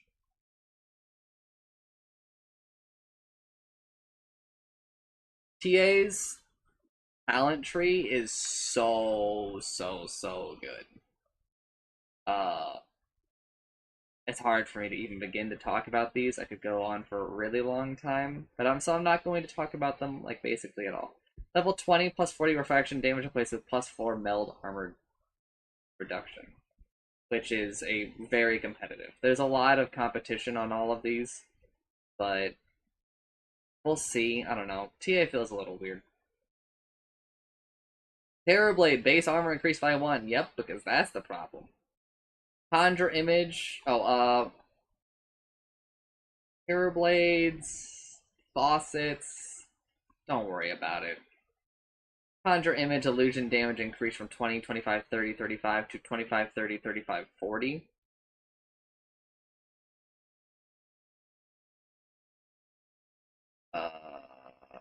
So plus 5 to all levels, sure. Demon Zeal, cooldown decreased by 15 seconds, duration decreased by 5. Okay, so you've got to re-up it more.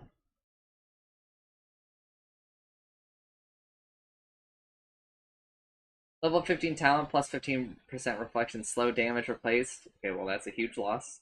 With minus 25% Sunder minimum HP swap. This was one of the faucets.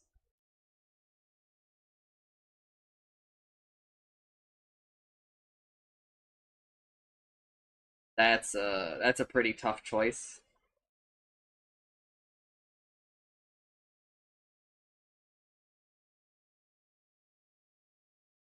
A pretty tough choice, gamers. I mean, you'll know in your game, I think generally speaking, which one's better. Tidehunter, I've played a lot with Tidehunter. Strength gain increased by 0.1. Blubber is gone. Back on Kraken Shell. Leviathan's Catch. Whenever an enemy hero dies while affected by any of Tidehunter's debuff or is killed by him, they drop a fish. Tidehunter can eat the fish to grow in size and permanently gain 3 max health, 2 attack range, and 1 bonus damage block. Tidehunter automatically eats a fish on every level up. Bonus damage block is only applied if there is a source of damage block being applied to an incoming physical attack. The fish flies 400 units towards Tidehunter upon spawning, stays in the world indefinitely, and can be destroyed by an attack from Tidehunter's enemies.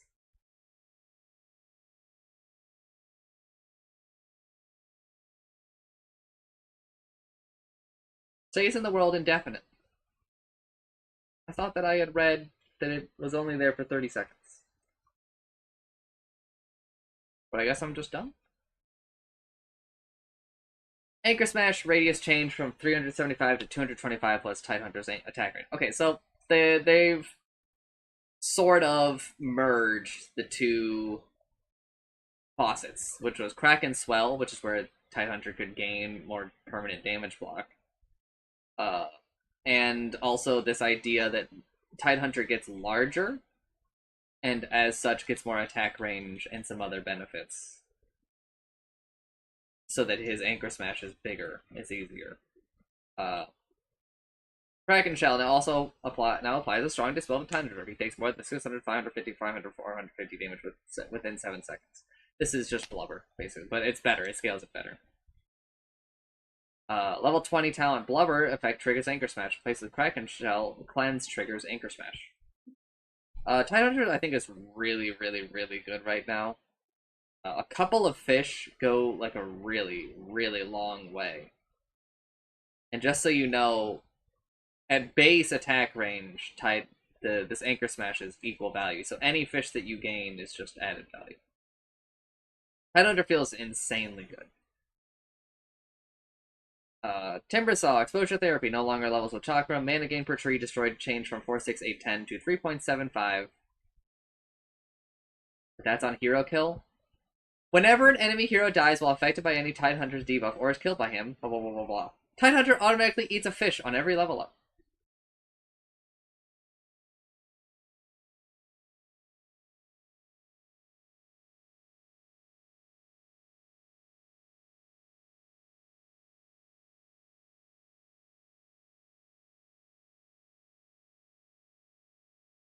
But also, whenever an enemy hero dies while affected by any of Tidehunter's debuff. Anchor Smash, duration, 6. Ravage duration, 2.4, or 2. Gush duration, 4.5. Dead in the Water duration, 10.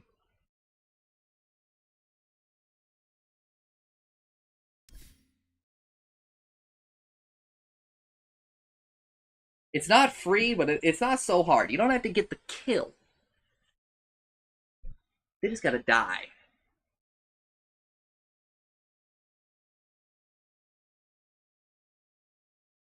The damage block is the really big thing about it. Tidehunter feels like pretty good. It's also like a little bit of fun, but I don't think that the fish should fly to him the way that they do. I think he should have to go pick them up.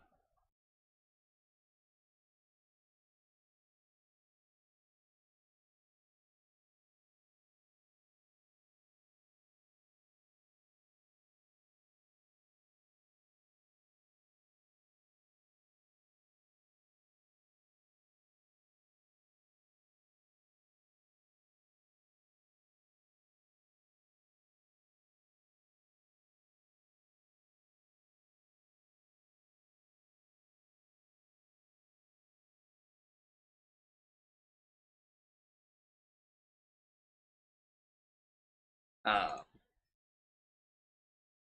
sure, exposure therapy is still in the game, blah blah blah.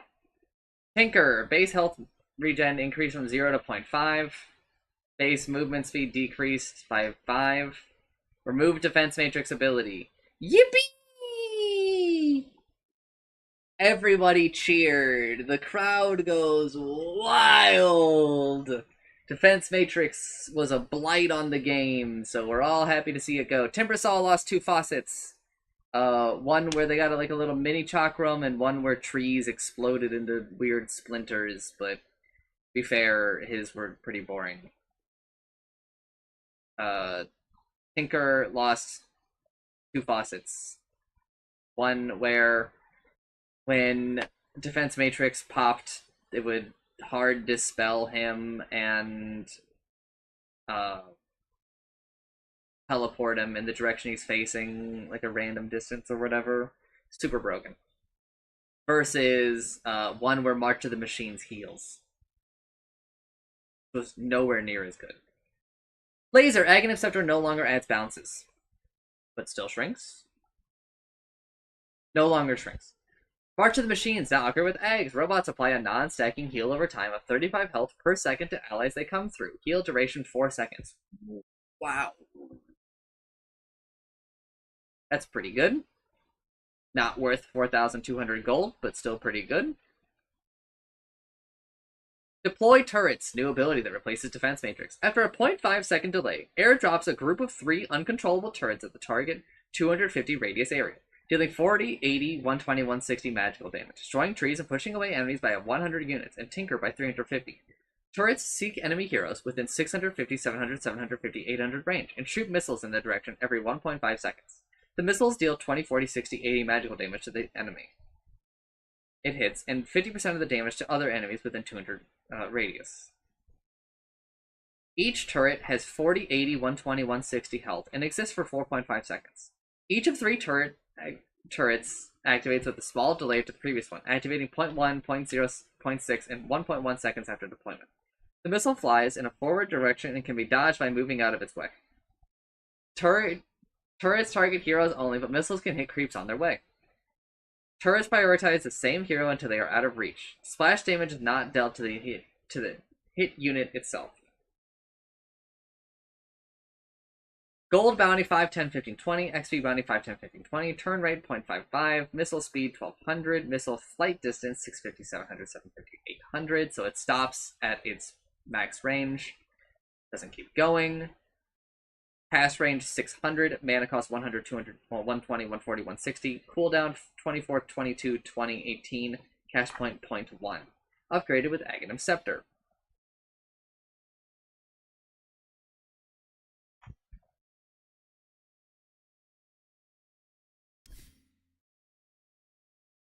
Okay, so it does still do the shrinking thing. I would like to put into practice. Turrets activate 0.3 seconds faster and fire missiles 20% faster, which results in firing 1 additional volley of missiles. Rearm cooldown decreased from 7.65 to 5.5, 4.5. Boo. I don't know. Deploy turrets is fucking, I think, stupid. I don't like this ability. It feels, deploy turrets feels like a deadlock ability that has been put into Dota, where like Well, okay. I don't dislike the fact that you can dodge them and that there's like a weird mini game kind of happening. What I dislike is that it's like a million text for something that feels like in many situations will do nothing.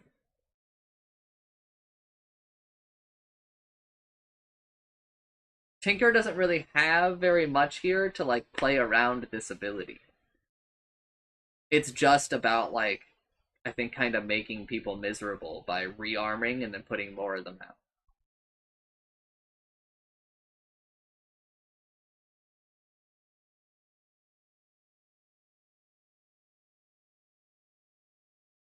Warp Flare.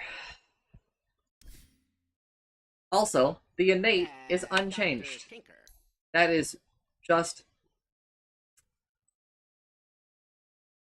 awful.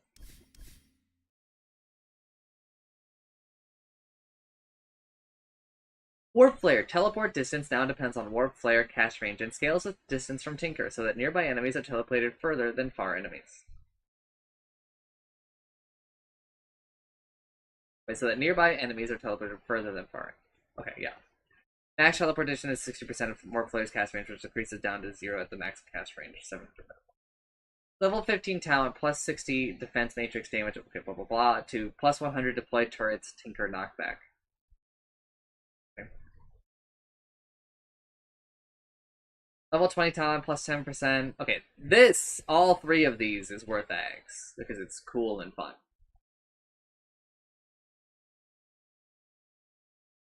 Level of 20 blah blah blah, with plus 60 deploy turrets, missile damage. Sure. That's pretty good, actually. 140. Level 25 talent from plus 40 intelligence replaced with minus 0.25 second time to rearm. And level 25 talent from laser AoE increased from 200 to 250. Okay, this 40 intelligence talent being gone is a big yippee because it has large implications for the innate, which lowers Tinker's item cooldown reduction. Well, it lowers items cooldowns. This Tinker is very weird. I don't think that deploy turrets is really that good, and by good I mean like a good design, like good for the game. But I'll tell you, it's like infinitely better than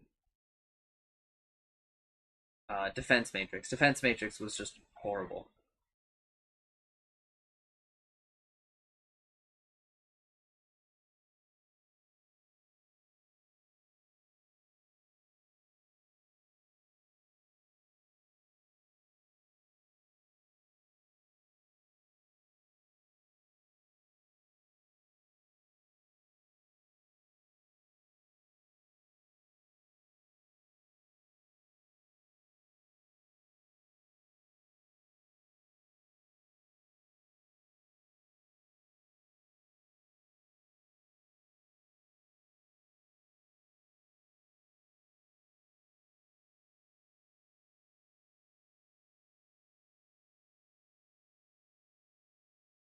Uh, but you know, we'll see. It's just too large of a change, and it really just depends on like how all this. Reading the numbers, right, is like what's the projectile speed of these things?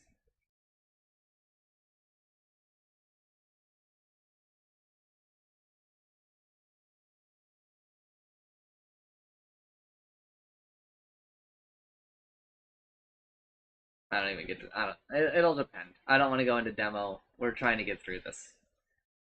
Tiny. Craggy exterior is gone. Craggy exterior was the innate where every time you attacked Tiny, you did less damage. It was super cringe, to be honest. Insurmountable is the new innate. Also, Tiny's faucets were this new innate, and alt versus Crash Landing, where Toss just does a billion damage for no reason.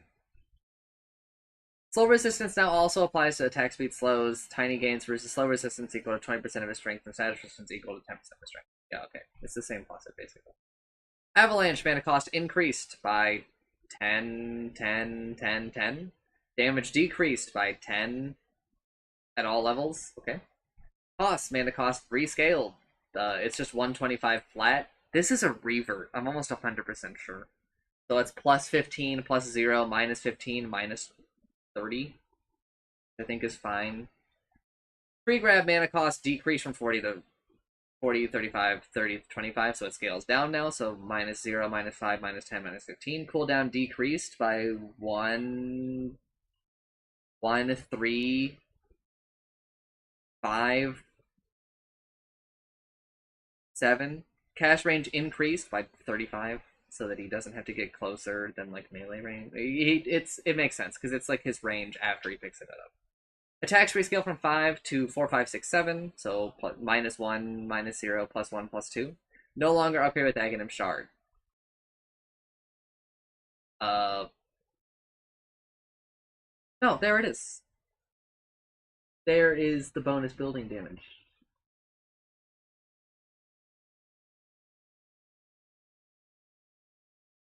But he does have to pick up trees again. There's no more infinite tree. Free throw no longer applies a throw on the toss tree by default. Throw, now equip a shard. Thrown trees and toss units deal 20% more damage in their AoE, have 125 radius, and apply a 25% movement slow and a 45 attack speed slow to all units in the AoE. Free throw and tree volley for 2.5 seconds. Damage is not increased for the tossed unit itself. Okay. So this is like a cooler version of the faucet that's way less broken. Tiny still does bonus building damage.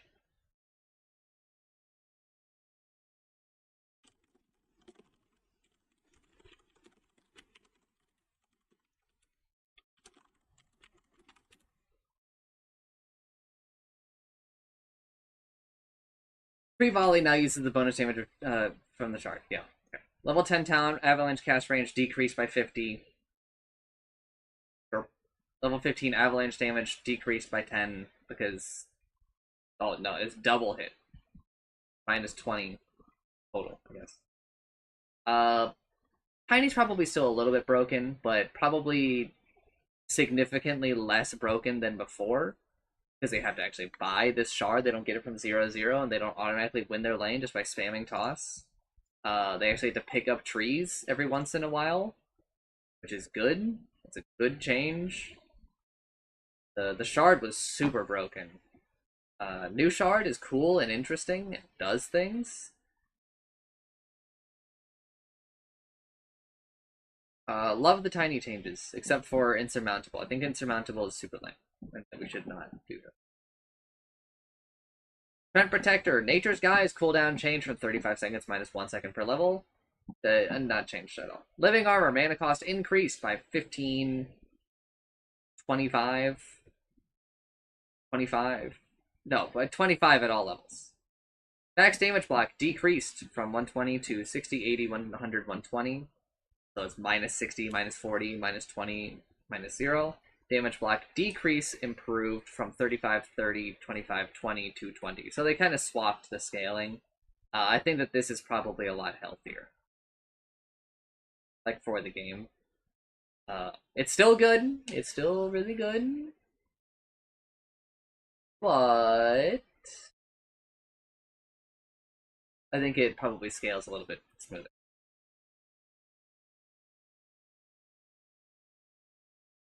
Great trend change, I think, but still a lot of work to be done with that guy.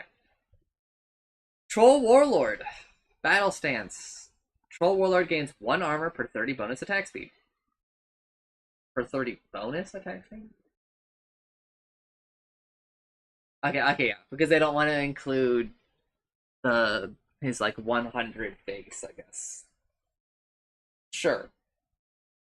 Zerka's Rage no longer provides 3, 4, 5, 6 bonus armor while in melee form. Ooh.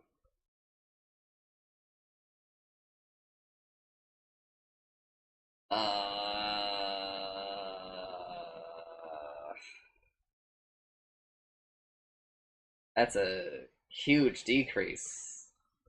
I think. You need 90 attack speed to get... You used to get 120, 150, 180. That's pretty rough, but obviously it has like a higher cap. Like you can end up with a lot more armor. which makes him really, again, super good at the whole hand fighting.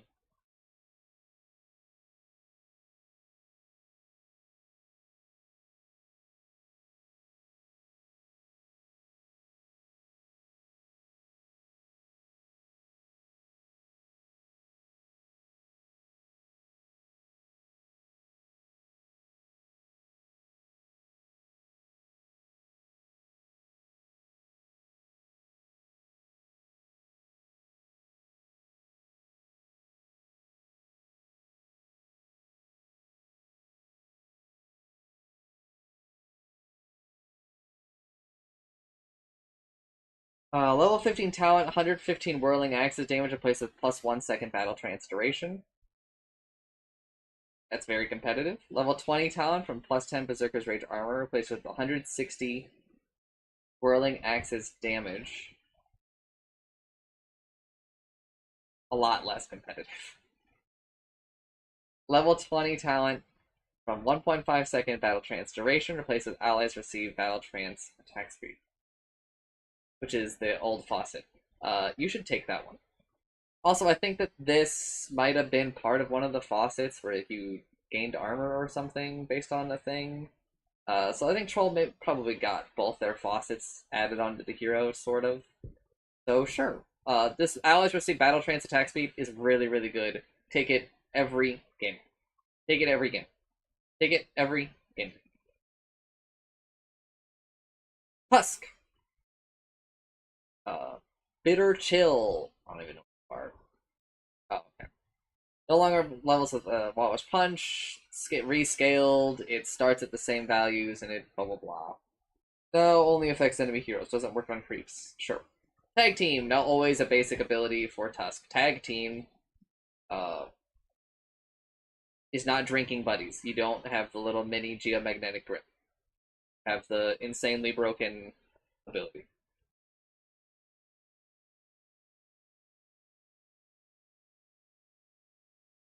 Ice Shards no longer upgraded with Aghanim. Drinking Buddies now granted by Aghanim Shard. Tusk reaches out to tag an allied unit, pulling them closer. Once tagged, both Tusk and his tagged ally gain 25 movement speed and 10 bonus time for 6 seconds. Can be put on an all cast to only pull Tusk towards his ally with 50% reduced cast range. Cast range 5,000. That is huge. That's an insane increase from the faucet. Mana cost 80, cooldown 14 seconds. By the way, it's got like a 50% uptime. Oh, cool. Just like Tag Team, I guess.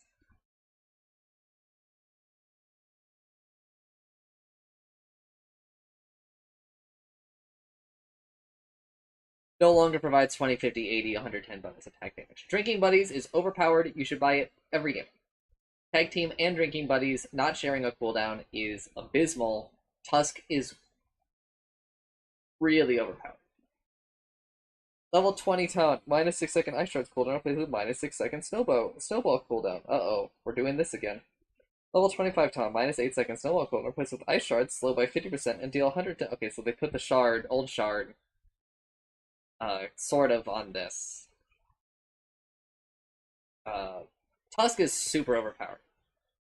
Both of his 25 talents are really, really, really good. But you should probably know which one you're taking in your game. You should be able to discern it, right? It shouldn't be like this huge head scratcher. Pit Lord, Invading Force no longer levels with Fiend's Gate. Damage reduction rescaled.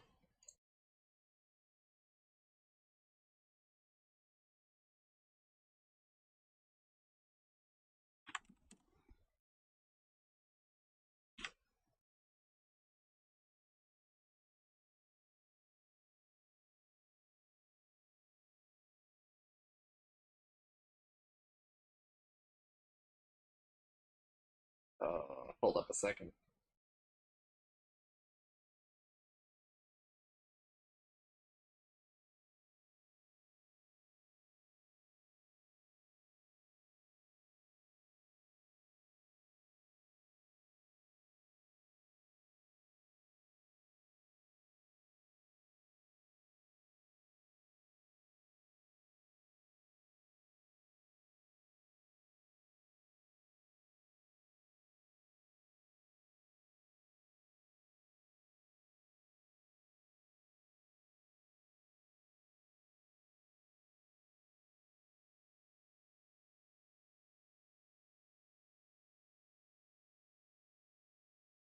More seconds, please.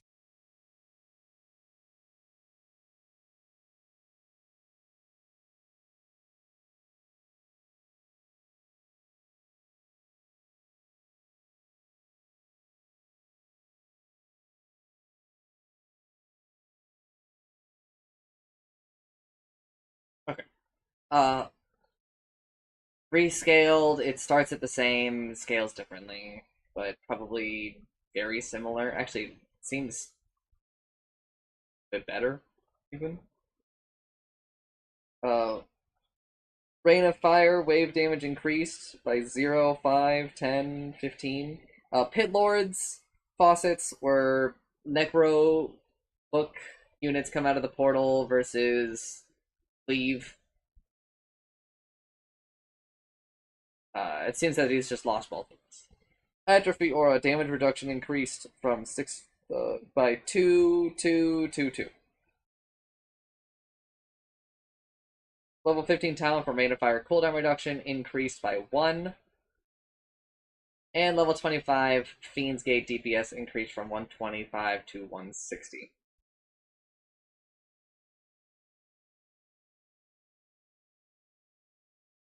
$160 is a lot, but pit maxing. Come on. Dirge, base agility increased from 10 to 13. Armor decreased by 1. So they didn't want to touch his attack speed, but they did want to lower his. Well, they wanted to keep the same armor, but they wanted to give like a little bit more agility, which I think is kind of fair. 10 is super low. Flesh Golem now spawns the current level of Tombstone Zombie. Ripped, the faucet is gone, where you would give an allied hero a portion of your strength when you use Soul Rip on them. A huge loss for the hero. And now Rotten Mitts is just a part of the hero. I think another huge loss for the hero.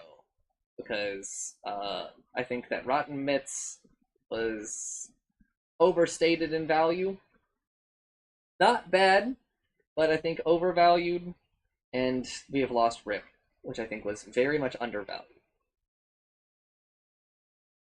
But sure, hello Dirge. Vengeful Spirit, base movement speed increased from 295 to 300. Base attack time improved from 1.7 to 1.5. Retribution now also makes Vengeful Spirit gain the benefits of both melee and ranged attacks. Now Killer's icon is shown as a buff on Vengeful Spirit to know who to hate. Vengeance Aura now provides 1.2 times the bonus for Vengeful Spirit herself. Aghanim's Scepter upgrade no longer refreshes ability cooldowns on activating. So if you Magic Missile die, you don't get another Magic Missile. You actually have to wait the cooldown. Wow. Aghanim Scepter now increases self bonus up to 1.3 times. Okay. That's for the swapping, I guess. Aghanim Scepter Illusion is now fully affected by Vengeance Aura's bonuses. Sure. Aghanim Scepter Illusion damage taken decreased from 115% to 100%. Venge is still super broken. We've basically done very little except for this refreshing the cooldowns thing, which was just, I don't know, it's unfathomably broken. And we're back down to just being, like, really good. Venge is very much a blight on, like, everything, I think.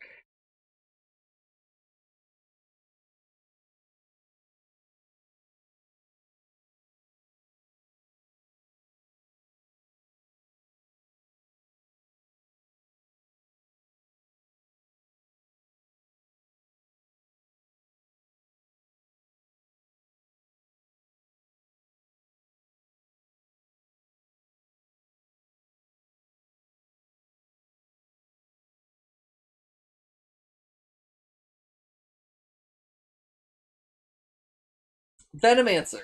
Remove Septic Shock Innate was where, like, they did more damage based on the number of debuffs on the enemy.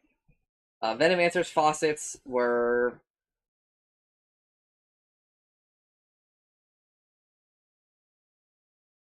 having another bounce on the ultimate and making Venom wards when you hit people with Gale. I'm pretty sure. Poison Sting is now an innate ability. Imbues Venomates with attack with poison, which deals damage per second equal to 9 plus 1 per level and slows movement by 10%. Duration 4.5 plus 0.5 per level. Ooh, this duration scaling too is actually pretty crazy.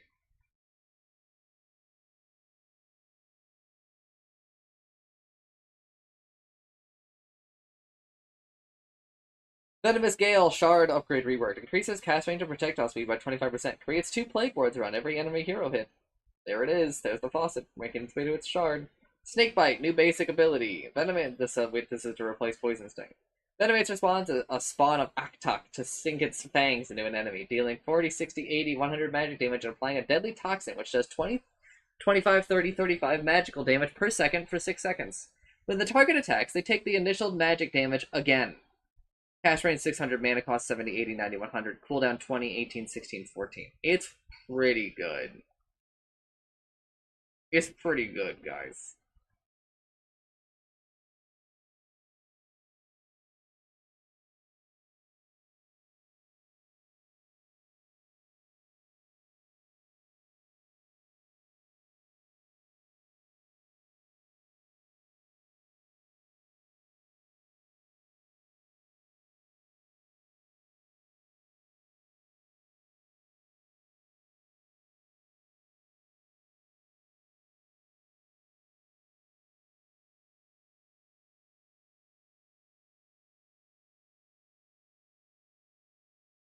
Yeah, I think it's just pretty good.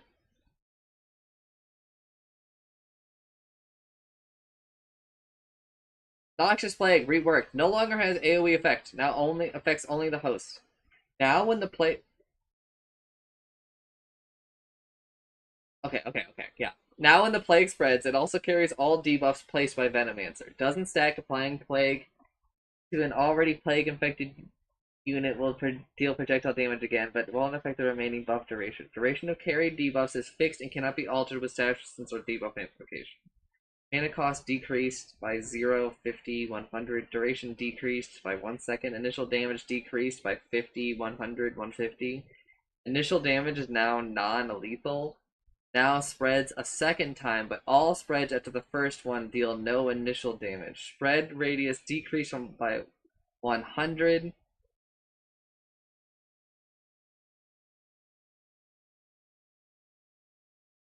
Max HP is damage decreased by 1%. Now upgraded with Eggs, decreases cooldown by 35 seconds. Crazy. Reduces magic resistance to affect units by 20% and allows an additional spread to deal allows additional spreads to deal initial damage.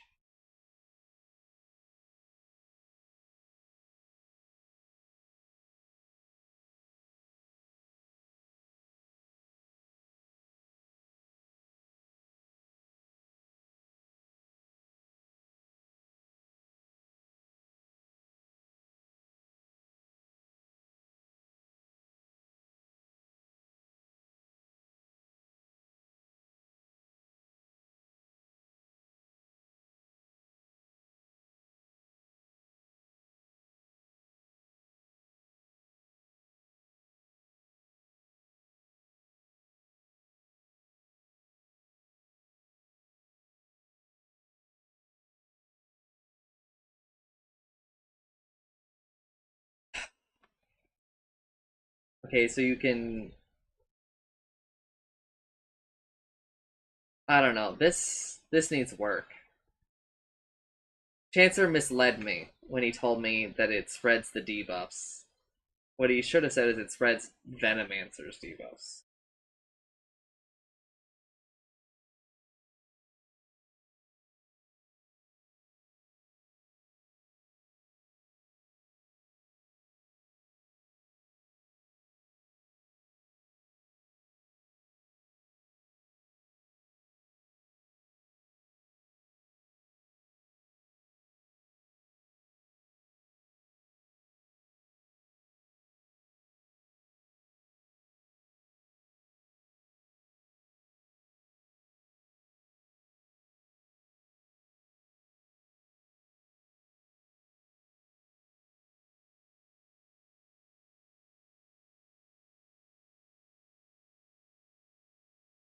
I don't know. I don't know.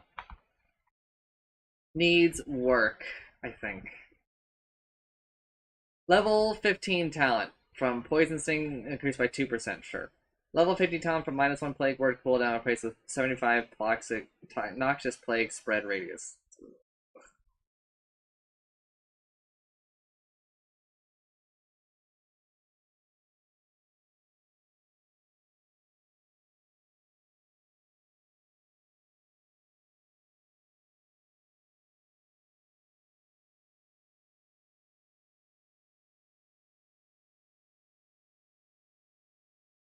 No, take the Poison Sting slow. 2% more slow, I think it's worth more than that. Level 20 plus 50 base damage replaced with -2 second plague ward cooldown. Take that, I think. That's a lot. Plague wards.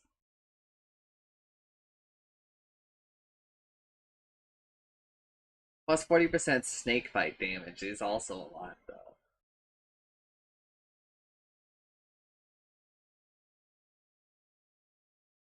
Ooh, I don't know. That's actually competitive. Applies to both initial and damage per second. And level 25, the snake bite undispellable. No, take your plague ward damage because you were buying your shard.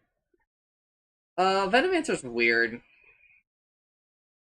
I don't know. This ultimate doesn't make me feel super confident. I think that we should do a mix of what we have now and what we had before.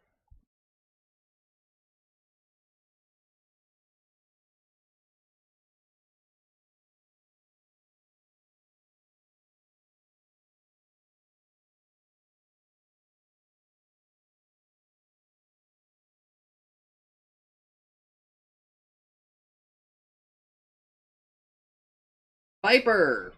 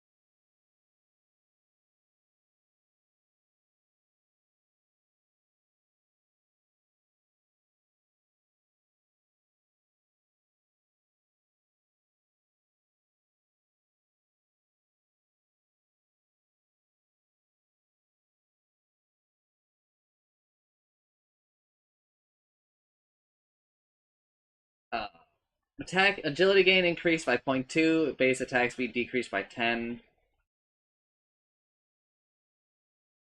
Predator base damage per missing health.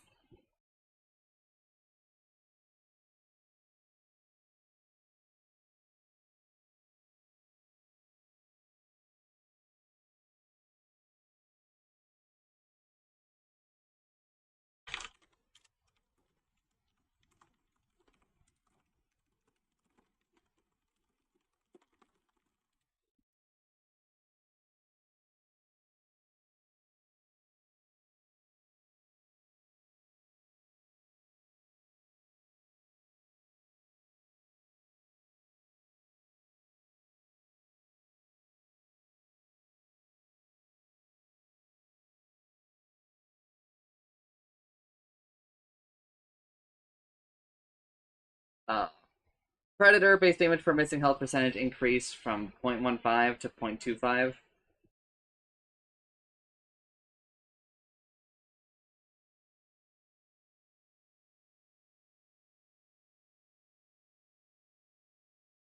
Okay, so if they're missing 4% of their health, you do 1 damage.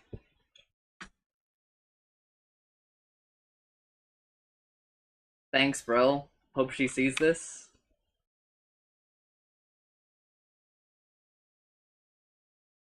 At level 5, if they're missing 2% of their health, you do 1 more damage.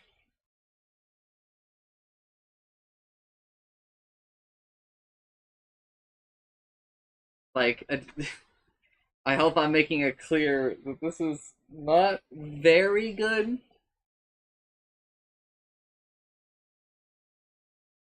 Mathematically speaking.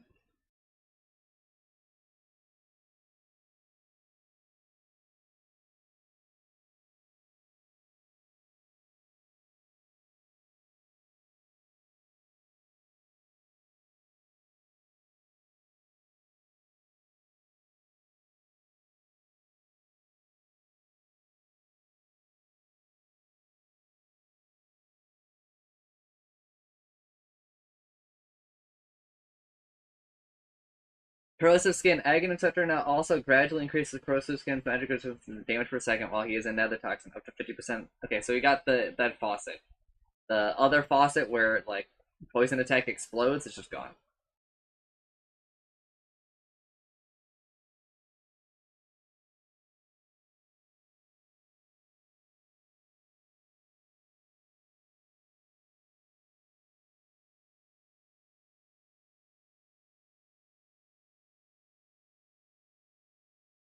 Level 10 talent change to from poison attack to corrosive skin damage per second. Sure. Level 15 from corrosive skin damage per second to poison attack. Yeah, sure. The poison attack thing is really competitive with Nether Toxin. It depends on the game.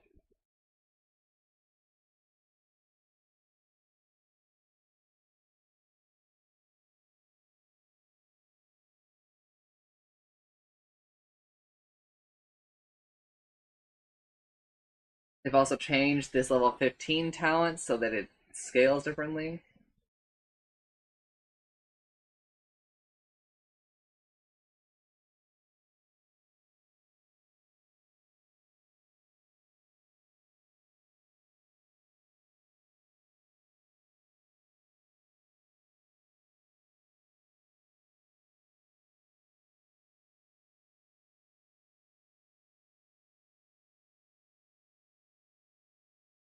Level 20 talent, Predator damage missing health increase from 0.3 to plus 0.3 or 0.35. So if they're missing 3% of their health, you gain 1 more damage with this talent. Versus Viper Strike doing 70 more damage a second.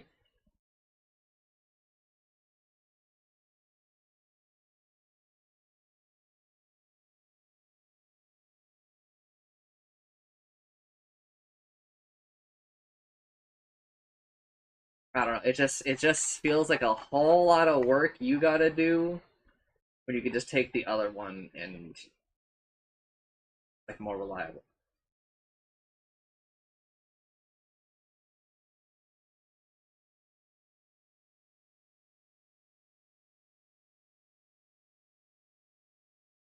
I think Viper is like okay, but I don't know. Visage, Lurker, Innate. Lurker was where if he didn't take damage, he had like lower cooldowns. That one is the Grave. Visage gains flying movement and 12% bonus movement speed for 20 seconds upon activating. After attacking or casting, he loses both effects, but he and his familiars gain 10% attack damage bonus for 2 seconds. This is like the old Ags. Mana cost decreased by 65. Cooldown change from 45 seconds to 45.75, minus 0.75 per level.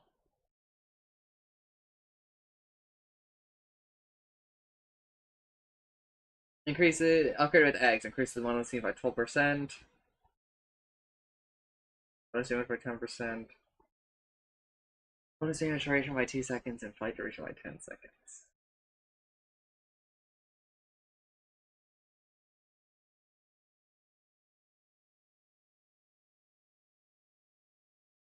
I don't know. It all seems very broken. I mean, still, like I don't understand really how this is balanced. Summon familiars cooldown decreased by 10 seconds. Familiar health rescaled. They minus 50, minus 0, plus 50.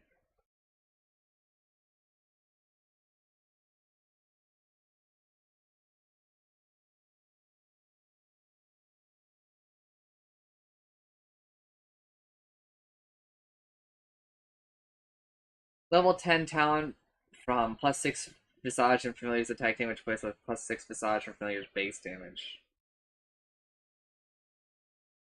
I guess, so that it works with this. Level 10 down from +4 lurkers, max X with -1 soul assumption cooldown. Sure.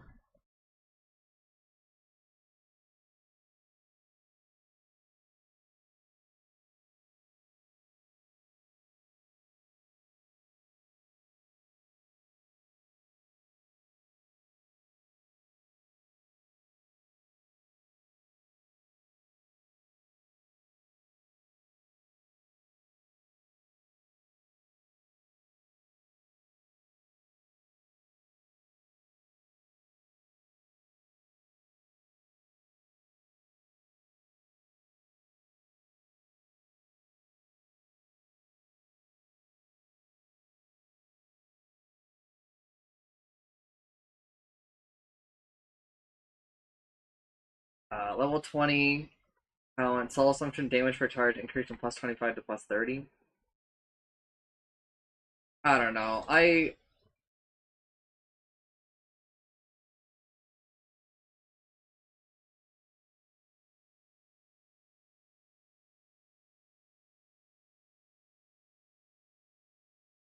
really don't like Visage's design at the moment. I really don't like Silent as the Grave. I'm kind of hoping that we get like a reroll.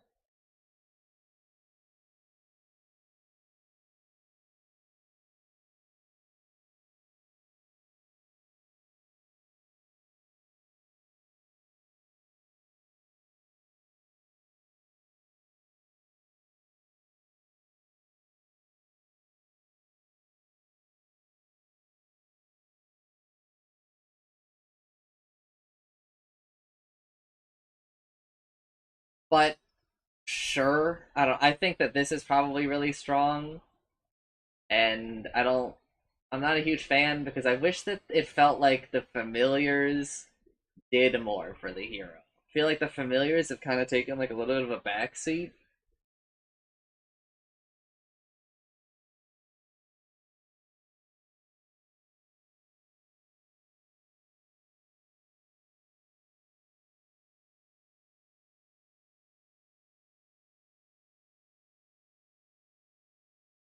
But moving on, Void Spirit. Base damage decreased by 4.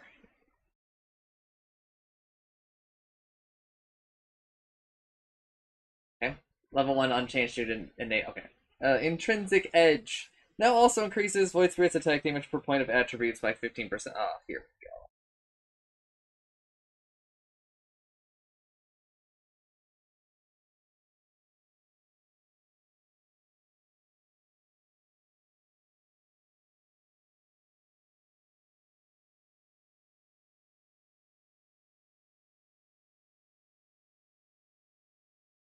Uh, Increase is multiplicative, so it's increased from 0.45 to 0.5175. The result of these changes: damage at level 1 is unchanged. Damage gain per level increases by 0.5. Gains like 20 more damage, 18 more damage.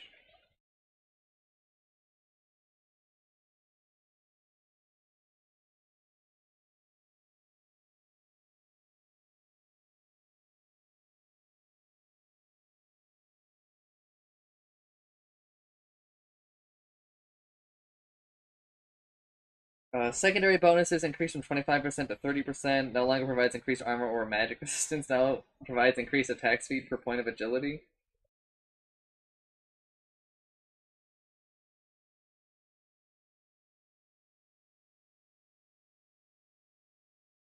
I don't know, man.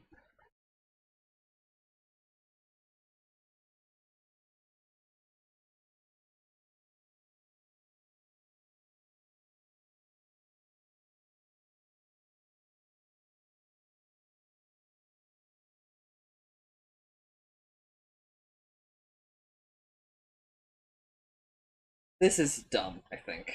The Remnant, Item Shard, True Sight no longer reveals wards. Yeah, it never should have. Resonant Pulse barrier amount per hero hit increased by 15. This is because of the shard thing. Or the faucet being removed. There is no... Like, one of the other faucets is just gone now, I think. So sure.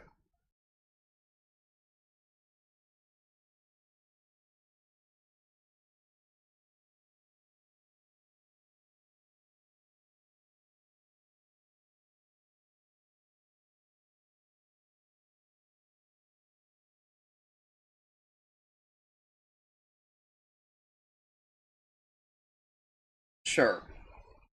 It's not super offensive, but like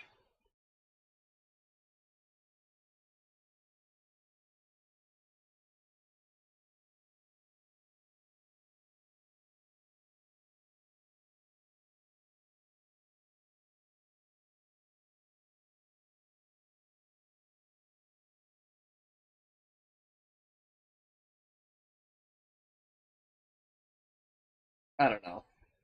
Who cares? Fuck this hero. Hopefully we just get some larger changes. Warlock Eldritch Summoning no longer levels the Chaotic Offering. Minor in health rescaled to blah blah blah. No one cares. Minor imp explosion damage rescaled to blah blah blah. No one cares. We actually do care because it seems like it's just way lower. Actually,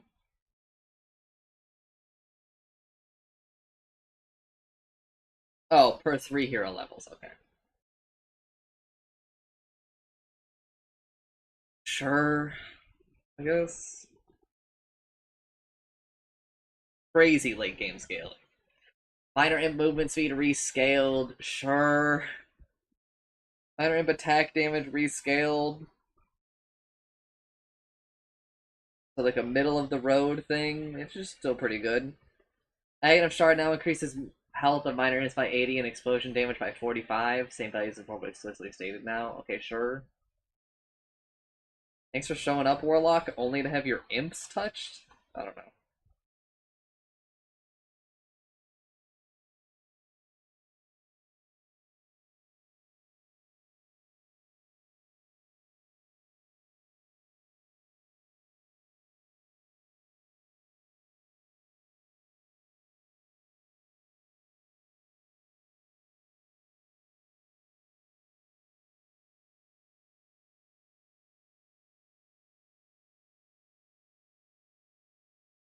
Weaver removed Rewoven, which I'm gonna be honest, I forgot what it even did. Threads of Fate, new innate. After dealing damage to an enemy hero with an attack or ability, if Weaver remains within 700 range of them for 1.5 seconds, he establishes a thread of fate that briefly slows movement of the enemy and ties them to Weaver. Each established thread of fate grants 10% bonus damage to Weaver. Thread lasts up to 6 seconds and breaks the distance longer than 900. If the enemy dies with thread of fate established, the thread's bonus linger for an additional 5 seconds. Hex linger, even if the enemy dies when the thread is about to be established.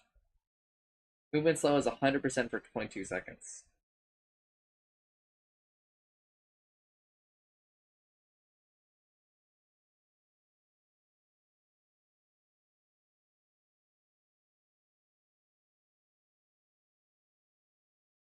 Seems pretty good.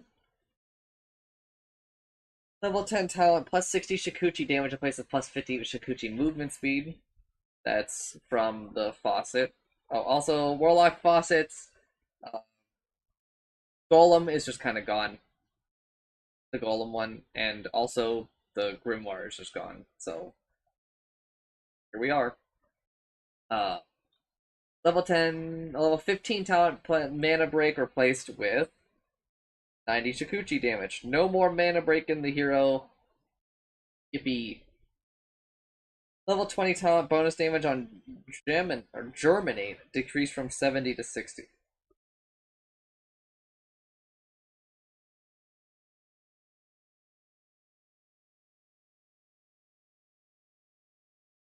I think you should probably always just take the Germinate thing.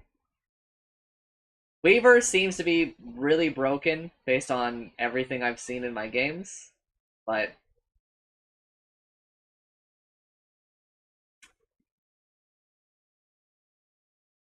I don't. Looking at like this stuff, it doesn't. I mean, Threads of Fate seems good, but it doesn't seem like it should be having the impact that I'm seeing in the game. Windrunner Base movement speed decreased from 290 to 285.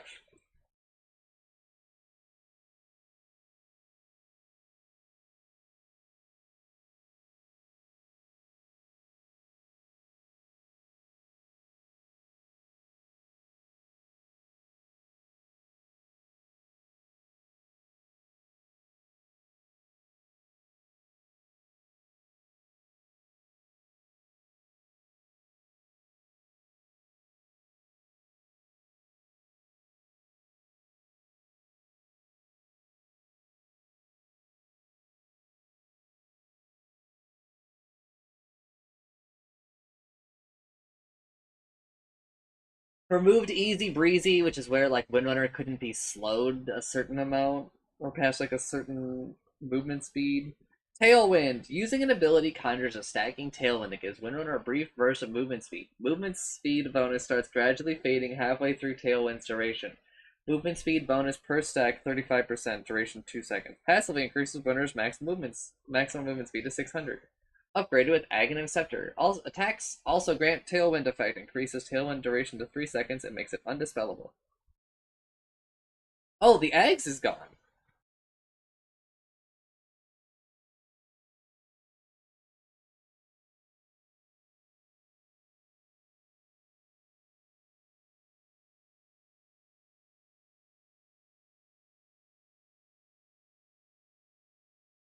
Wish it would tell me if these are independent of each other or whatever.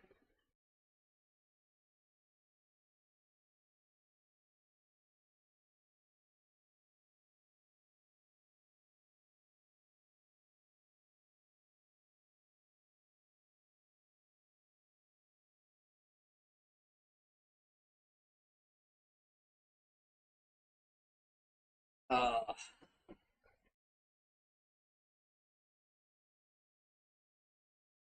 Level 10 talent, plus 4 all attributes, replaced with 0.75 second wind run duration.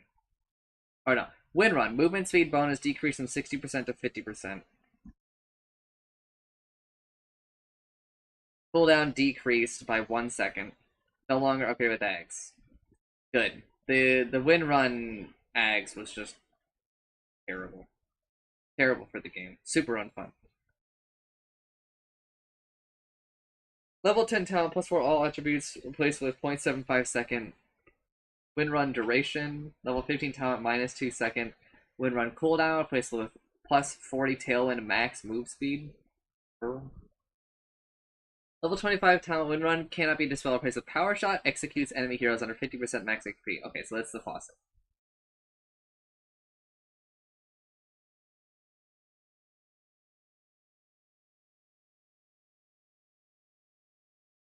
So the latched faucet is gone when where Windrunner would get damage per hero stunned.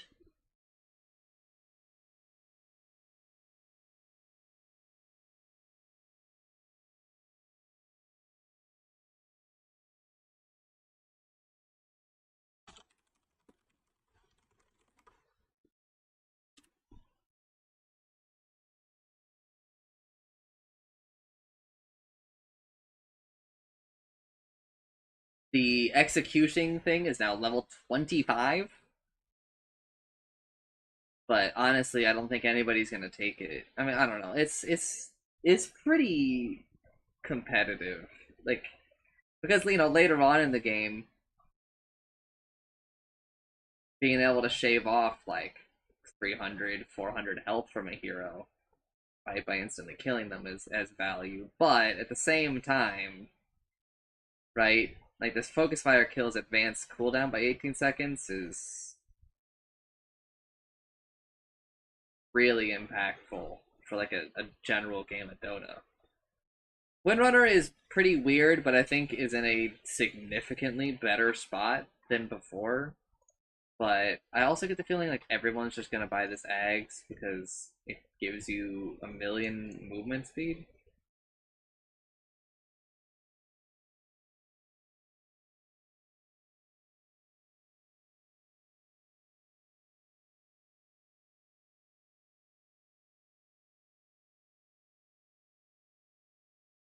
But I don't know. I don't know. Definitely an improvement.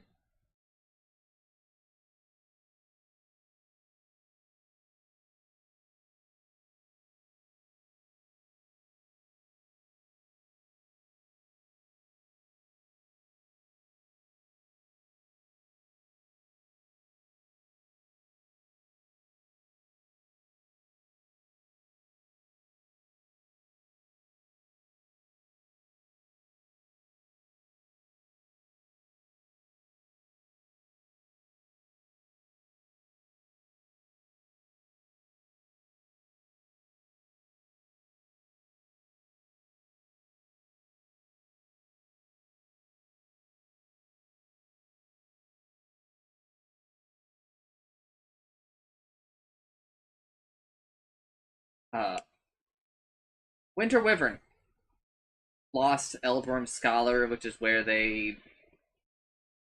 uh, they gained something for like every intelligence. They gained like more mana from intelligence or something like that. Eldworm's Edda, new innate. Winter Wyvern starts the game with Eldworm's Edda item. After 10 minutes, it can be consumed, increasing the current and maximum level of basic ability by 1. Also increases Winter Wyvern's intelligence by 25% of its base value at the time of consumption. Level 5 values are automatically calculated by applying 50% of the difference in all values between levels 3 and 4, except for the mana cost.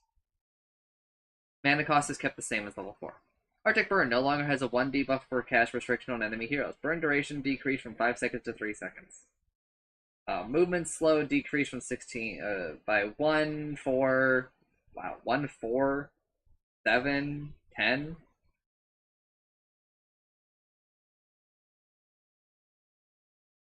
Alright, so you're rewarded like a lot more for attack speed and actually getting more of these attacks off rather than 1 per.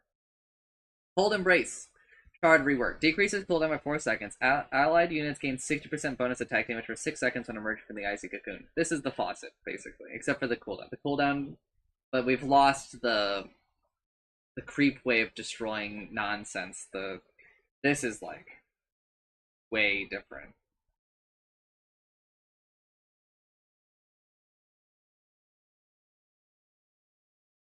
Also, Cold Embrace is the ability I think you should use the edit. But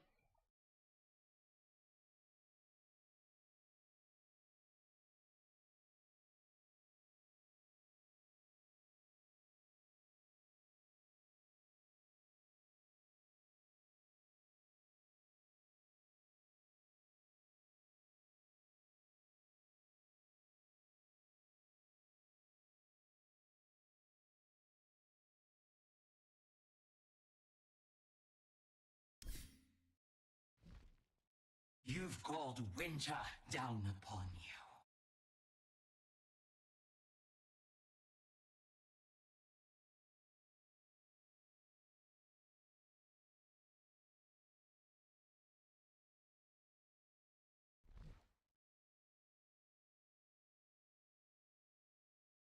I will leave that for VNM.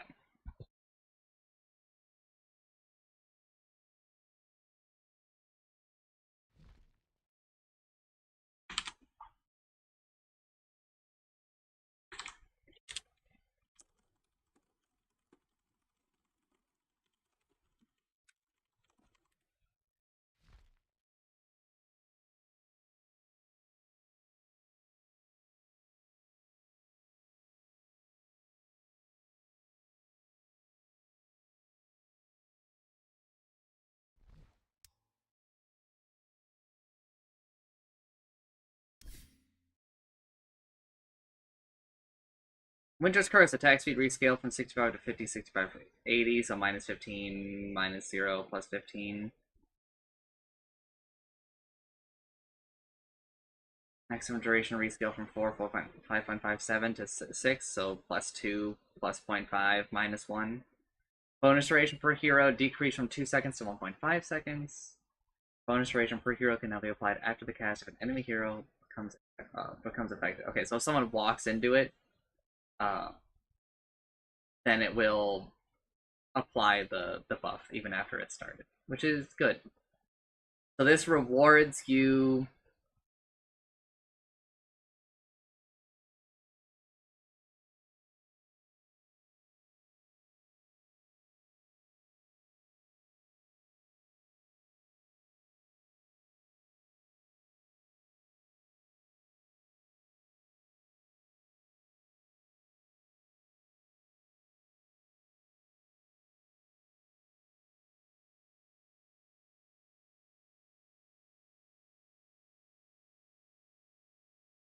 more for hitting more people.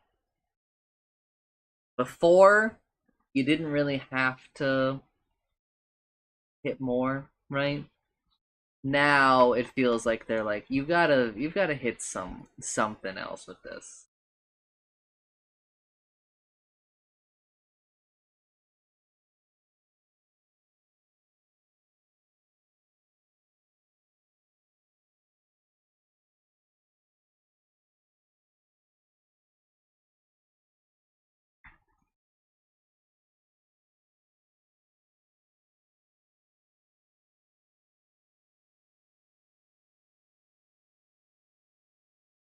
Uh, Level 15 talent splinter blast shatter radius decrease from by 75. Okay. Okay, I guess it's really competitive with each other. Level 20 talent Arctic Burn slow decrease from 17% to 15%.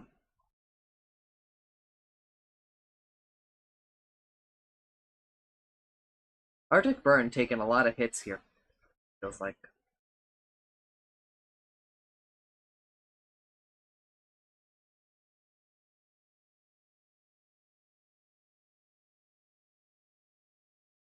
I don't know. The Arctic Burn changes feel really weird. Like in context.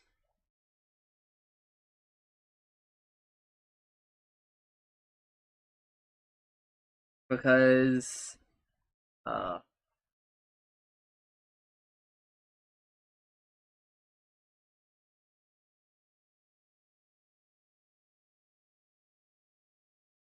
I don't know, I just don't really feel like it was super problematic. I mean, like the Ags build, it takes a lot to get going, such that I think it's like kind of worth it. The only thing that sucks about it is that it feels like there's not really much you can do.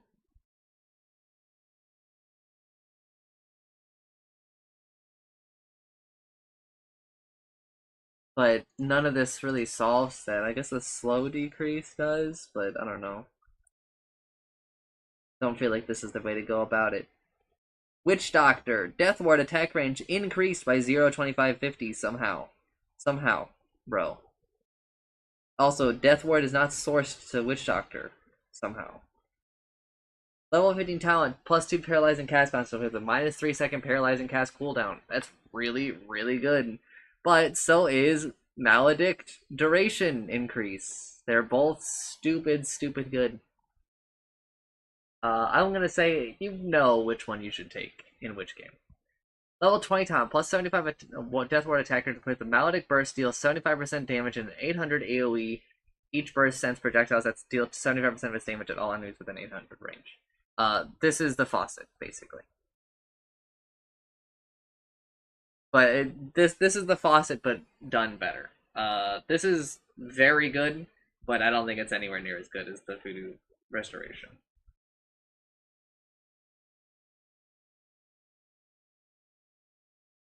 Level 25 talent, minus 6-second paralyzing cast cooldown replaces plus 6 paralyzing cast bounces. You should, I think, take the paralyzing cast bounces every game. 6 more bounces is craziness, and it's like basically impossible for the enemy team to play against. We played against it like literally one time, and it is just like game ruining. It's kind of insane the shit that it lets you do, and like the impact it has in the enemy team. I don't know. It's just unplayable. Skeleton King base armor decreased by 1. Let me keep reading. No longer Vampiric Spirit no longer levels with Ankh. Now it starts at 15%, goes up 1 per level. Sure. Wraith duration changed from from those numbers to 4.25 plus 0.25 per 6 levels. Ooh.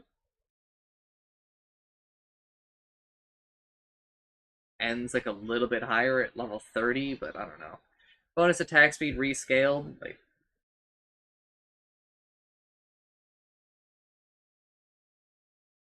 okay.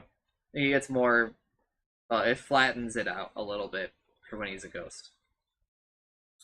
Bone Guard now always a basic ability for Skeleton King. Skeleton movement speed increased by 10. This is the faucet. The other faucet is become a shard. Now it's on crit. Critical strikes curse their target, doing 75% of the damage dealt again after a 3-second delay. Vampiric Spirit's lifesteal applies to the curse damage. Also, just as a note, it does it as pure damage.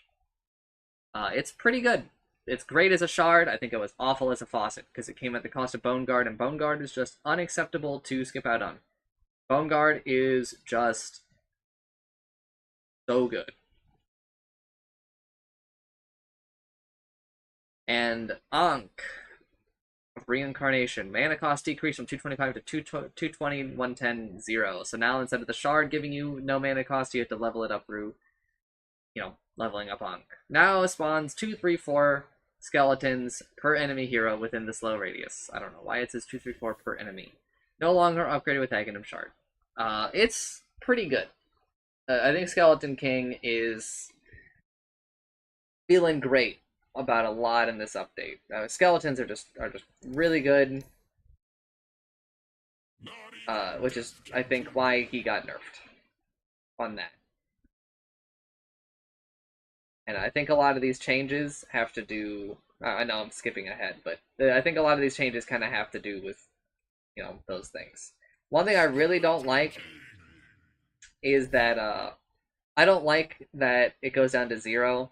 I think that Skeleton King.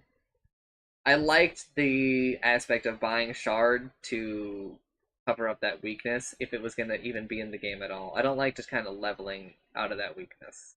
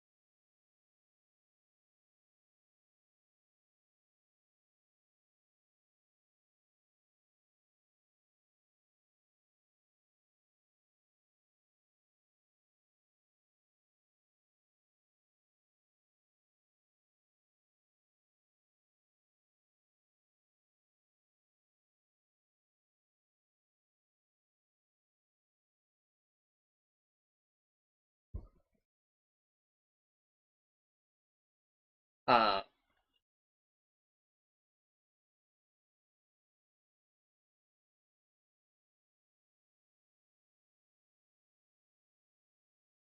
Zeus, our last hero. Base strength increased by 2.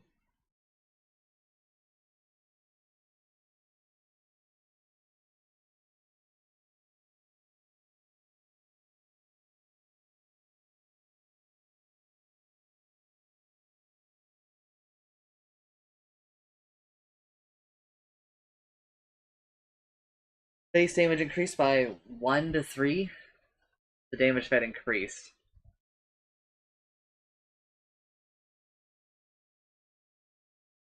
Base movement speed decreased by 10. Sick. Base armor decreased by 1.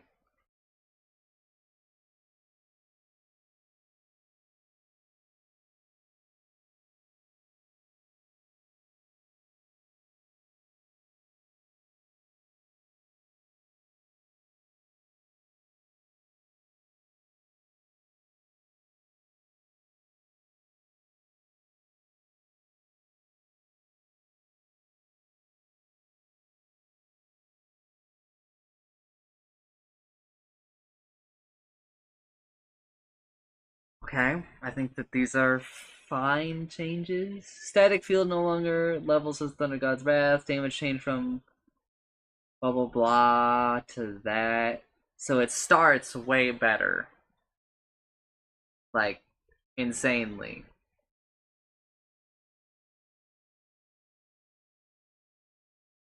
What's the catch?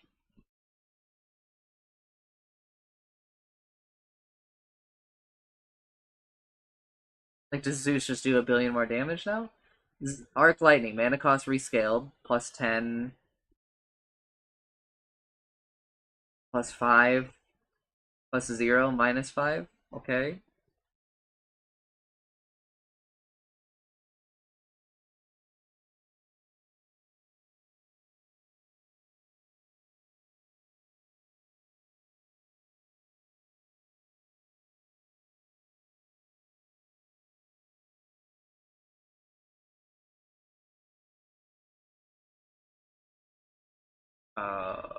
Okay.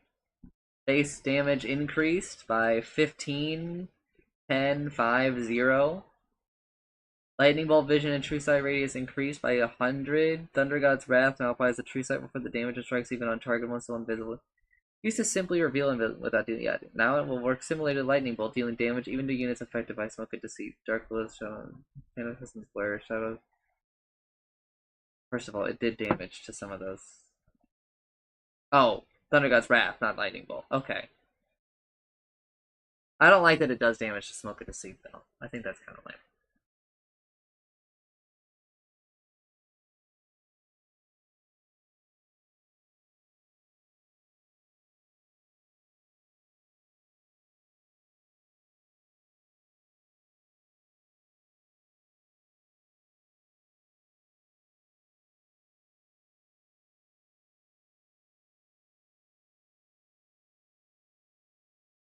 Nimbus damage source changed from Nimbus to the caster, so you can Blade Mail Zeus.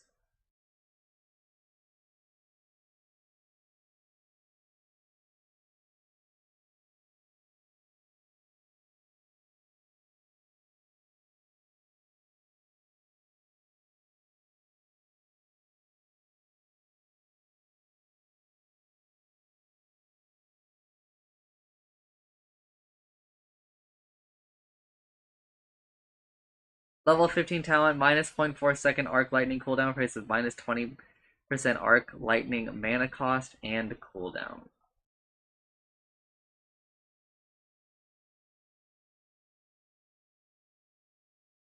Okay.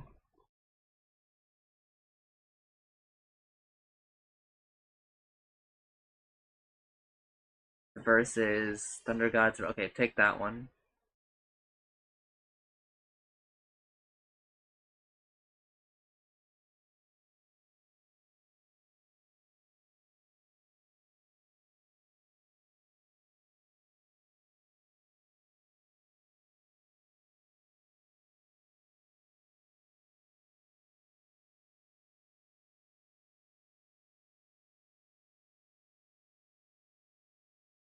Level 25 talent from plus 2% static field damage replaced with 3 heavenly. What is going on? I'm waiting for the other shoe to drop, and there's just no. He's just really good.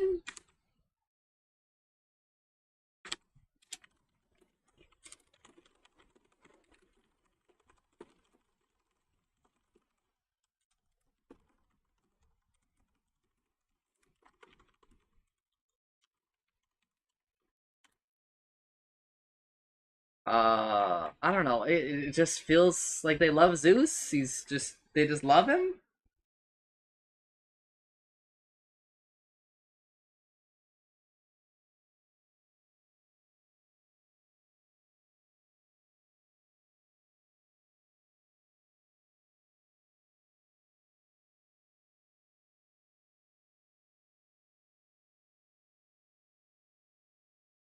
Anyway, I'm gonna go over my thoughts. And if you have any questions, ask them in the chat. If you're wondering when I'm gonna do these next 2 patches, I don't really know. Maybe over the next 2 days. Not right now. Not right now, for sure. But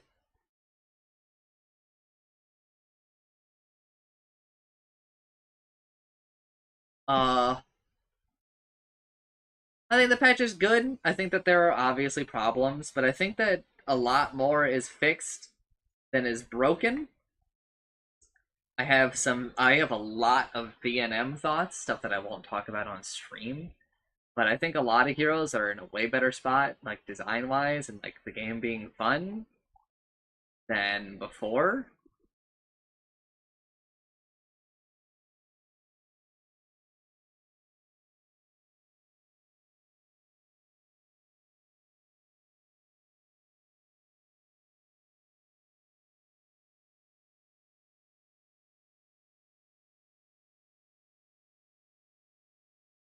But, you know, there are some standouts.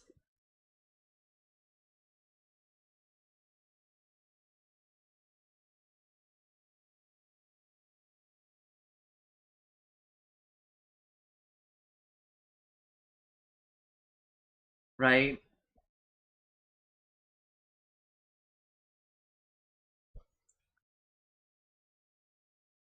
Like Shadow Shaman or Lena. I think Lena is like turbo okay.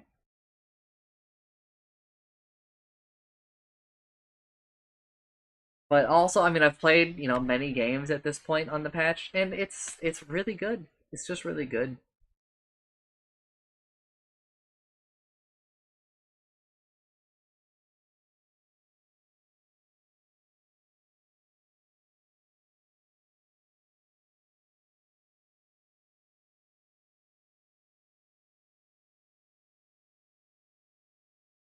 But I don't really have much else to say because I mean, I've still got two more patches to go.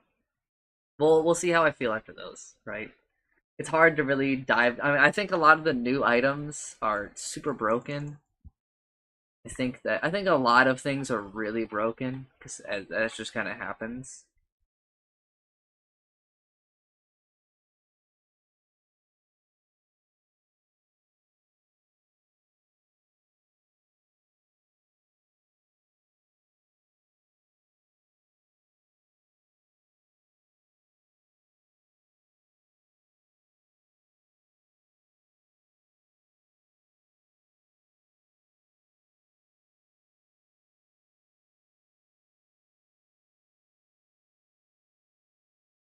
Oh,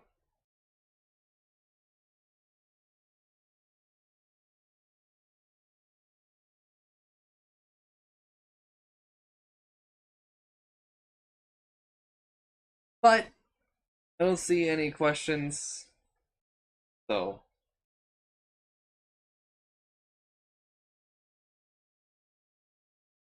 If you somehow find yourself watching the video or the whatever I say for these things, thanks for watching, and I'm sorry.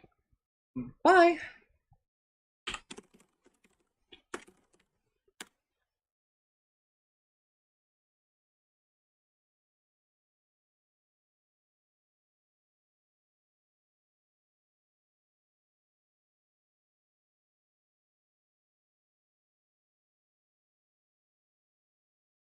Whew.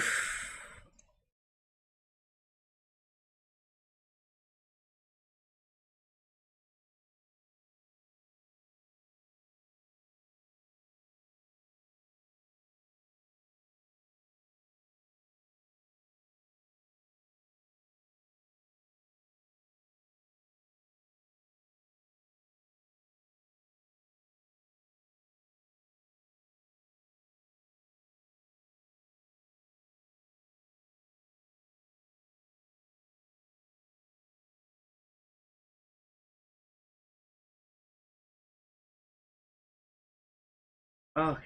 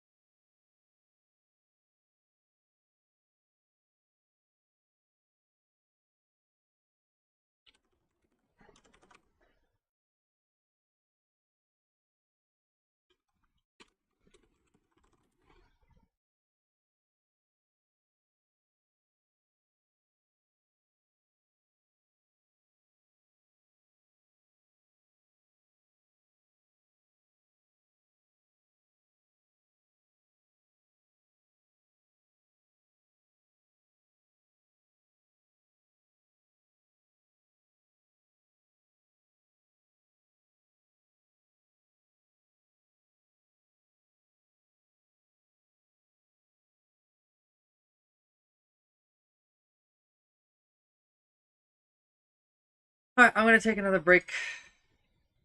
I'll be back.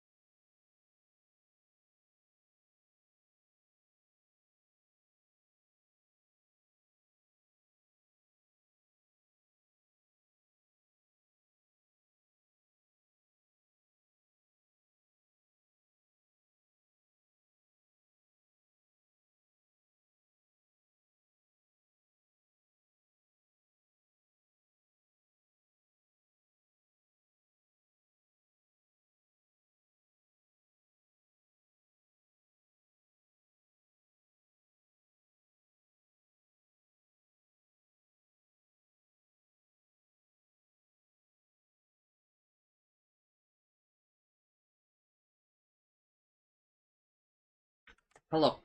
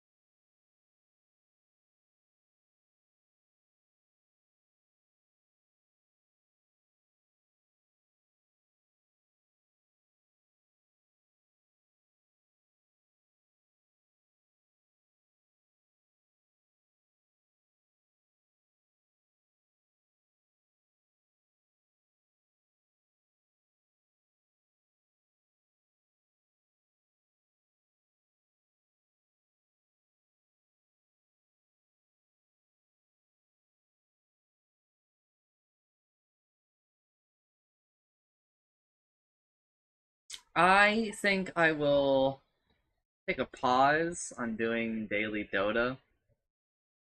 Maybe just kind of see if we roll into more gamers a little bit later. I'm gonna go play Run Aspire.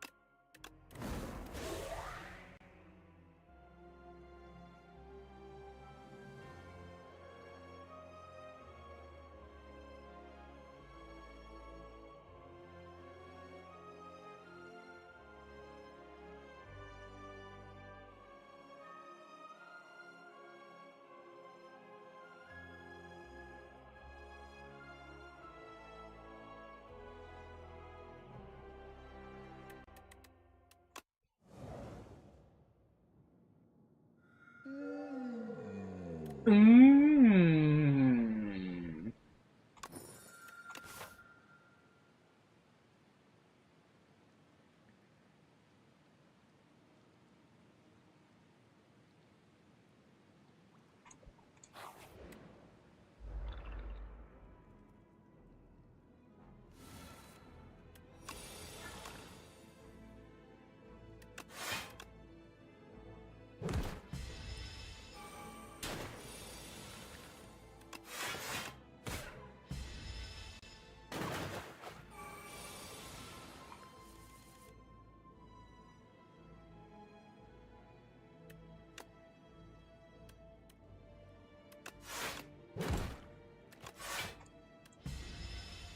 Dude.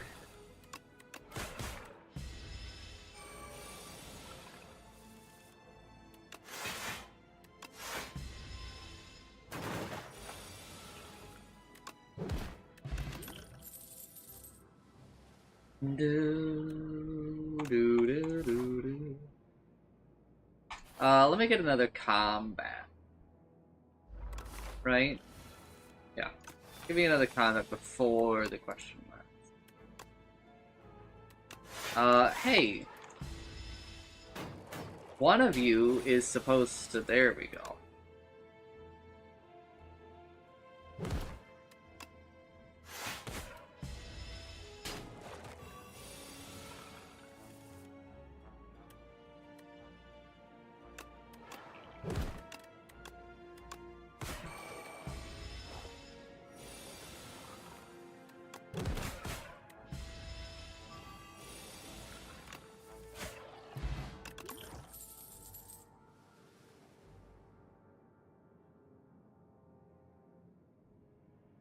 It's a curse in the deck for now, but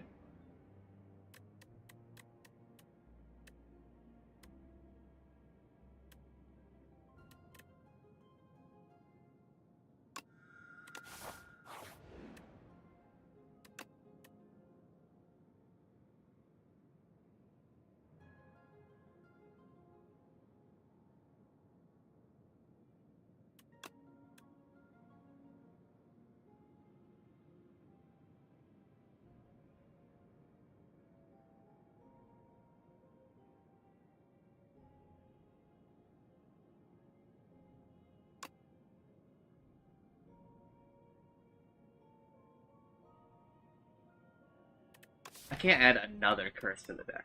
So just give me Great Lord.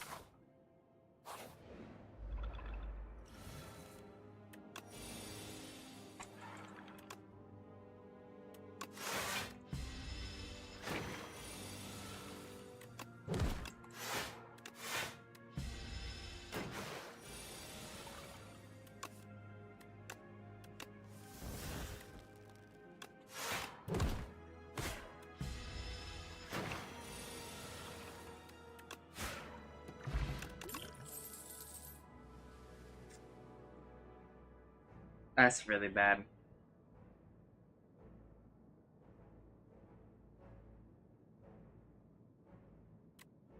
None of those are what I need.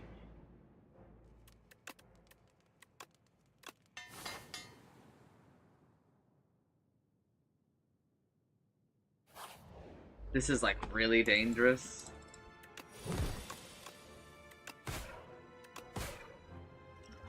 Plays that value.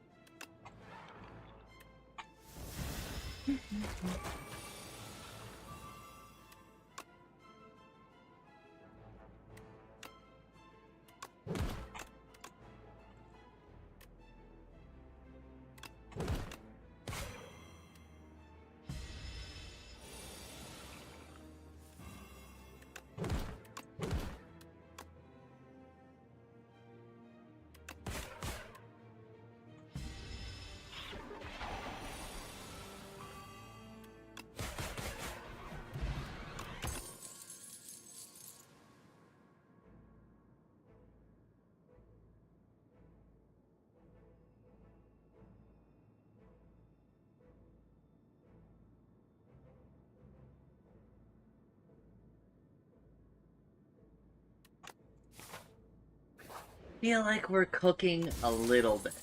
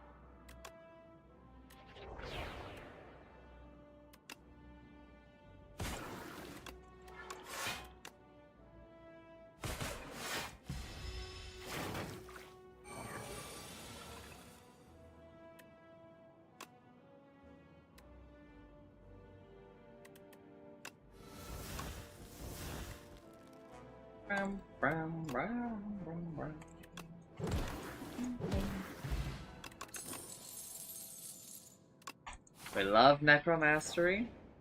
We also love Happy Flower.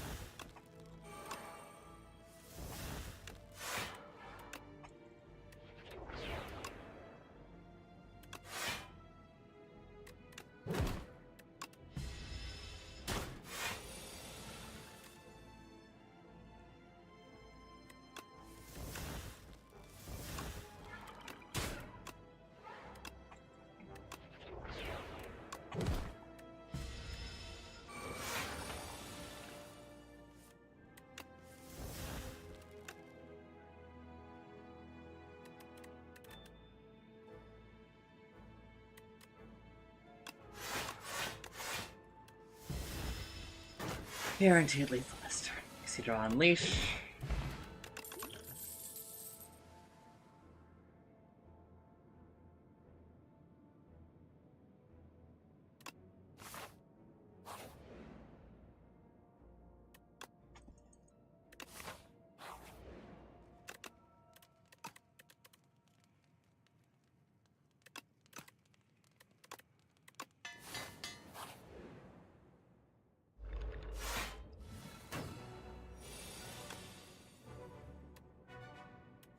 Well, goodbye, Defile.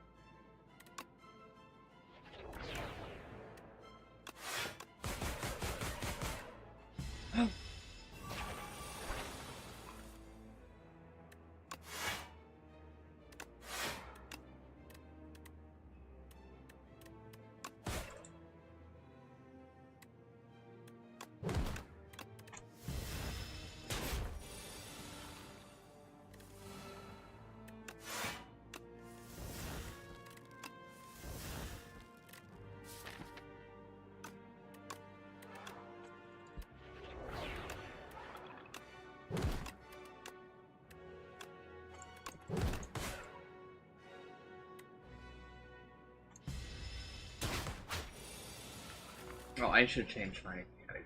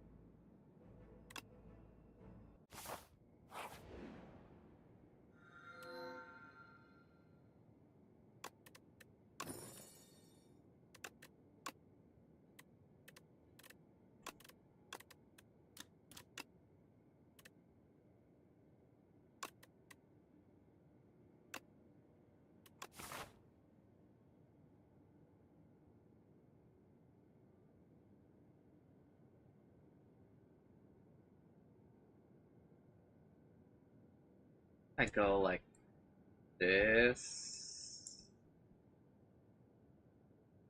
We'll see. Plenty of time to bail out.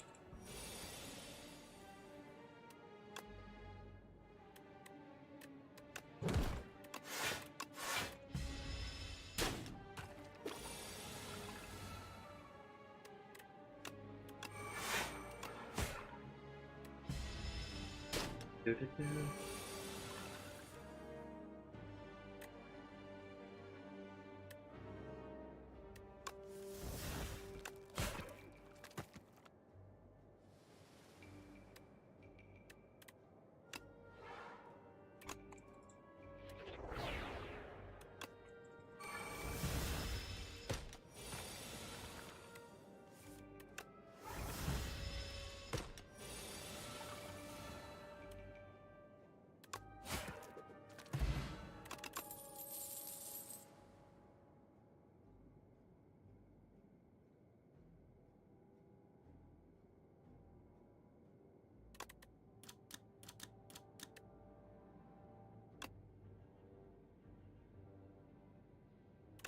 Sure.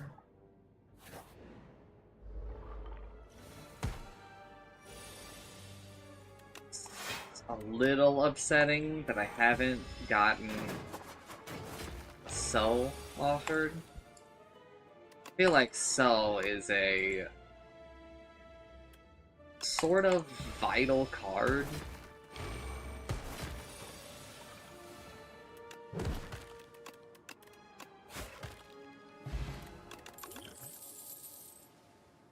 I'll take a full aggro. Yeah, I'm fine with this. Still no So. We could dupe.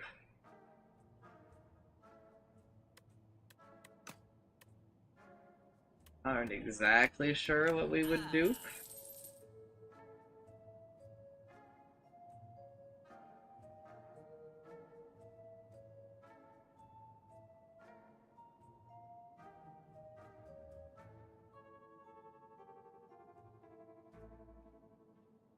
I will take a friendship. But we are gonna do. I guess Demence? Demence makes like every other Demence easier. Way to look at it. We're still pretty early. No.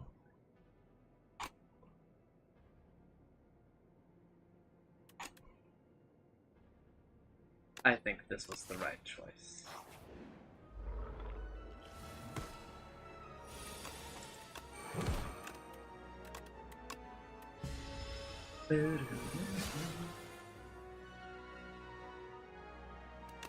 And the other nice thing about duping Demence is that you're like, okay, I missed one Demence, but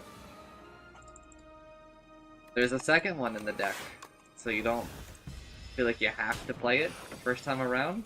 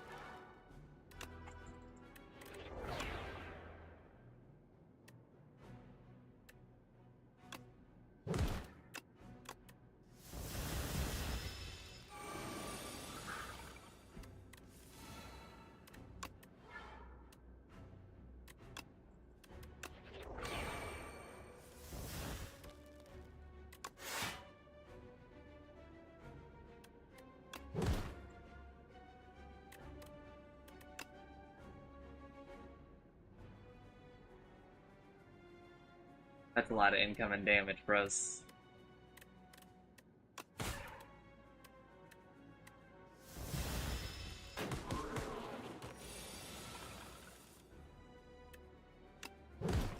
We are just going to do this to get me out.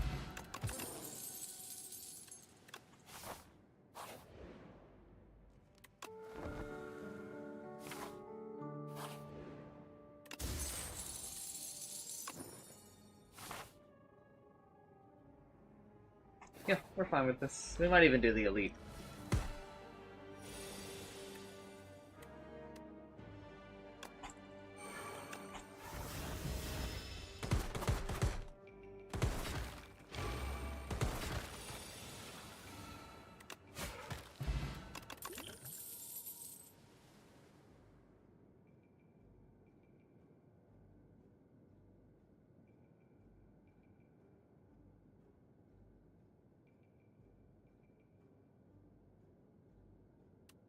Fine. Ha ha!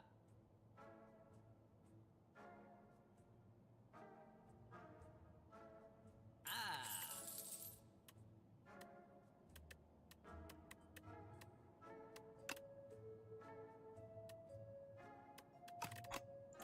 Whoa! Ah! But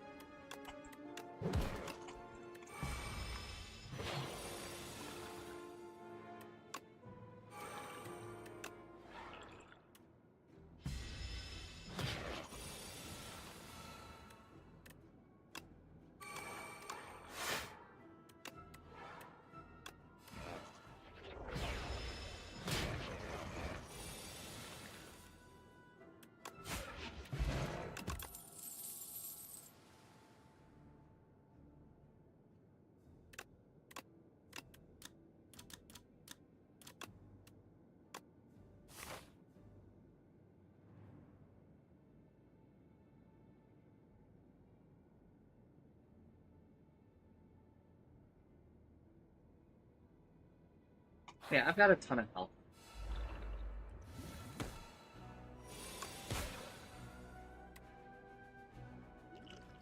That's like some instant regret, huh?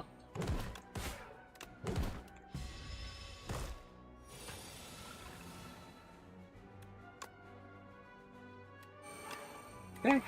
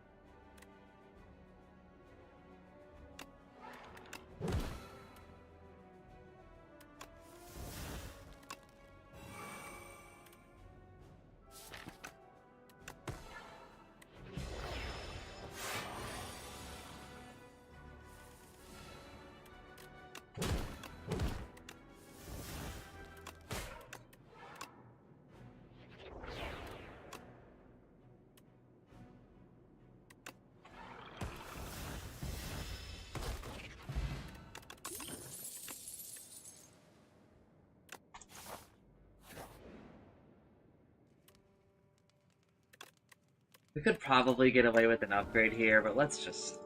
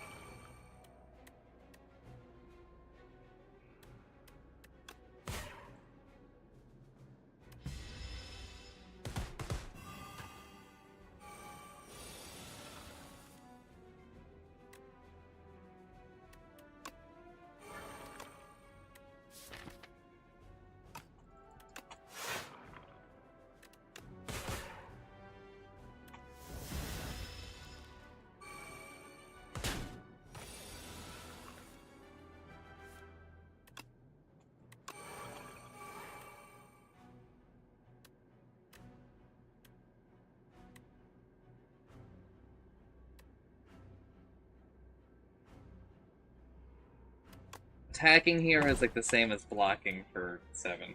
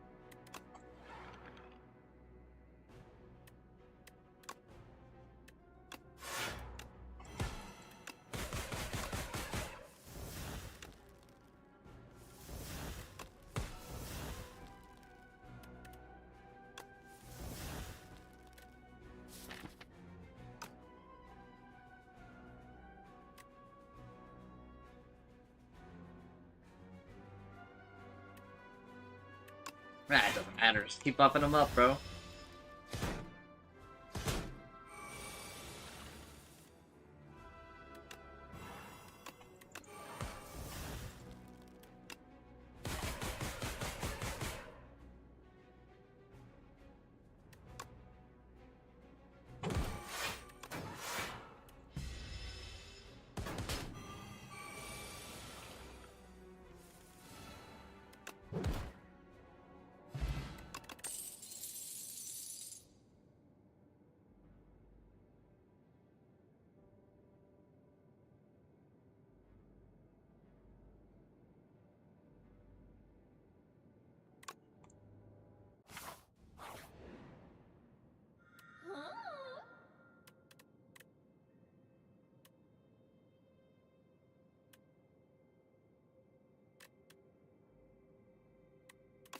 Okay.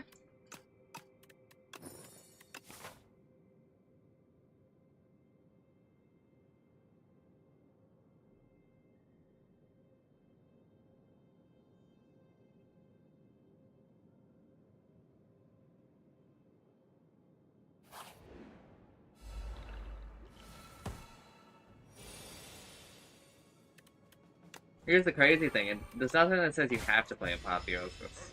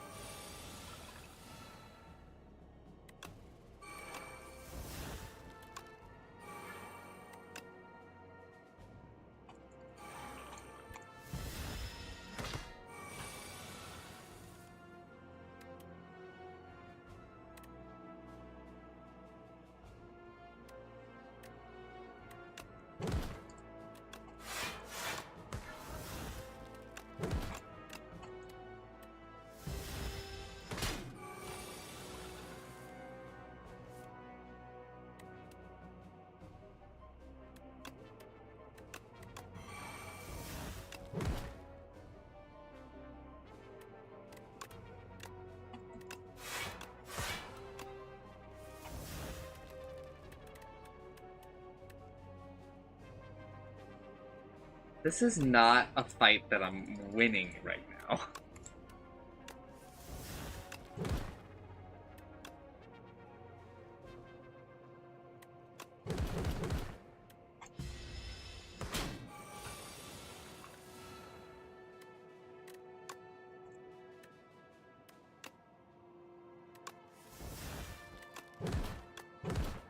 There we go.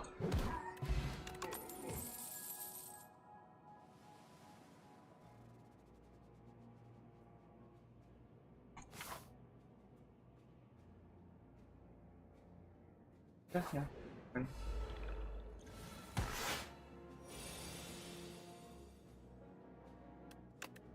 This is just another situation where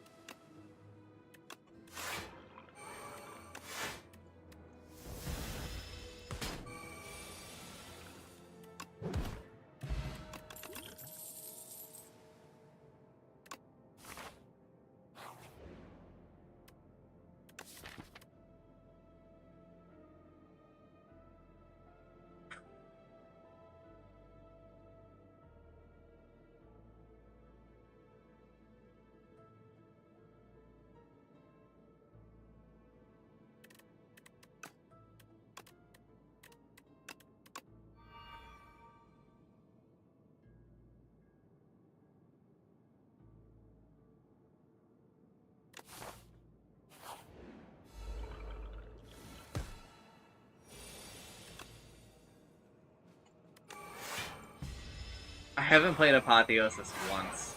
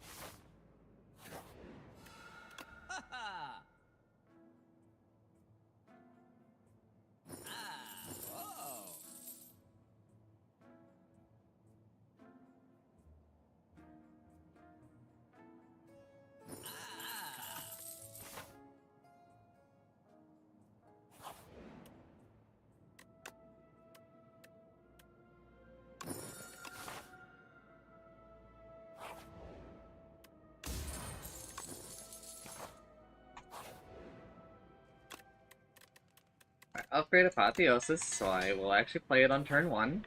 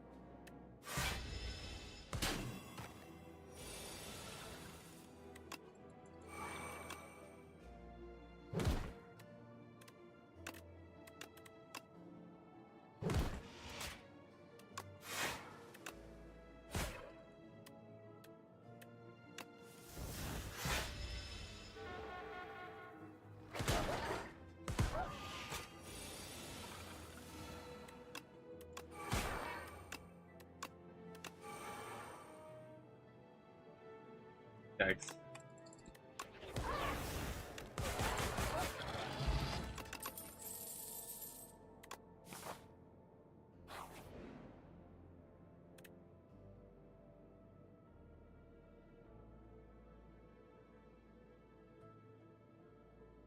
Sure.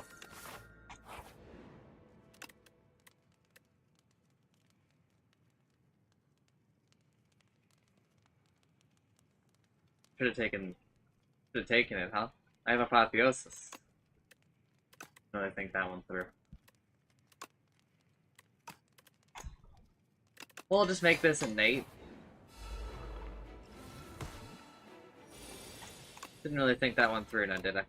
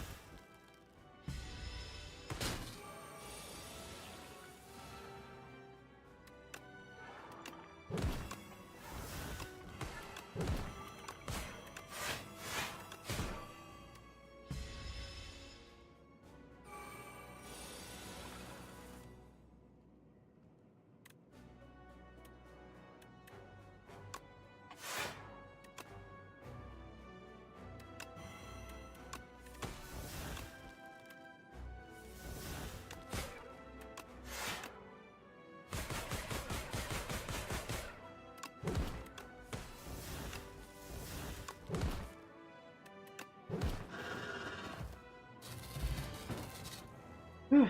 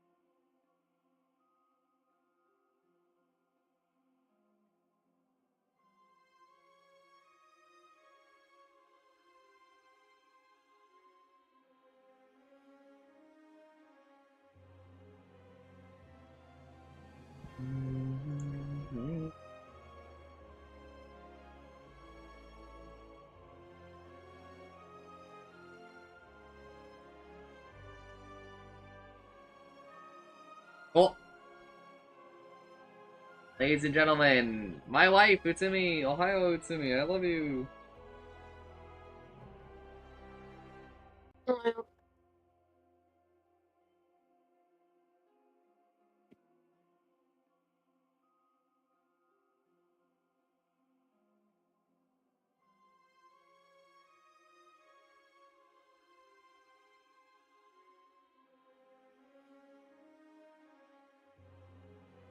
Would you like to do anything, Utsumi? Nani? 何 Actually, I need to go play Dota. 歌はいい。Oh, No, thank you. oh no, thank you.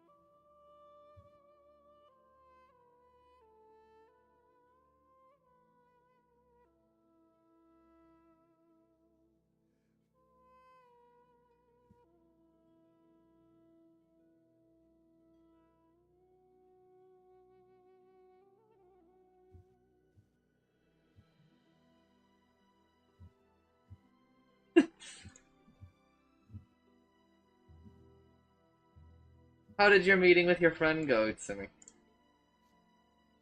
楽しかったよ。いいね。パブリックのなんか居酒屋みたいなドリンクパーティーみたいなワールドだったけど。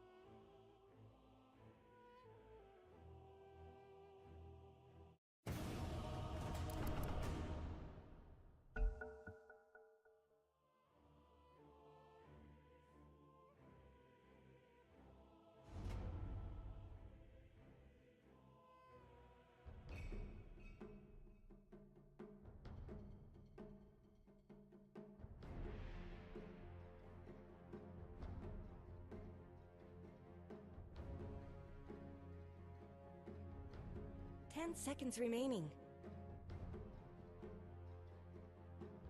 5 seconds remaining.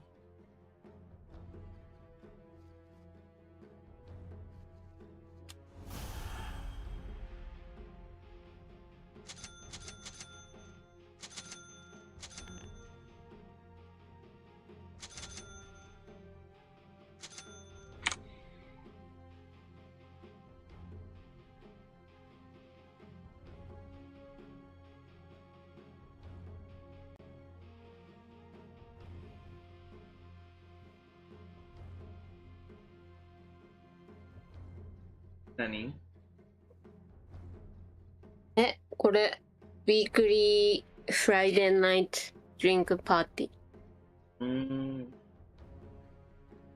ホワイトヘアのラビットが友達、フレンド。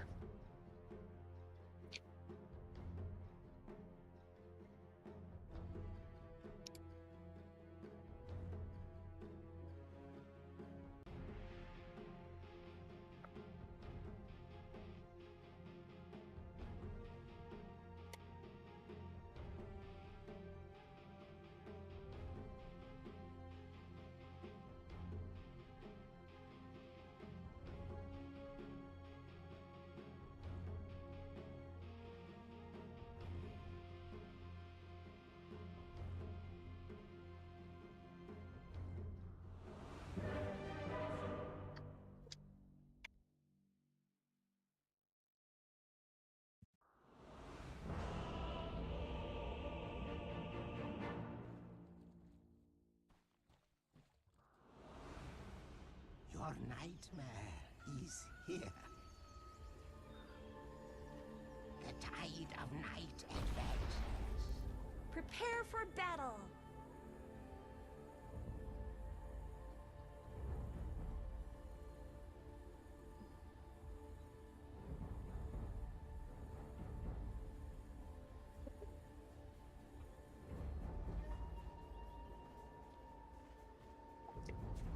If I must.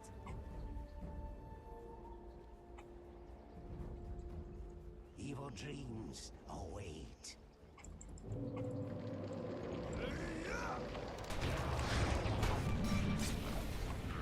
First blood! First blood! And it's already icing over. Indeed. 30 seconds to battle. Most certainly.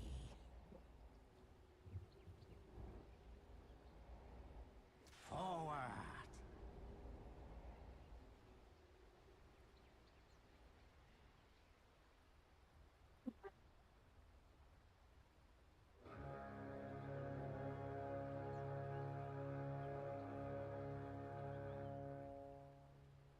This ain't no snowball fight.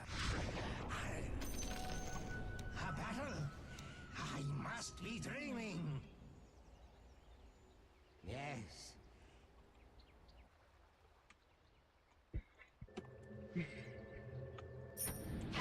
Sleep no more.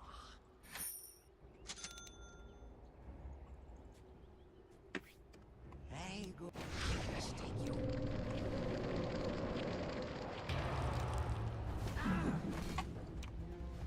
It is time.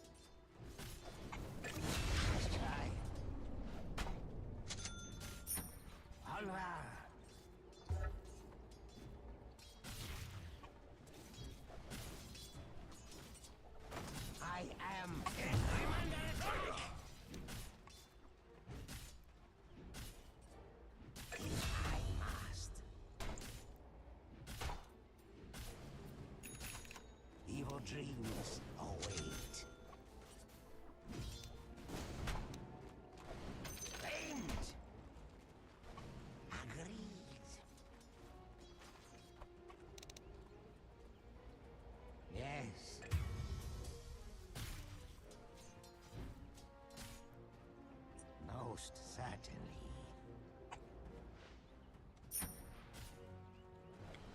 Forward.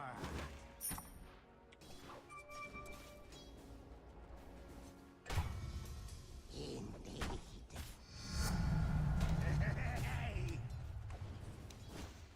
I go.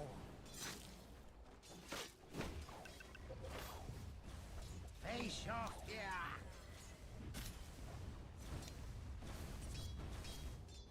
Very well.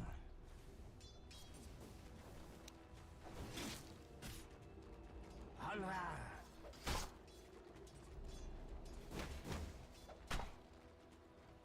I'll own your soul. Most certainly.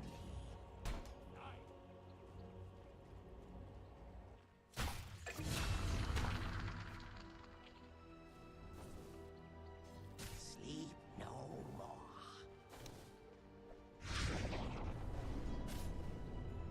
If I must. Agreed.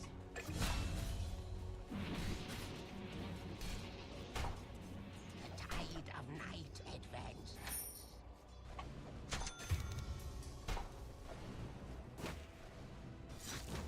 Forward.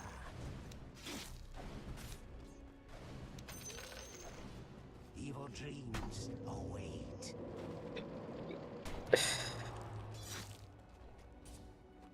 Indeed.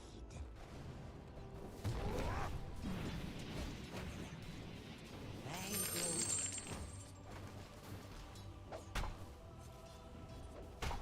Yes.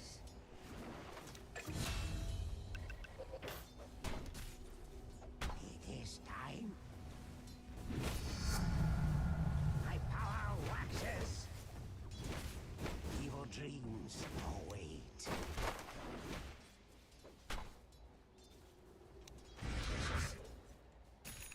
I go.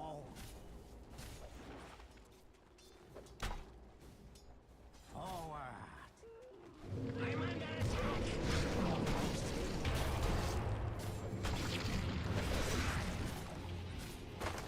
Most certainly.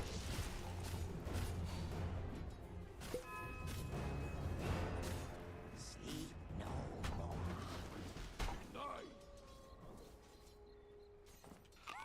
It is time.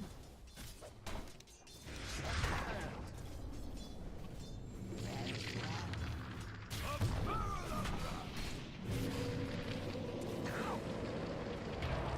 Die, you. Your middle tower is under attack. I don't think you want that to happen. The tide of night advances.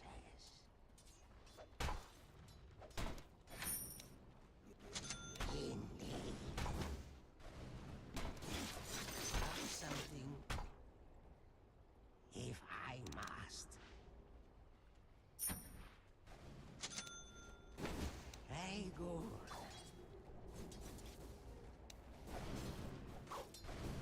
Pain falls upon you. Let the bodies hit the floor. Onward.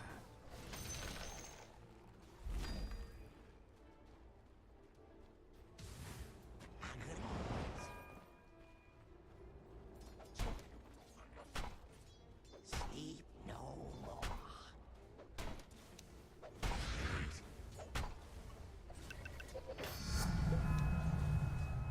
Evil dreams await.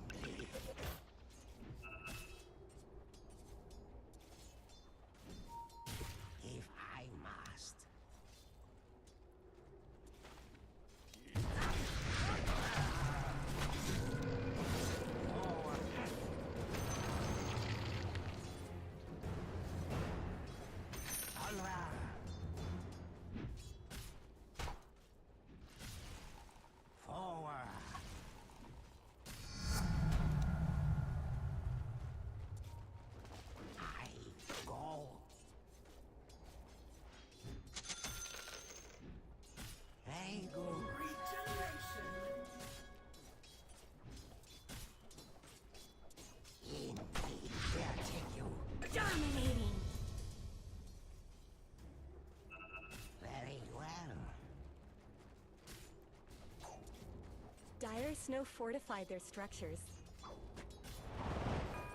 Sleep no more.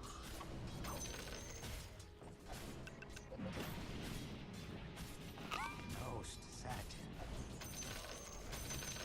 Don't let your middle tower fall. Evil dreams await. If I must. Night terrors!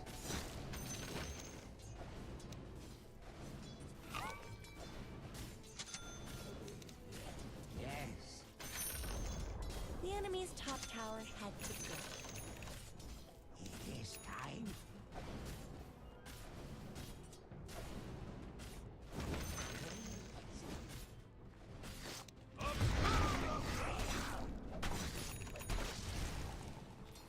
The tide of night advances.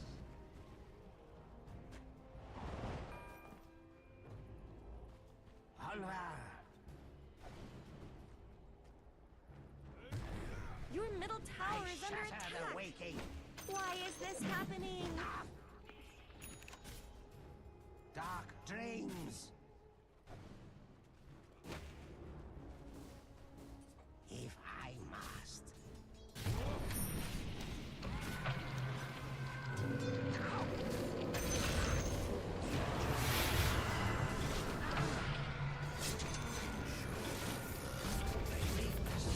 Plan.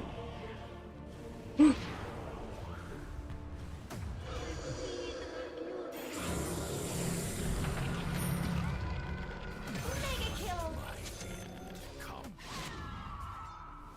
Denied. It looks like Dire fortified their structures.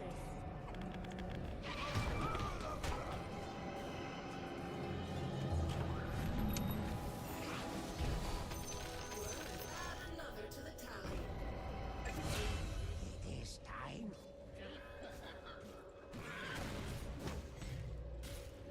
Very well.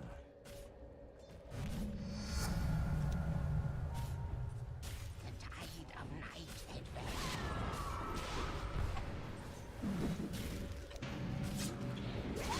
Unstoppable!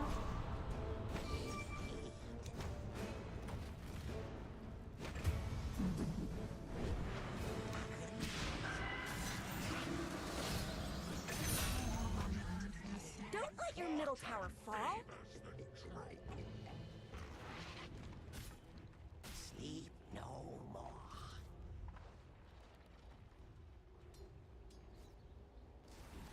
Forward.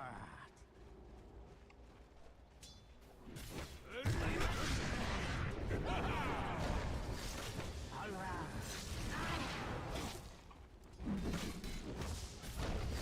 Oh.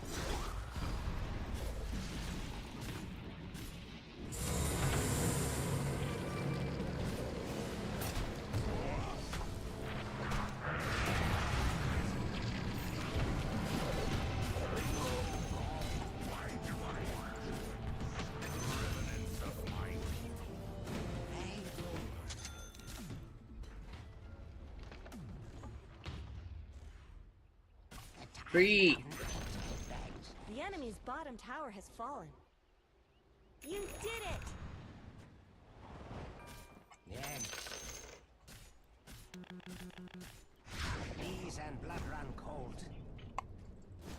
If I must. Agreed. A pall is cast. Sleep no more. Very good. Let's talk about your top tower. Evil dreams await.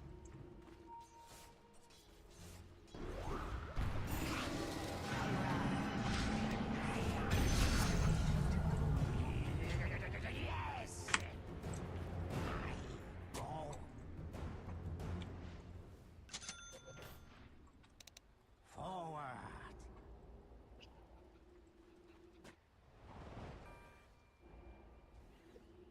Indeed.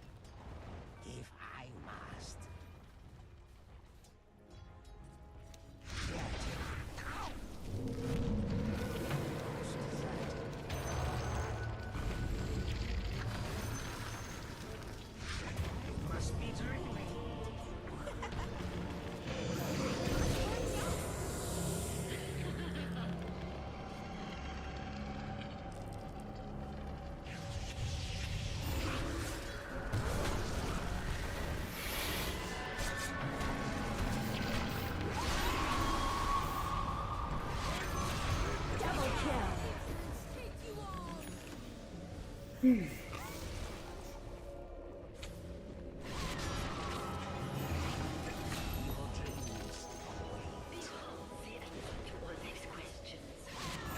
spree.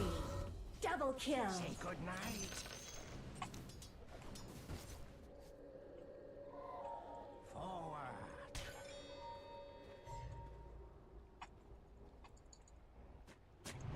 I go.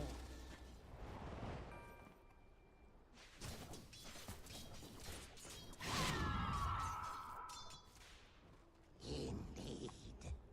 The Queen will thank you later. The tide of night advances.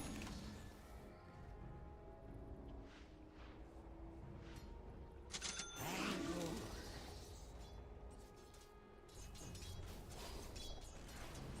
Attack.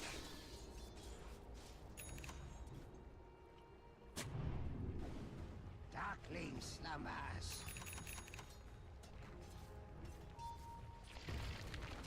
Onward.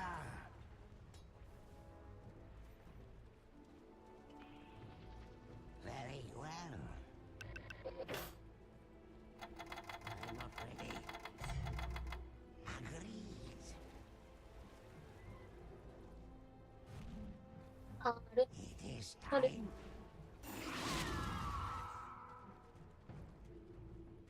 If I must. Very good.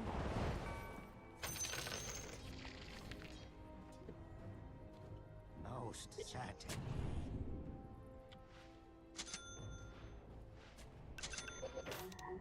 Very well.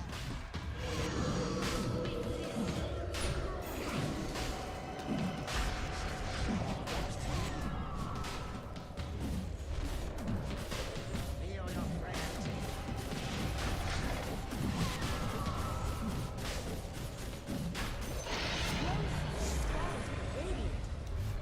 Your middle tower is under attack.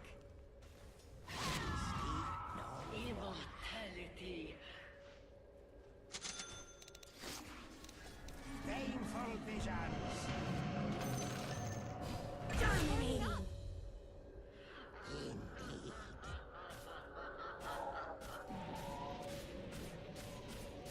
Forward. Your top tower is under attack. Evil dreams await. Dire structures are fortified. Let's talk about your top tower.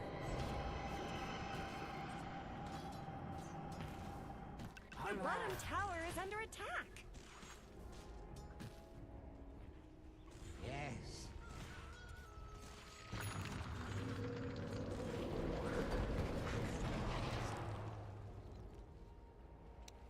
Sweet dreams.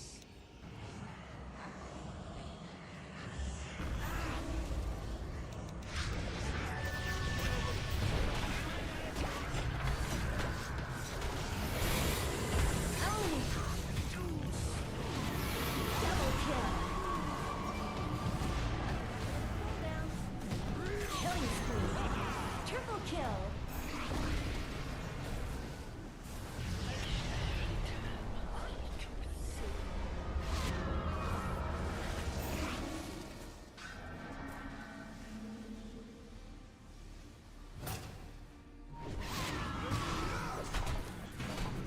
Dominating. My liquor. Awake from dark dreaming. Now that you've Most collected your certainly. thoughts, let's do this.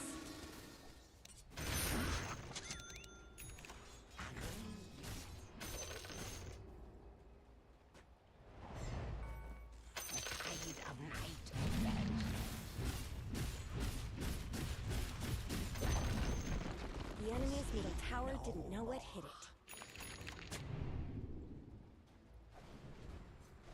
I go.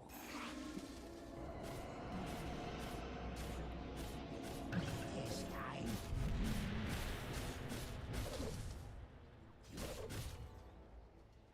Forward.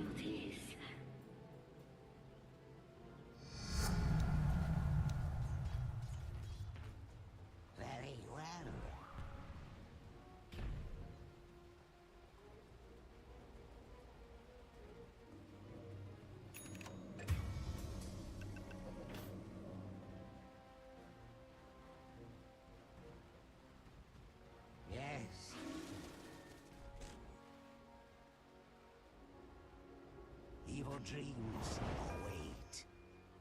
Your bottom tower is under attack. Your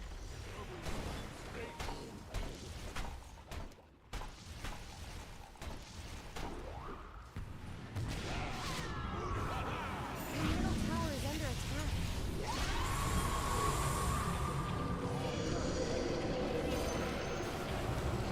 Your middle tower has fallen.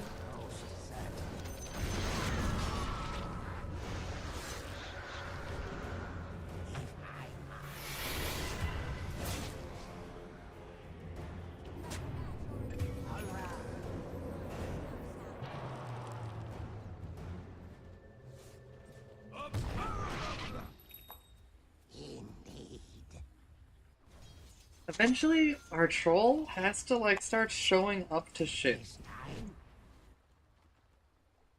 Just endlessly. Farming. Evil dreams await.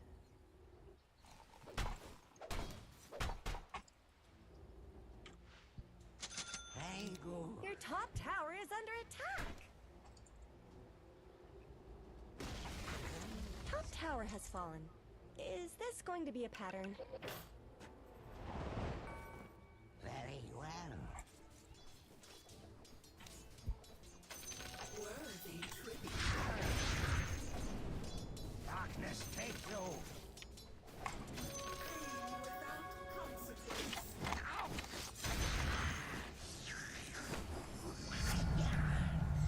Forward.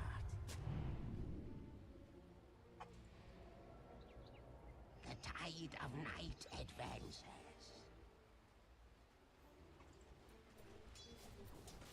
Sleep.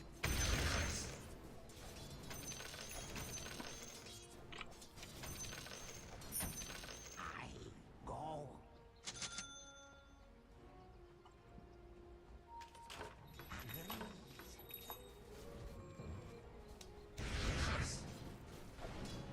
By the echo of Nectasa.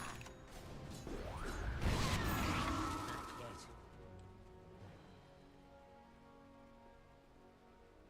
Most certainly. You really should look at your bottom tower. Yes.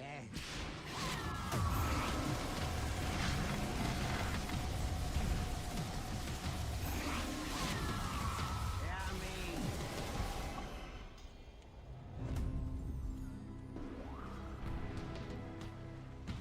Very good.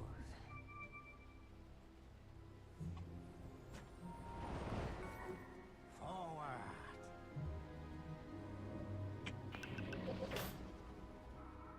Onward.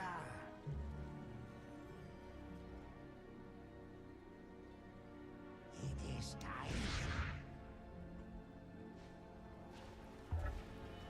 Sleep. The enemy's top tower just shattered into little pieces. Very well.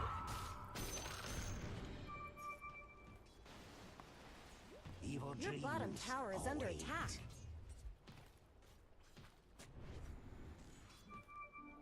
Indeed. You really should look at your bottom tower.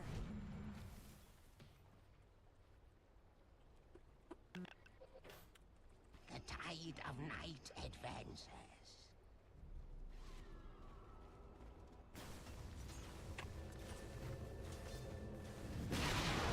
Your bottom tower just fell.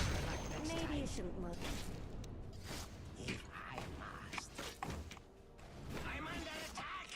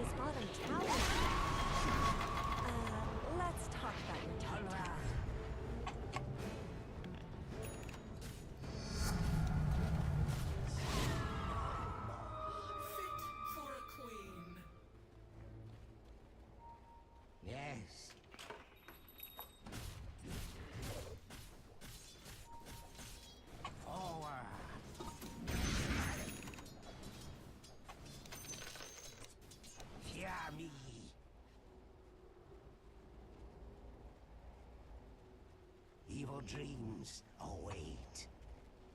Yes. See in your dreams.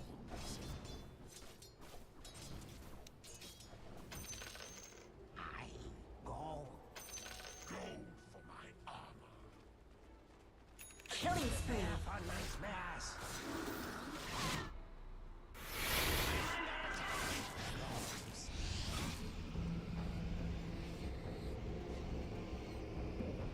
Very good.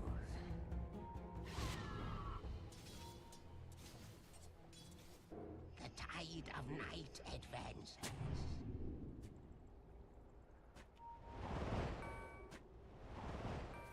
Indeed.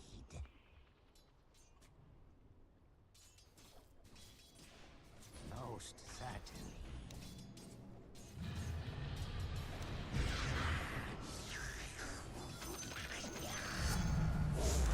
Power to me.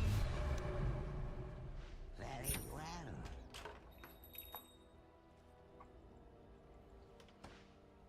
The tide of night advances. Speed of sound.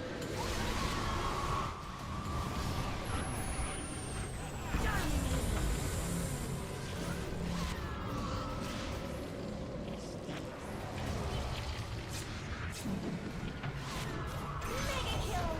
Double kill.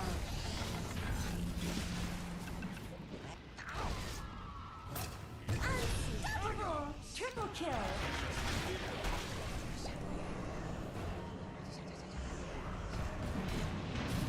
Killing spree. Onward.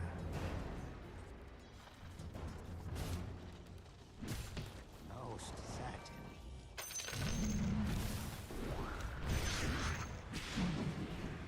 If I must.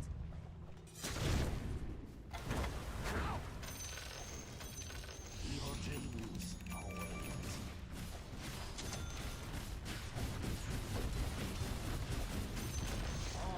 The enemy's middle tower has fallen. The enemy's middle barracks have fallen. The enemy's middle barracks are no more.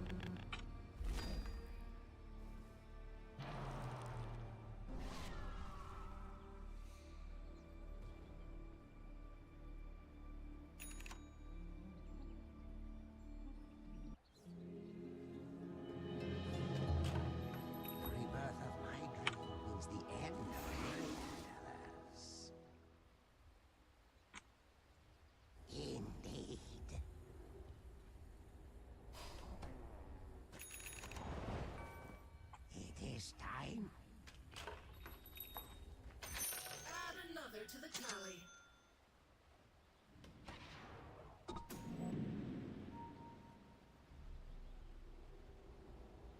If I must. Wicked sick! Forward. Ready. Onward.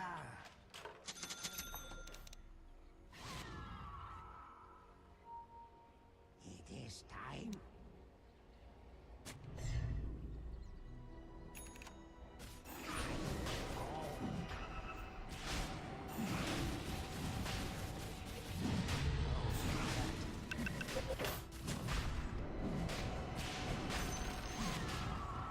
Very good.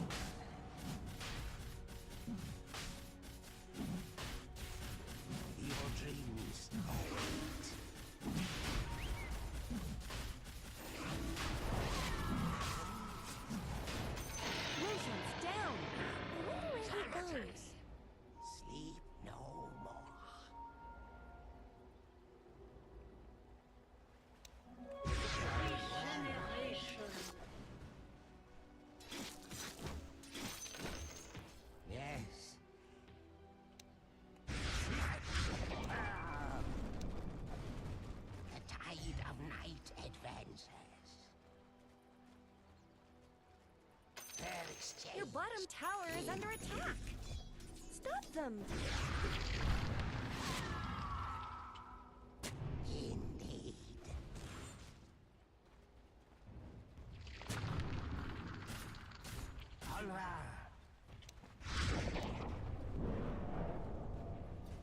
Evil dreams await. Your bottom tower is under attack.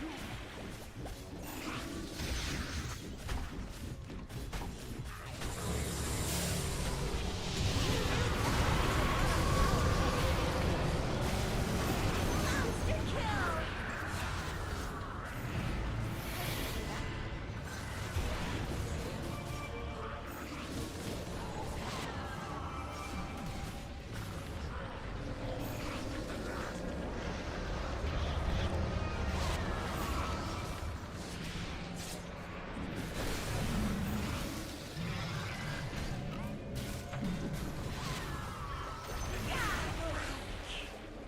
Killing spree.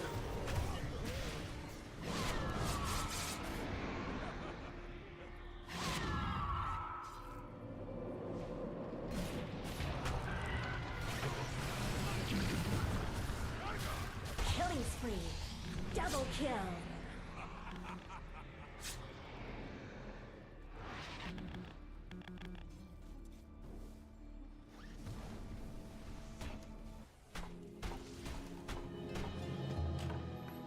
I guess Radiant fortified their structures. Sleep no more. Maybe 4. Very good. Vicious.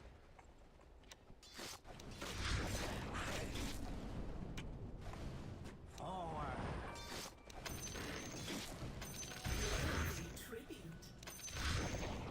Attack.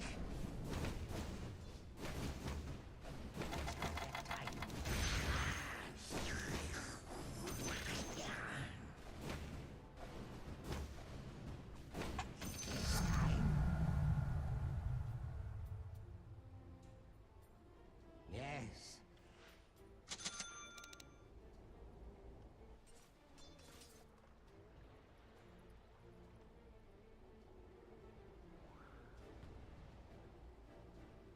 The tide of night advances. Yes. I go.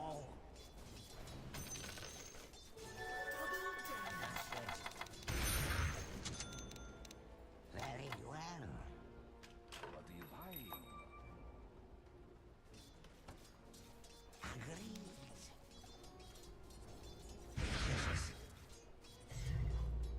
If I must.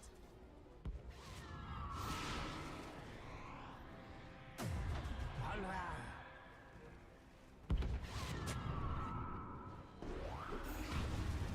I go.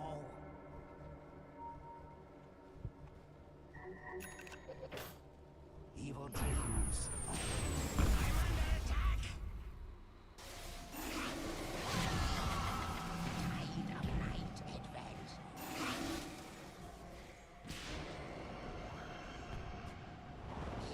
Indeed. Yes. Agreed.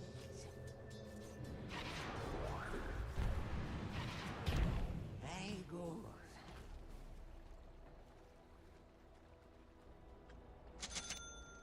Yes.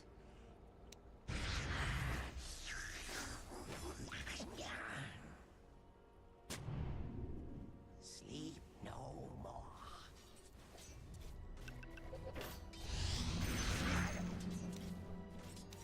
Forward.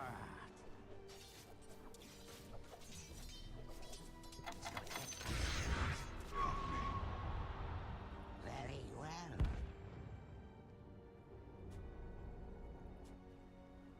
It is time.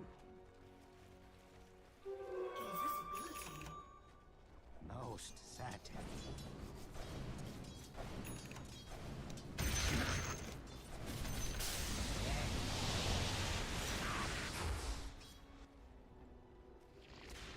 Sleep no more.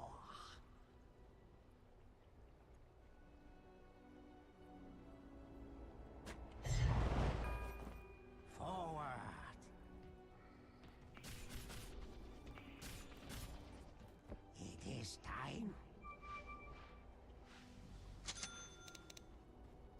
Very good.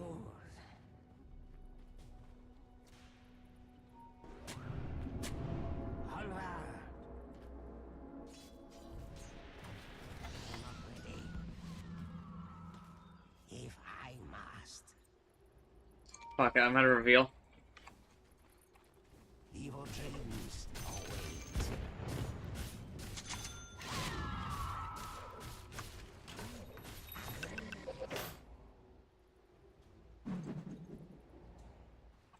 I go.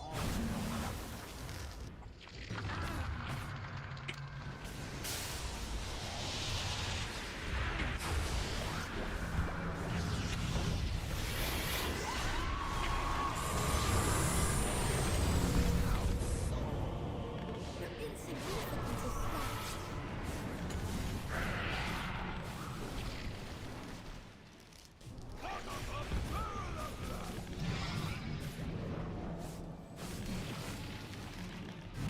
Dominating.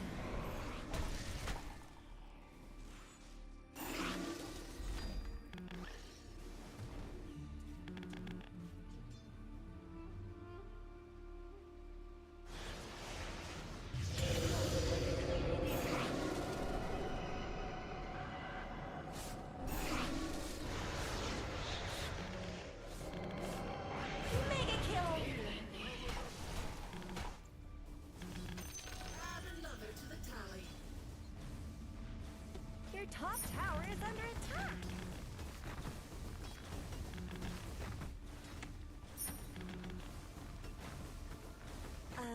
Let's talk about your top tower.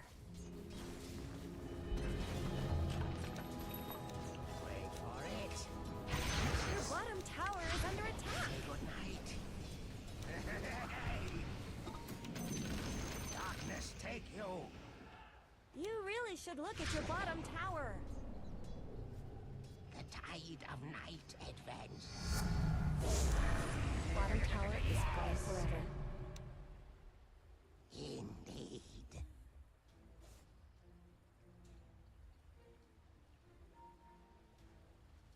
Most certainly.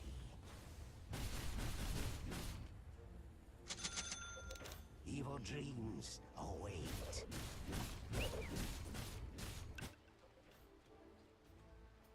This time.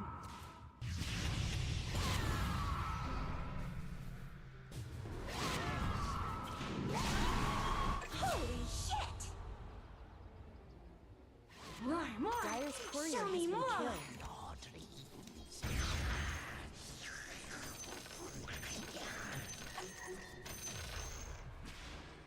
Very good.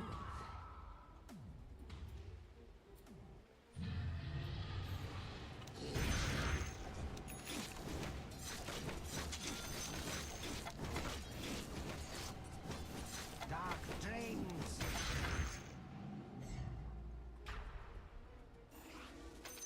Radiant took down Roshan. I trust there was a good reason. I am here.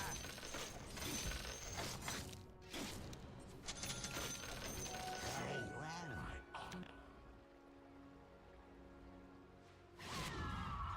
Agreed. I go.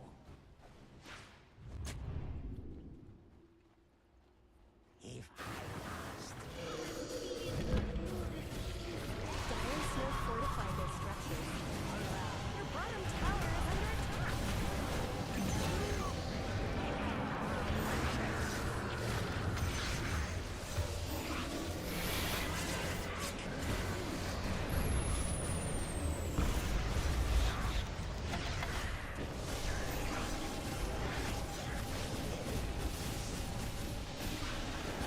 Unstoppable! Wicked sick!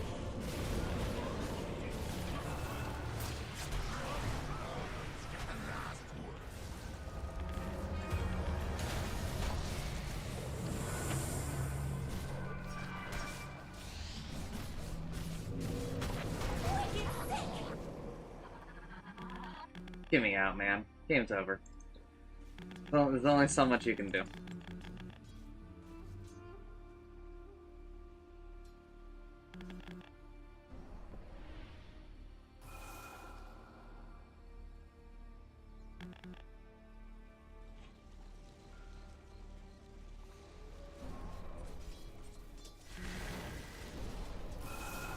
Your bottom tower is under attack.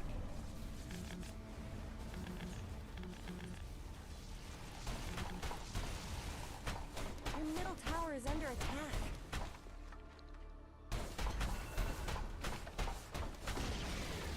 Middle tower is down. You just let them... Ah, that would explain. Radiant structures, snow fortified. You really should look at your bottom tower. Your bottom tower has fallen. Your middle tower is under attack. Your middle tower is gone. Your middle barracks are under attack. Your middle barracks are fallen. They've been evacuated. The enemy is attacking the middle barracks. Double kill.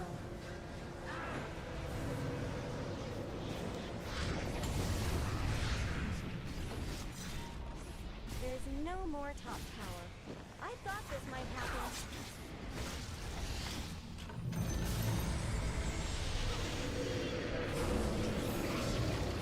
Dominating.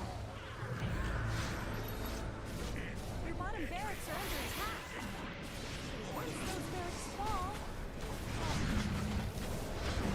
Monster kill!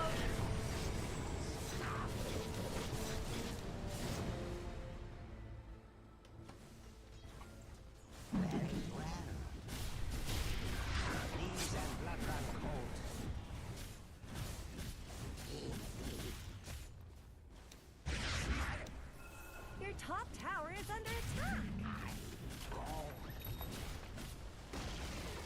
Your top tower is fallen.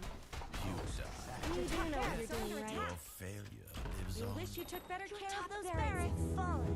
The enemy now has mega creeps. I don't like the looks of that.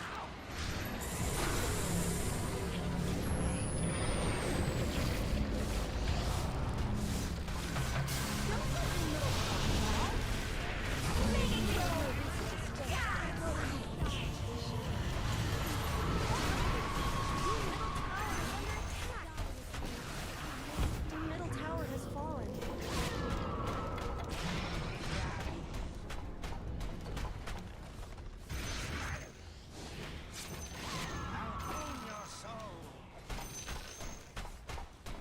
Your middle tower is under attack. Radiant have fortified their structures. Middle tower is down. You just let them... Your ancient is under attack!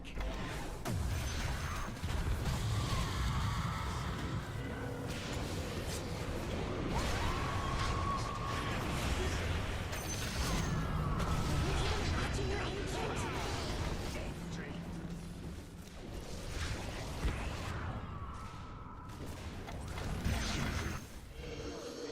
Your ancient is under attack.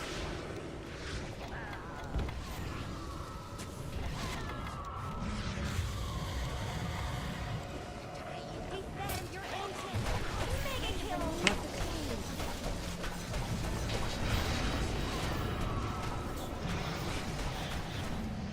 Your ancient is under attack.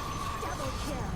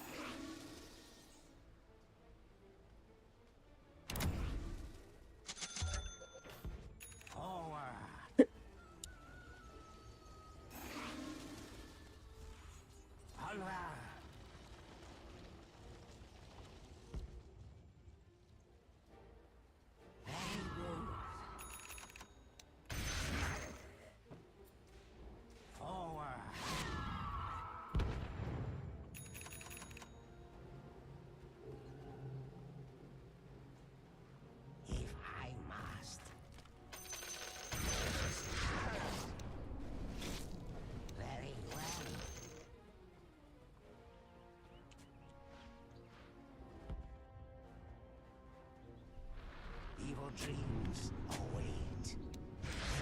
Knees and blood run cold. I shatter the waking. ごちそうさまでした。本当に助かりましたわ。 Thank you for the tier 3 reads of it. Most certainly.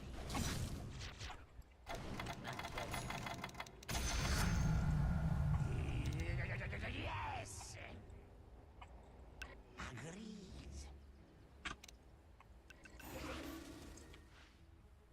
Yes.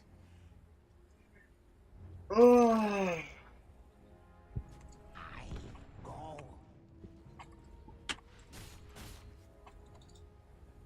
The tide of night advances.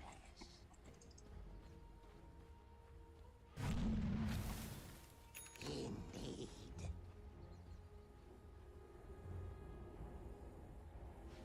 Sleep no more.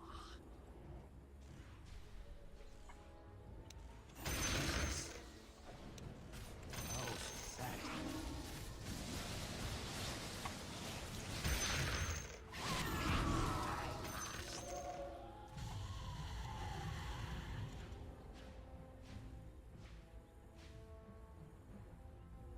Sleep no more.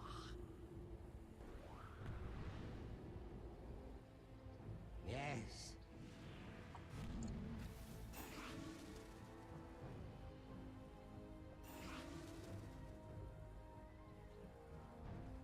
I go.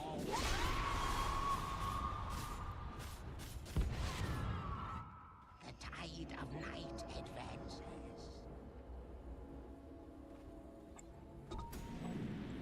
Evil dreams await.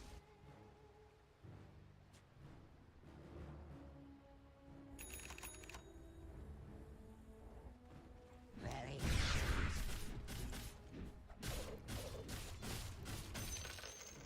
very good. Power flows to me. Indeed.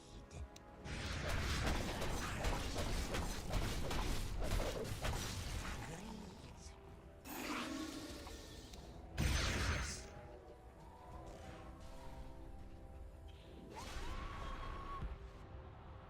It is time.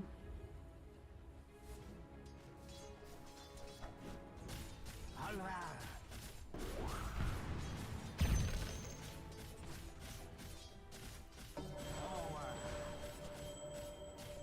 Roshan's down. I touched an Aegis once. Immortality! Most certainly.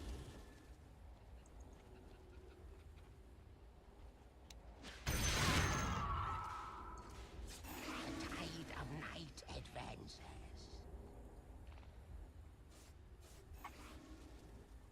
If I must.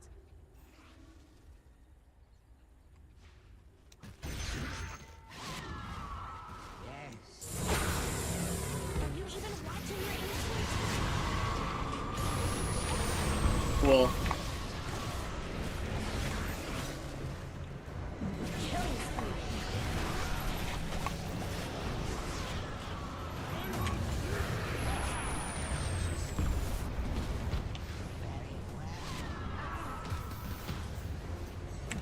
Your ancient is under attack.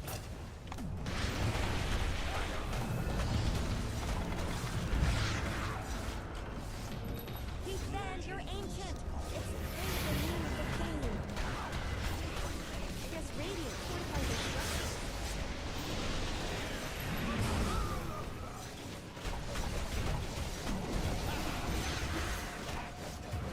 Are you even watching your ancient?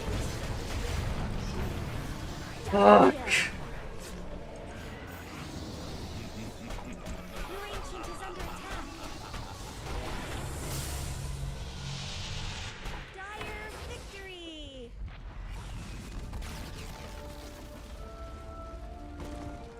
This cannot be.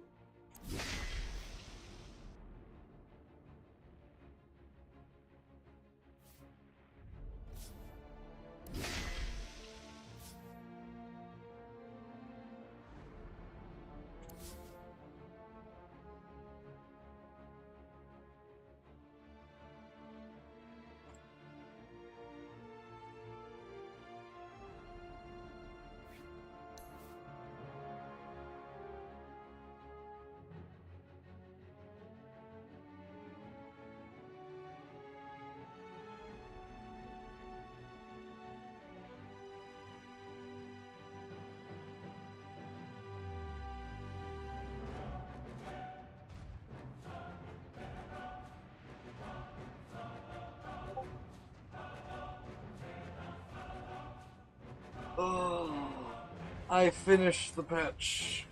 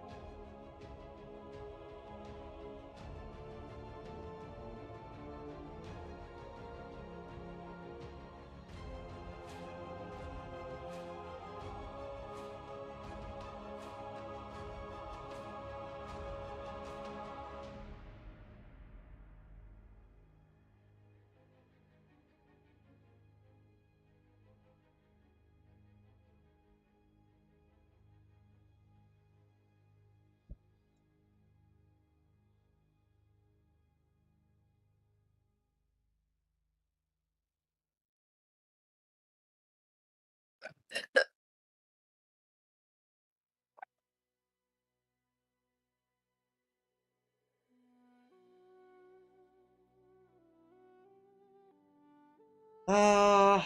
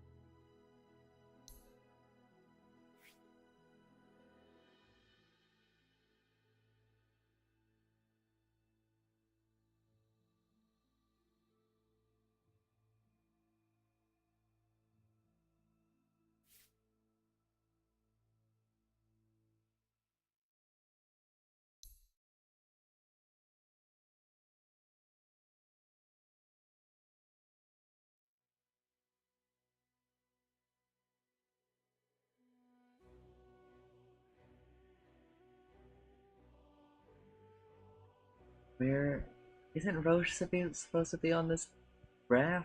There he is.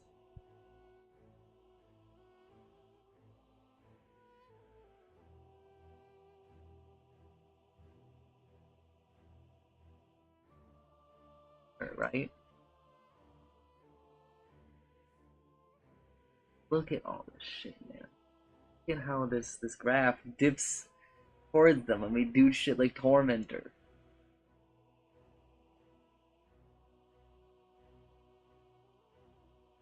And like we wait for Roche. Oh look, it's like a 2,000 net worth swing. Just fucking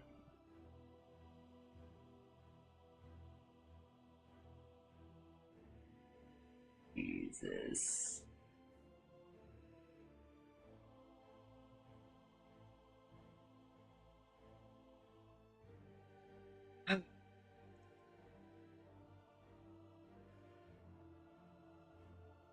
I think I'm done for the night.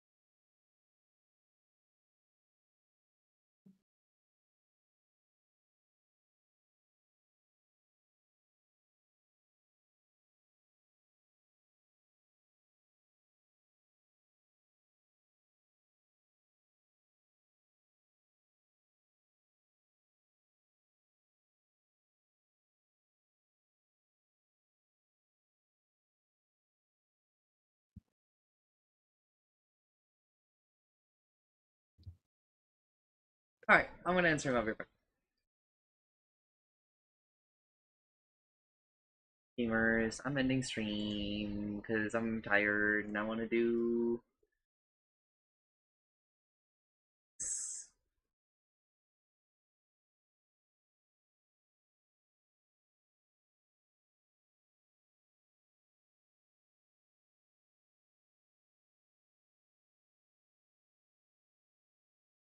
Uh, if you still not finding yourself watching the stream, thanks for watching. I'm sorry. Today we did 7.41 past the Dota 2 7.41 past those first impressions, and then I did a little Slay the Spire 2. Then I did daily Dota, and that's it. The streams are a little weird at the moment because I've got a lot of things on the go. But if you somehow find yourself watching the stream, thanks for watching. I'm sorry. Bye!